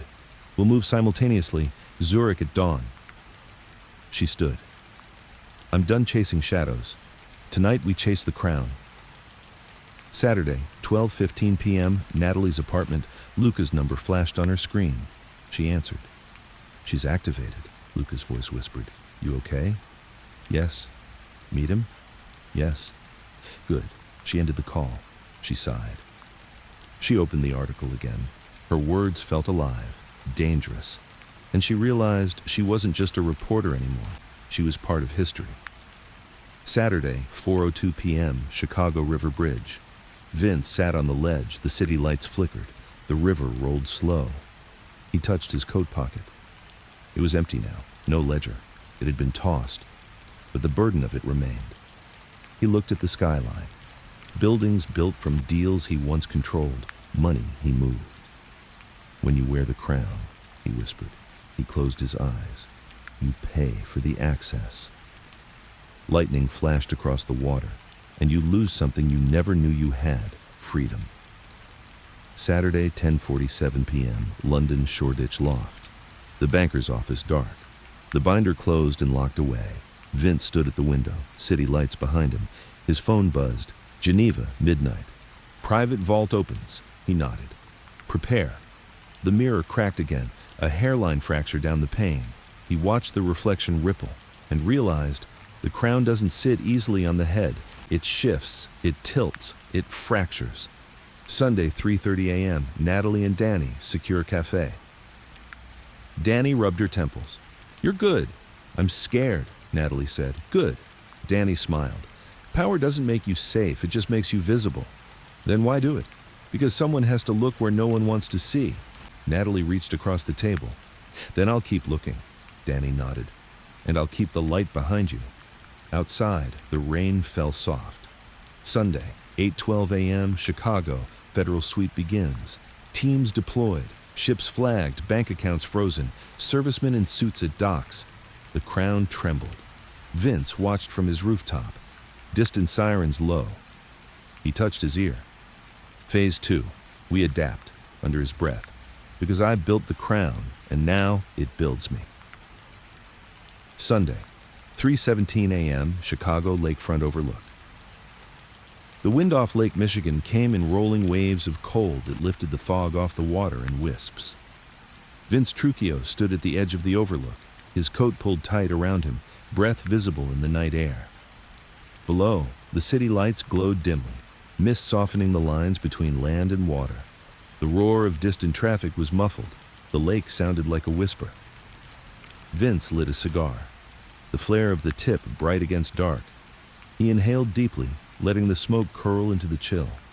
He thought of everything he'd built: contracts, trucking routes, vendor links, the ledger, global conduits. He thought of what he'd lost: anonymity, innocence, peace. "The crown," he whispered, "is heavier than any man can wear." He stared out at the water, then turned and walked away, leaving the fog behind. Sunday, 8:45 a.m., Natalie Crane's apartment. Natalie Crane rubbed her eyes. The story she'd published had shaken the world. Chicago to London, lawsuit filings, shell companies exposed. Her phone hadn't stopped buzzing. Her screen glowed with alerts, emails, threats, congratulations. But inside, quietly, she felt the shift. She wasn't just a reporter anymore. She was a spotlight, and spotlights draw heat. She walked to the window. Rain was falling again, slow, steady drips tapping the glass. She touched the pane, looked out. "The crown I exposed," she thought, "now casts its own shadow." Her phone beeped. Unknown number. "Meet at the pier, 11 p.m., alone." She exhaled. Alone. She closed her laptop, packed a bag. Tonight she would walk intentionally, but unsure of the path. Monday, 6:10 a.m., London Shoreditch Loft. Vince stepped into the London meeting room with fresh papers in his hand. Changed names, updated routes, clean signatures. The skyline glowed rain-slicked outside the tall windows. The banker, shipping exec, and legal counsel were already seated. Their faces were tense, brittle service smiles in the thin air of alarm. Vince placed the papers on the table, his voice measured. "The mole is gone. The backbone is repaired. But the crown, it's damaged." The lawyer asked, "What does that mean for the fund?" Vince leaned forward.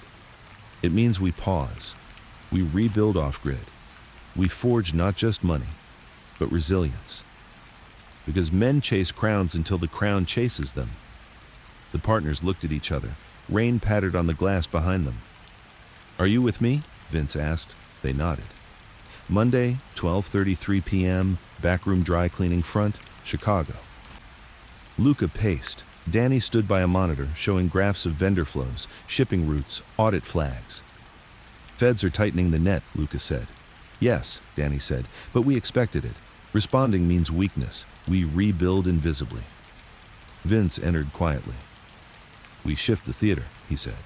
"Chicago will still breathe, but not the same rhythm. London, Dubai, Singapore, they'll fill the void while the city watches the old picture." He tapped his coat. "I'll leave Chicago tonight." Luca's eyes widened. "Where are you going?" "Where the crown never looked." He turned away. Tuesday, 4:58 a.m., Geneva Private Vault. Vince stood before a steel door in a private vault beneath the Swiss city of Geneva. The lock hissed open. Inside were files, drives, contracts, all moved from the ledger. He walked among the metal shelves, scanning ink-stamped boxes, sealed folders, encrypted drives. He took one off the shelf. Green, 2004, Expansion Asia, ME. He opened the box, thumbs over a few disks. "Phase 3, he whispered.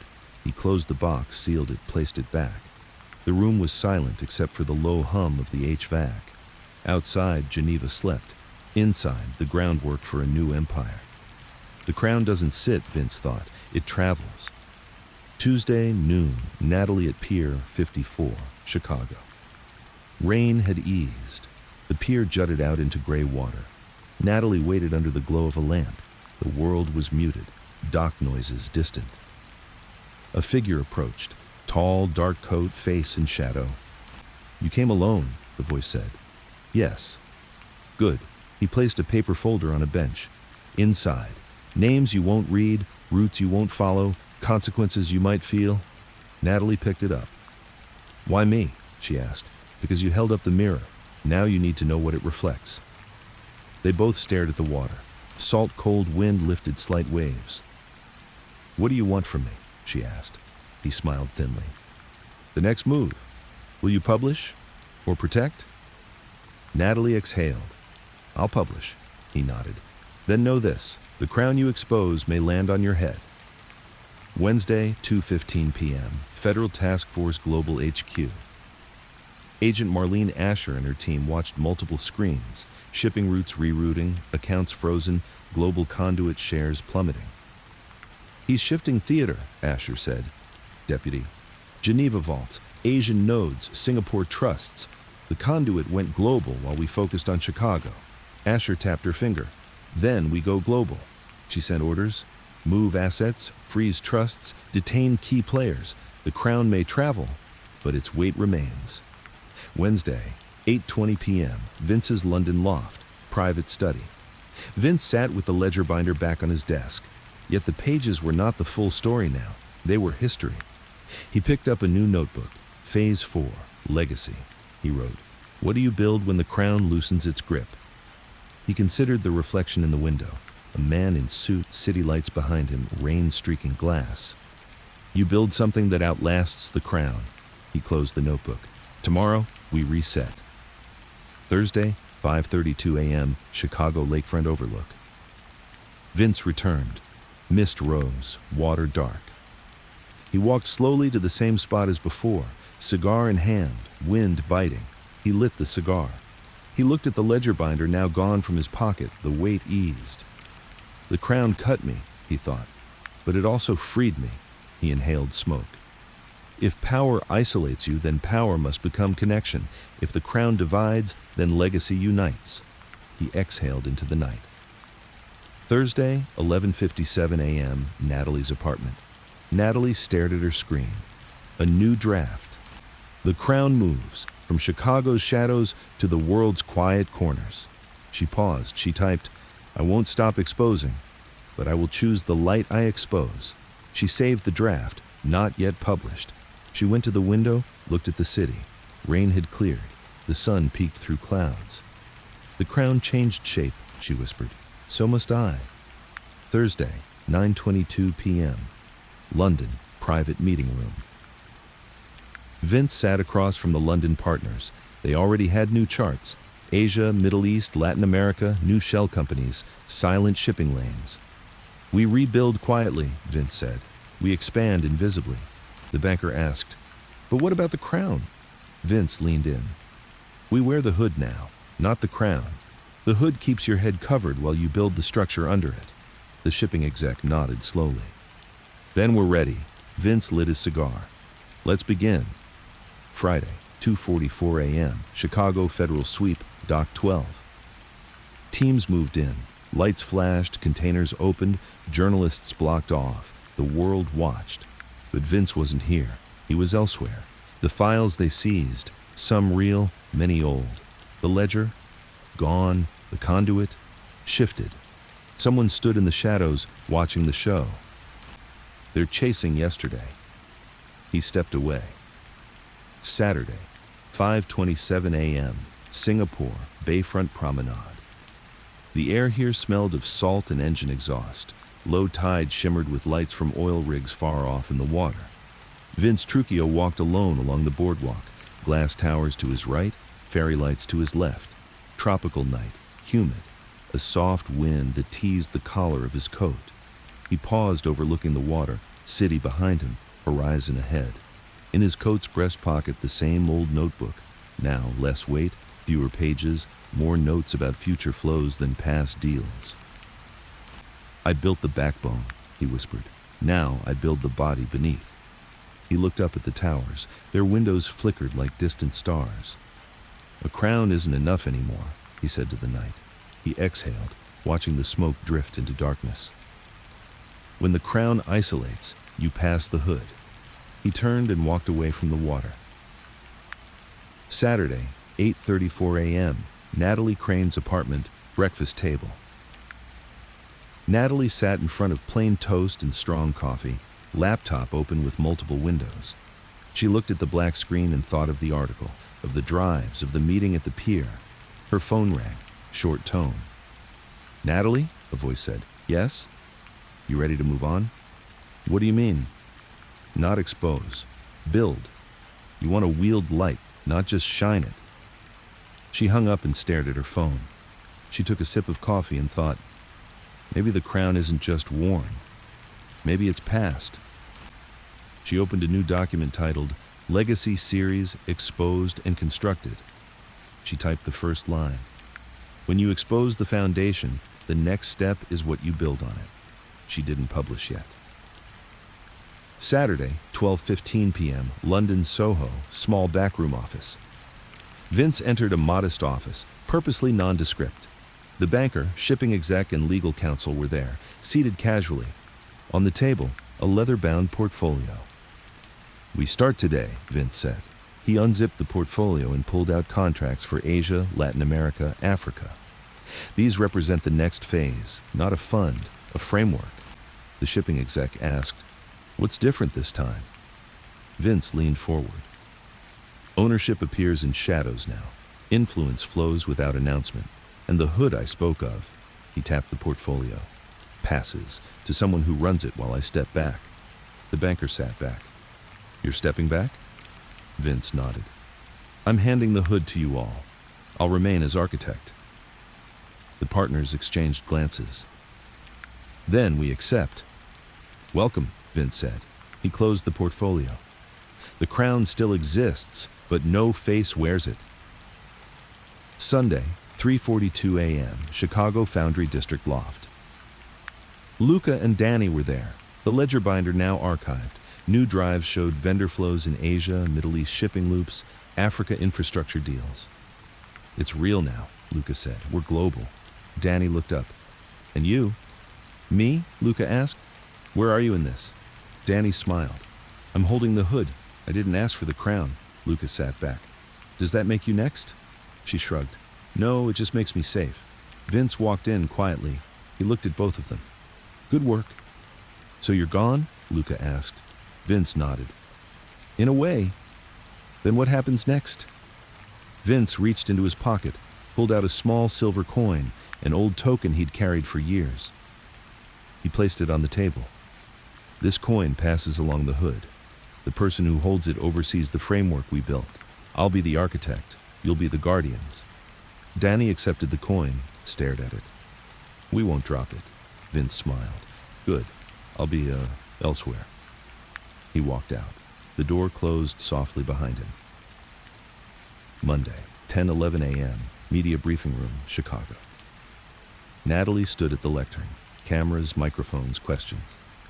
"Today I introduce the Legacy series, evidence spanning 3 continents, new nodes of influence, new architecture of control." She held up a flash drive. "This is the framework, not revealed yet, but tracked. I will publish in installments when the world is prepared," reporters murmured. "Why this cautious pace?" she was asked. "Because power isn't always exposed. Sometimes it's redirected. My goal isn't just revelation, it's construction of a new truth." She left the stage. Outside, the wind picked up. The world shifted again. Monday, 5:59 p.m., Geneva Private Vault. Vince entered the vault once more. The steel doors sealed. Inside were dozens of archives. He walked the aisles, stillness everywhere. He paused at the box labeled Legacy Phase, Global Framework. He opened it. Inside, blueprints, drives, contact names, projected flows. He added a sheet, 2026-2036, hood construction. He closed it. Step 1, pass the hood. Step 2, disappear. He locked the box. Outside, the vault door clicked shut. Tuesday, 2:47 a.m., Chicago Riverwalk Underpass. Natalie met Danny. "I published the first installment." Danny nodded. "It's live worldwide. Asia, Africa, Americas. And? The waves are starting?" Natalie stared at the river below. "I feel changed." "You will," Danny said. "Because you don't just expose now. You start the next layer." Natalie closed her eyes. "Then I'm ready." Rain dripped off the underpass beams. The world shifted again.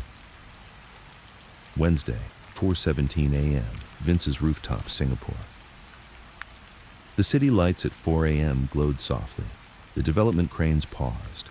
The sea of steel was quiet. Vince stood alone, coat unbuttoned, humid air. He closed his eyes. "I gave them the backbone, the body. Now I give them the hood." He reached into his pocket. The silver coin rested there. He touched it, then dropped it into the pool of water beside him. The splash echoed faintly. Past the hood, he exhaled and walked away. Wednesday, noon, International Banking Hub, Dubai. Bankers, logistics execs, legal counsel sat around a table. On screen, Global Conduit Framework, Phase Alpha. The shipping exec looked uneasy. "You've stepped back," one of the partners said. "Yes," the banker replied, "but the framework remains. Mr. Trucchio just removed the name from the front." The lawyer added, "The hood we wear now is invisible. We control and remain unclaimed." The shipping exec leaned back. "Then we begin." Thursday, 8:20 p.m., Natalie's apartment. She typed again. Legacy Series, Part 2, From Backbone to Framework. She added the Zurich node, the African infrastructure deals, the shipping loops. She paused. She thought of Vince walking away. She thought of Danny holding the coin. The man who built it vanishes behind what he built. She reduced the font size. She saved draft. Not yet. She closed the laptop and rested her head on the table. Rain outside. Friday, 6:34 a.m., Chicago lakefront, daybreak. Vince stood watching sunrise, mist lifting, haze around the water. He put his hands in his pockets. He felt lighter. Passing the hood doesn't mean I'm powerless, he thought. It means my influence outlives my shadow. The city awoke. Boats in the distance, horns faint. I built the foundation. Now I become the ground they walk on. Saturday, 4:59 a.m., Chicago, empty Union Hall. The chairs were stacked, the lights off. Only the hum of the HVAC and the distant city siren far below. Danny Falco walked between the rows, her shoes echoing on the concrete floor. She held the silver coin, the token Vince had handed her, and turned it twice in her fingers. She glanced at the faded banner above the stage. Local 218, building the future. The words felt hollow now. She placed the coin on the table at the front next to the microphone stand. She pressed her palm against it. "The crown doesn't sit here anymore," she whispered. She left through a side door, the coin still on the table, the hall silent behind her.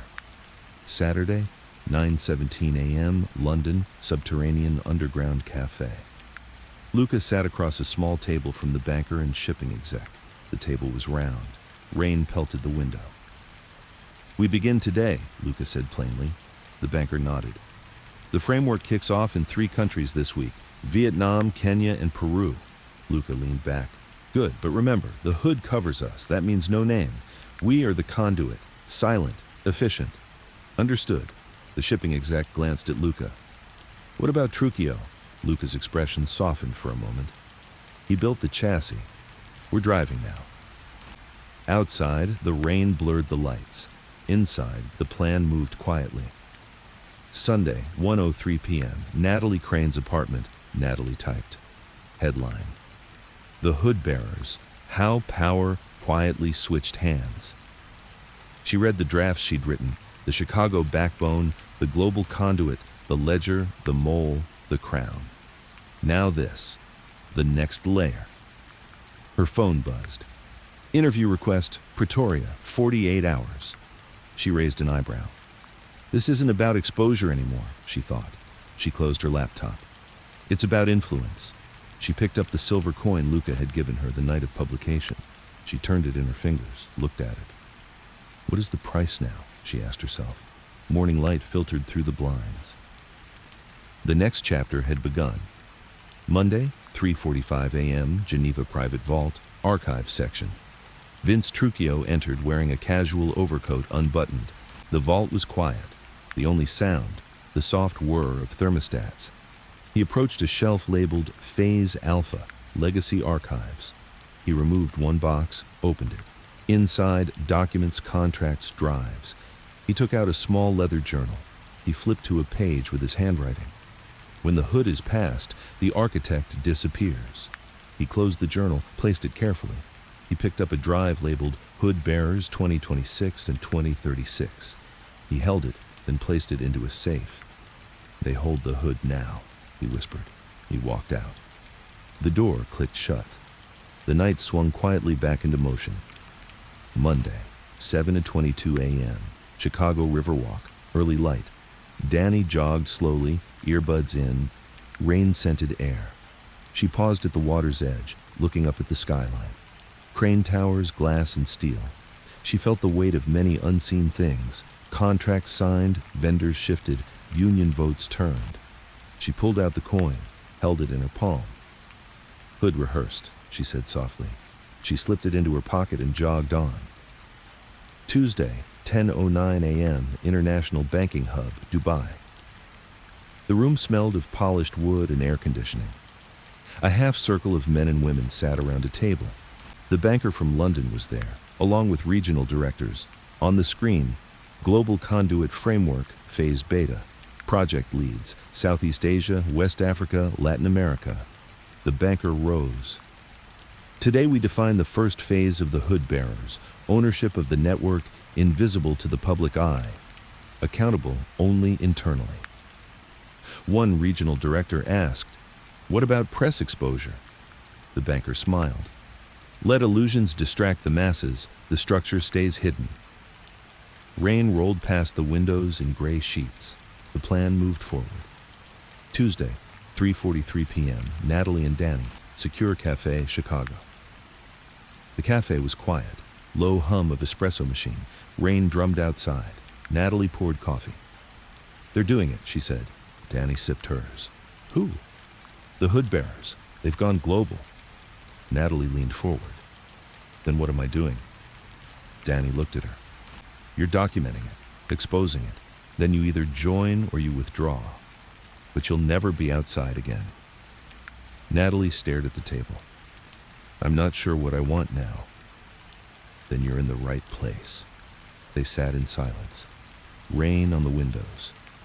Wednesday, 1:01 a.m., London Roof Terrace. Vince stood on the roof of the loft, looking out over the city of London. Lights flickered, cranes stopped, fog drifting between towers. He pulled his coat tighter. He thought of Chicago, Geneva, Singapore. He thought of the ledger. He thought of the crown he tossed. "A hood covers a crowd," he whispered. He moved away from the edge. "A crown isolates a king." He turned and walked back inside. Wednesday, 9:19 a.m., Federal Task Force Global HQ. Agent Asher reviewed new intel. Global nodes established in Hong Kong, Lagos, Sao Paulo. Her deputy added, "Funding streams appear rerouted ahead of our freeze. They anticipated us." Asher nodded slowly. The hood bearers moved. The architect vanished. "We're chasing shadows back to daylight." She pressed a button. "Deploy teams to Hong Kong and Lagos. Freeze fund channels now." Thursday, 6:38 p.m., Natalie's apartment. Natalie typed again. "The hood bearers, who they are, what they do, why we'll never see them." She paused and looked at the coin on her desk. The surface scratched, edges worn. She picked it up and held it. "I wield the pen. They wield the network." She placed the coin back. "And the crown, I left that behind." She saved the draft.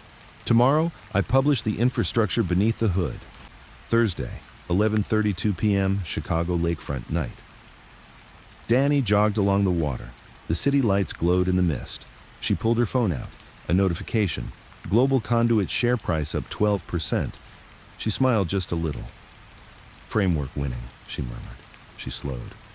"But winning doesn't mean safe." Her fingers curled around the coin in her pocket. Hood bears load 2. Friday, 2:17 a.m., Geneva Private Vault, entry room. Vince entered one last time. The vault was dark except for minimal lighting. He approached a pedestal with the journal he'd left weeks ago. He opened it to the final page he wrote. "This architecture outlives the man who built it." He closed the journal. He pulled out his phone. Mission complete. He placed the journal in a storage locker, locked it, walked out. The vault door shut. He paused. "Now I disappear." Friday, 8:24 a.m., London, Heathrow Terminal.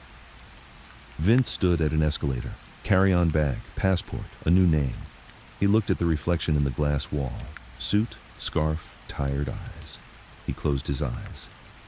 "I passed the hood, not the name." The escalator lifted. "A crown falls. The hood remains." He walked toward the gate. Flight announced. He boarded. Saturday, 10:05 a.m., worldwide news feeds. Headlines: Hood bearers emerge, power networks beyond public reach. Journalist Natalie Crane releases multi-part series on new global framework. Global conduit framework launched. Architect steps back. The city, the union halls, the shipping docks, all changed quietly. Vince's name vanished from prime time. The coin on tabletops, ledger archived, framework live. Saturday, 4:59 a.m., Chicago Riverwalk. Natalie stood in the pre-dawn light, the coin in her palm. Rain had just eased. She tossed the coin into the river. Splash, silent. She turned and walked away. "The crown is gone," she whispered, "but the hood endures." Her figure receded into the city's waking rumble. Sunday, 5:12 a.m., Hong Kong harborfront. The humid air carried the smell of sea and diesel, neon reflections shimmering across the water.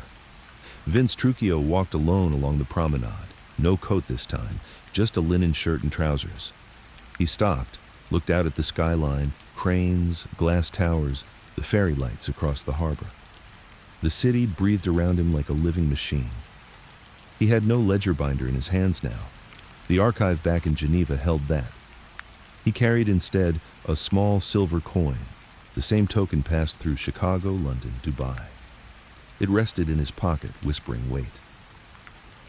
"When you wear the hood, you become invisible," he said softly to the water.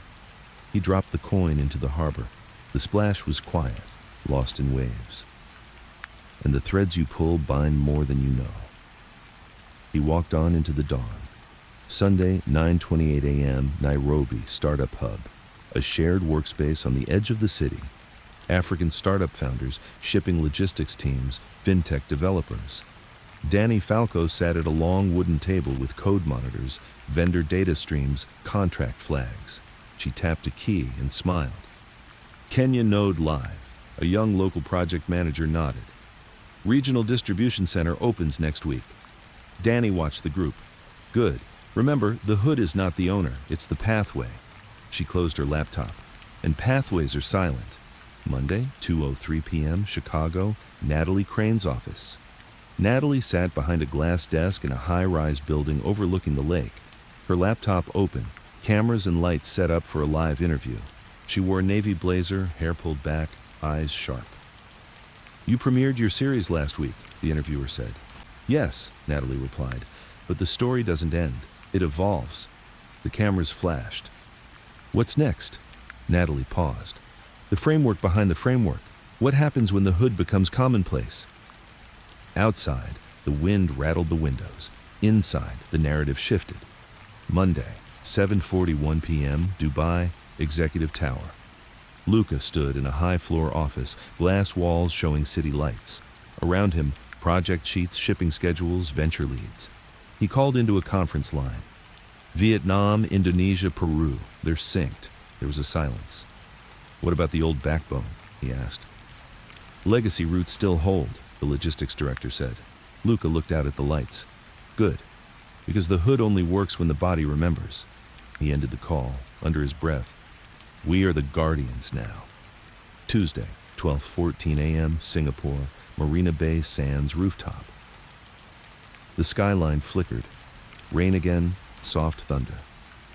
Vince silently ascended the hotel's rooftop skywalk. He stood alone in the rain-scented air, city spread below like circuitry. The hood he passed lingered in his mind, not the coin, not the title, but the influence. He looked at his reflection in the glass wall. The man there was less a king than a ghost architect. The name he carried meant nothing now. "If the crown isolates," he whispered, "then the hood connects." He turned and left into the dark. Tuesday, 6:08 a.m., Chicago Union Hall, silent meeting. In a dim union hall, chairs arranged in circles, light low. Local 218 members gathered quietly, leaders, delegates, operators. At the front, the silver coin lay on a table. Danny entered, stood by the table. She looked around. "The coin doesn't matter," members sighed. "What matters is the network, the flow of contracts, votes, influence." A delegate asked, "What happens to the old man who built it?" "He wandered off," Danny answered, "but the hood remains." She stepped away. The coin glinted under the light. Wednesday, 2:57 p.m., London's sub-basement office. The banker and partners sat around a conference table. Luca joined via video link. Phase beta rolling, Luca said. Good, the banker replied. But we need oversight that looks accidental. The lawyer nodded. Gray zone strategy engaged. Rain pattered on the window. The hood bore no name. Wednesday, 9:14 p.m., Nairobi satellite office. Dani walked past startup desks, screens glowing. She stopped at a large map of global shipping lanes. She traced a faint line, Kenya to Peru to Singapore. We connect where the crown never reached, she said into her phone. Understood, answered Luca. She flicked off the screen and walked outside into the night market lights. Thursday, 4:43 a.m., Chicago, Natalie's private studio. Natalie sat in the dark, two screens before her, one showing the earlier interview, the other her next article draft. Headline, Hood Bearers 2.0, The Invisible Rule of the Network, she typed. She thought of Vince, of Luca, of Dani. I followed the crown, now I follow the hood. Her phone rang. We need you in Jakarta. She closed her laptop. On my way. Thursday, 8:20 a.m., Singapore Marina Bay, early dawn. Vince stood at water's edge again, city behind, plane taking off in the distance, light breaking the clouds. He exhaled. The hood doesn't weigh you down. It lifts you, unless you forget you're holding it. He walked away. Friday, 11:02 a.m., Federal Task Force Global HQ. Agent Asher stared at the screen. The network shifted to Asia, Pacific, Africa, Latin America. The nodes we hit were distractions. Her deputy swore. We're chasing yesterday's map. Asher nodded. Then we redraw. We adapt. She typed. Focus, framework expansion, hood bearers identified. Primary target, network architecture, not single actor. Friday, 6:39 p.m., Nairobi waterfront. Dani walked by the water, smartphones in hand, data streams invisible, codes moving. She touched the silver coin in her pocket. Hood bearer, she whispered, not king. She looked at the skyline across the water. Legacy begins when the name is forgotten. Saturday, 12:47 a.m., Natalie's hotel room, Jakarta. Night city, lights outside. Natalie opened her laptop. She typed, Legacy isn't what you disturb. It's what you rebuild. She looked at the coin she carried, passed from cloth to pocket to story. They gave me the coin. I'll carry the story. She closed her laptop. Rain tapped the window again. Saturday, 4:15 a.m., Geneva private vault. A lone security guard walked the aisles. Empty shelves where drives once sat. One safe locked. The notebook, Phase 4, Legacy, remained. But the architect was gone. The hood had no single face now. Saturday, 9:50 a.m., Chicago. Launch event for Framework. In a large hall, press, stakeholders, unions, banks. A video played showing skyline changes. Nairobi, Jakarta, Sao Paulo. Natalie on stage introduced the new era. This is not collapse, it's conversion. The crown may fall, but the hood rises. Applause. She met Dani's eye. We're both in now, Dani nodded. Saturday, 10:01 p.m. Hong Kong harborfront. Vince sat on a bench, the silver coin gone, but in his hand he held a worn notebook. He scribbled a single line. Step 5. Disappear into the framework. He closed it, looked at his watch. He stood and walked away. The city lights moved behind him. He left the shoreline. The horizon swallowed him. Sunday, 1:14 a.m., private island, unknown location. The moon was cloud-shrouded. Waves broke quietly on the shore. A small villa stood half-light, lanterns inside. No name on the gate. No cars parked. Vince Trucchio stepped off a small boat onto the sand. He pulled his coat tighter. The smell of salt and wood smoke filled his sinuses. He walked up to the villa, the wooden floorboards creaking under his boots. Inside, a single room.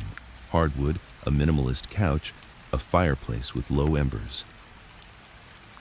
He sat in the chair facing the fire. Across his lap rested his notebook, the final page. Past the hood. Disappear into the framework. He closed his eyes. I built the architecture. Now I inhabit the walls. The waves outside whispered like the memory of a city once held. Sunday, 5:27 a.m., Chicago, Natalie Crane's early morning. Natalie opened her blinds. Soft dawn light sifted through. Her phone had 57 new alerts. She ignored them for one moment and sat, cup of coffee, looking out at the skyline. She rifled through notes, the backbone, the conduit, the hood. She thought of Vince disappearing. A man who once stood at the center now vanished to the edges. She typed in her laptop. He built the city's unseen corridors. Now he walks its margins. She closed the laptop. She dressed and left her apartment into the soft rain. Monday, 11:45 a.m., London, courier meeting. In a shadowed alley off Marylebone, a courier in a gray hoodie approached the banker from Shoreditch. The banker took a small flash drive handed over. The courier nodded and left. Inside the drive, a folder titled Legacy Founding Documents, Hood Bearers. The banker looked at it, then at a blank stone wall. He vanished. Yes, the courier's voice crackled over the phone, but the structure remains. Monday, 8:02 p.m., Nairobi, Startup Hub rooftop. Danny Falco gazed at the starlit sky. Below, shipping schedules, regional contracts, vendor flows mapped across Africa and beyond. Her phone buzzed. A text. He is gone. She didn't reply. She looked at her team around her, local managers, logistical coordinators, fintech developers. We build, she said. He designed. We execute. Someone asked, will the hood still carry his imprint? Danny closed her laptop and looked out at the city's lights. Only if we let it. He left the crown, not the map. Tuesday, 12:33 a.m., Geneva, secure archive room. Under dim vault lighting, the ledger binder rested inside a reinforced case, sealed. A guard monitored. Maps, contracts, digital drives filed. But one shelf was empty. Box labeled Architect Final Disposition, gone. The vault stood silent. The files remained. The man vanished. Residue, the guard whispered. Blueprint without builder. Tuesday, 6:14 a.m., Singapore, waterfront walk. Vince walked along the promenade. No suit, no tie, just a lightweight shirt, rolled sleeves. He stopped at a railing, watched the ships, their lights glittering like distant stars. He thought of Chicago, Geneva, London. He thought of the crown he'd cast off. He tapped his pocket, empty, no coin. The hood rests here, he whispered. A ship's horn sounded. I built corridors for those who never knew they walked them. Now I walk alone, unseen. He exhaled and walked on. Wednesday, 9:01 a.m., Chicago, press room. Natalie rose to speak. The crowd of journalists, cameras flashing. Today we launch Legacy Series Part 3, the disappearance of the architect, the transfer of influence, the birth of the hood bearers. She paused. What happens when the man who built the system disappears from it? Does the system stop, or does it evolve? Questions yelled. She nodded. We begin the investigation of influence without name. She walked off. Rain outside. The world watched. Wednesday, 3:48 p.m., Dubai, Executive Tower. The banker and shipping exec logged into a secure call. He's not in the frame, the banker said. By design, Luca's voice replied via video. The hood must lack a face. The framework must outlive the builder. Then we proceed. They pulled up maps. Latin America contracting, African infrastructure, Asian shipping. Hood active, the shipping exec said. Architect absent. Then we watch our shadows. Thursday, 2:59 a.m., lakefront overlook, Chicago. Danny stood at the water's edge. Cold breeze, city lights flickering. She placed the silver coin in her hand. It was worn now, edges smoothed. She tossed it into the water. Hood passed, she whispered. She turned and walked back into the darkness. The crown was easy, the hood is constant. Thursday, 10:22 a.m., Journalist Studio, Chicago. Natalie reviewed her morning show tape. The topic, Architecture of Power. She looked at the screen where Vince's name flashed, then faded. She thought, he built it. Then he left. What then becomes of the mastermind who disappears behind his work? She typed that as the intro to part 4. Outside, the sky cleared. The city moved on. Friday, dawn, private island villa. Vince sat at the breakfast table. Tea steam rose, horizon pale. No phone, no notifications, no name tag. He wrote 3 short sentences in his notebook. 1. They build without me. 2. I built beyond them. 3. I am the ghost in the walls. He closed the notebook, walked out onto the veranda. I did not fall, he whispered. I ascended differently. Friday, 1:37 p.m., Global Conduit UK headquarters. The boardroom, new faces, evolving roles, investor notebooks. The hood bearers sat at the table. The banker opened. Framework live, phase alpha complete, phase beta underway. Luca watched, calm. We are no longer legacy managers, we are current architects. He glanced at a sealed envelope. Architect, final disposition. He left it. He built the map. We walk it. Saturday, 5:14 a.m., Chicago, Natalie's apartment. Natalie sat in soft dawn light. The 3rd installment live. Emails flowing.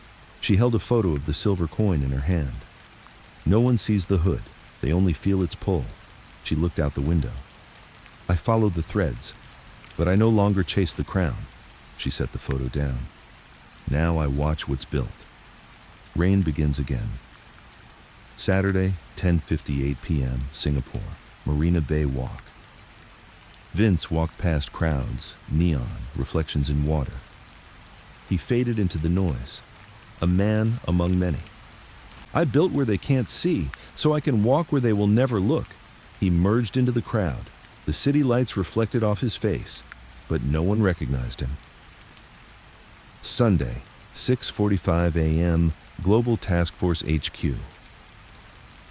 Agent Asher watched a map, nodes intact, framework live. We never caught the architect, she said. Her deputy frowned. Then how do we dismantle what we can't name? By following the hood, Asher replied, and remembering the man who left it behind.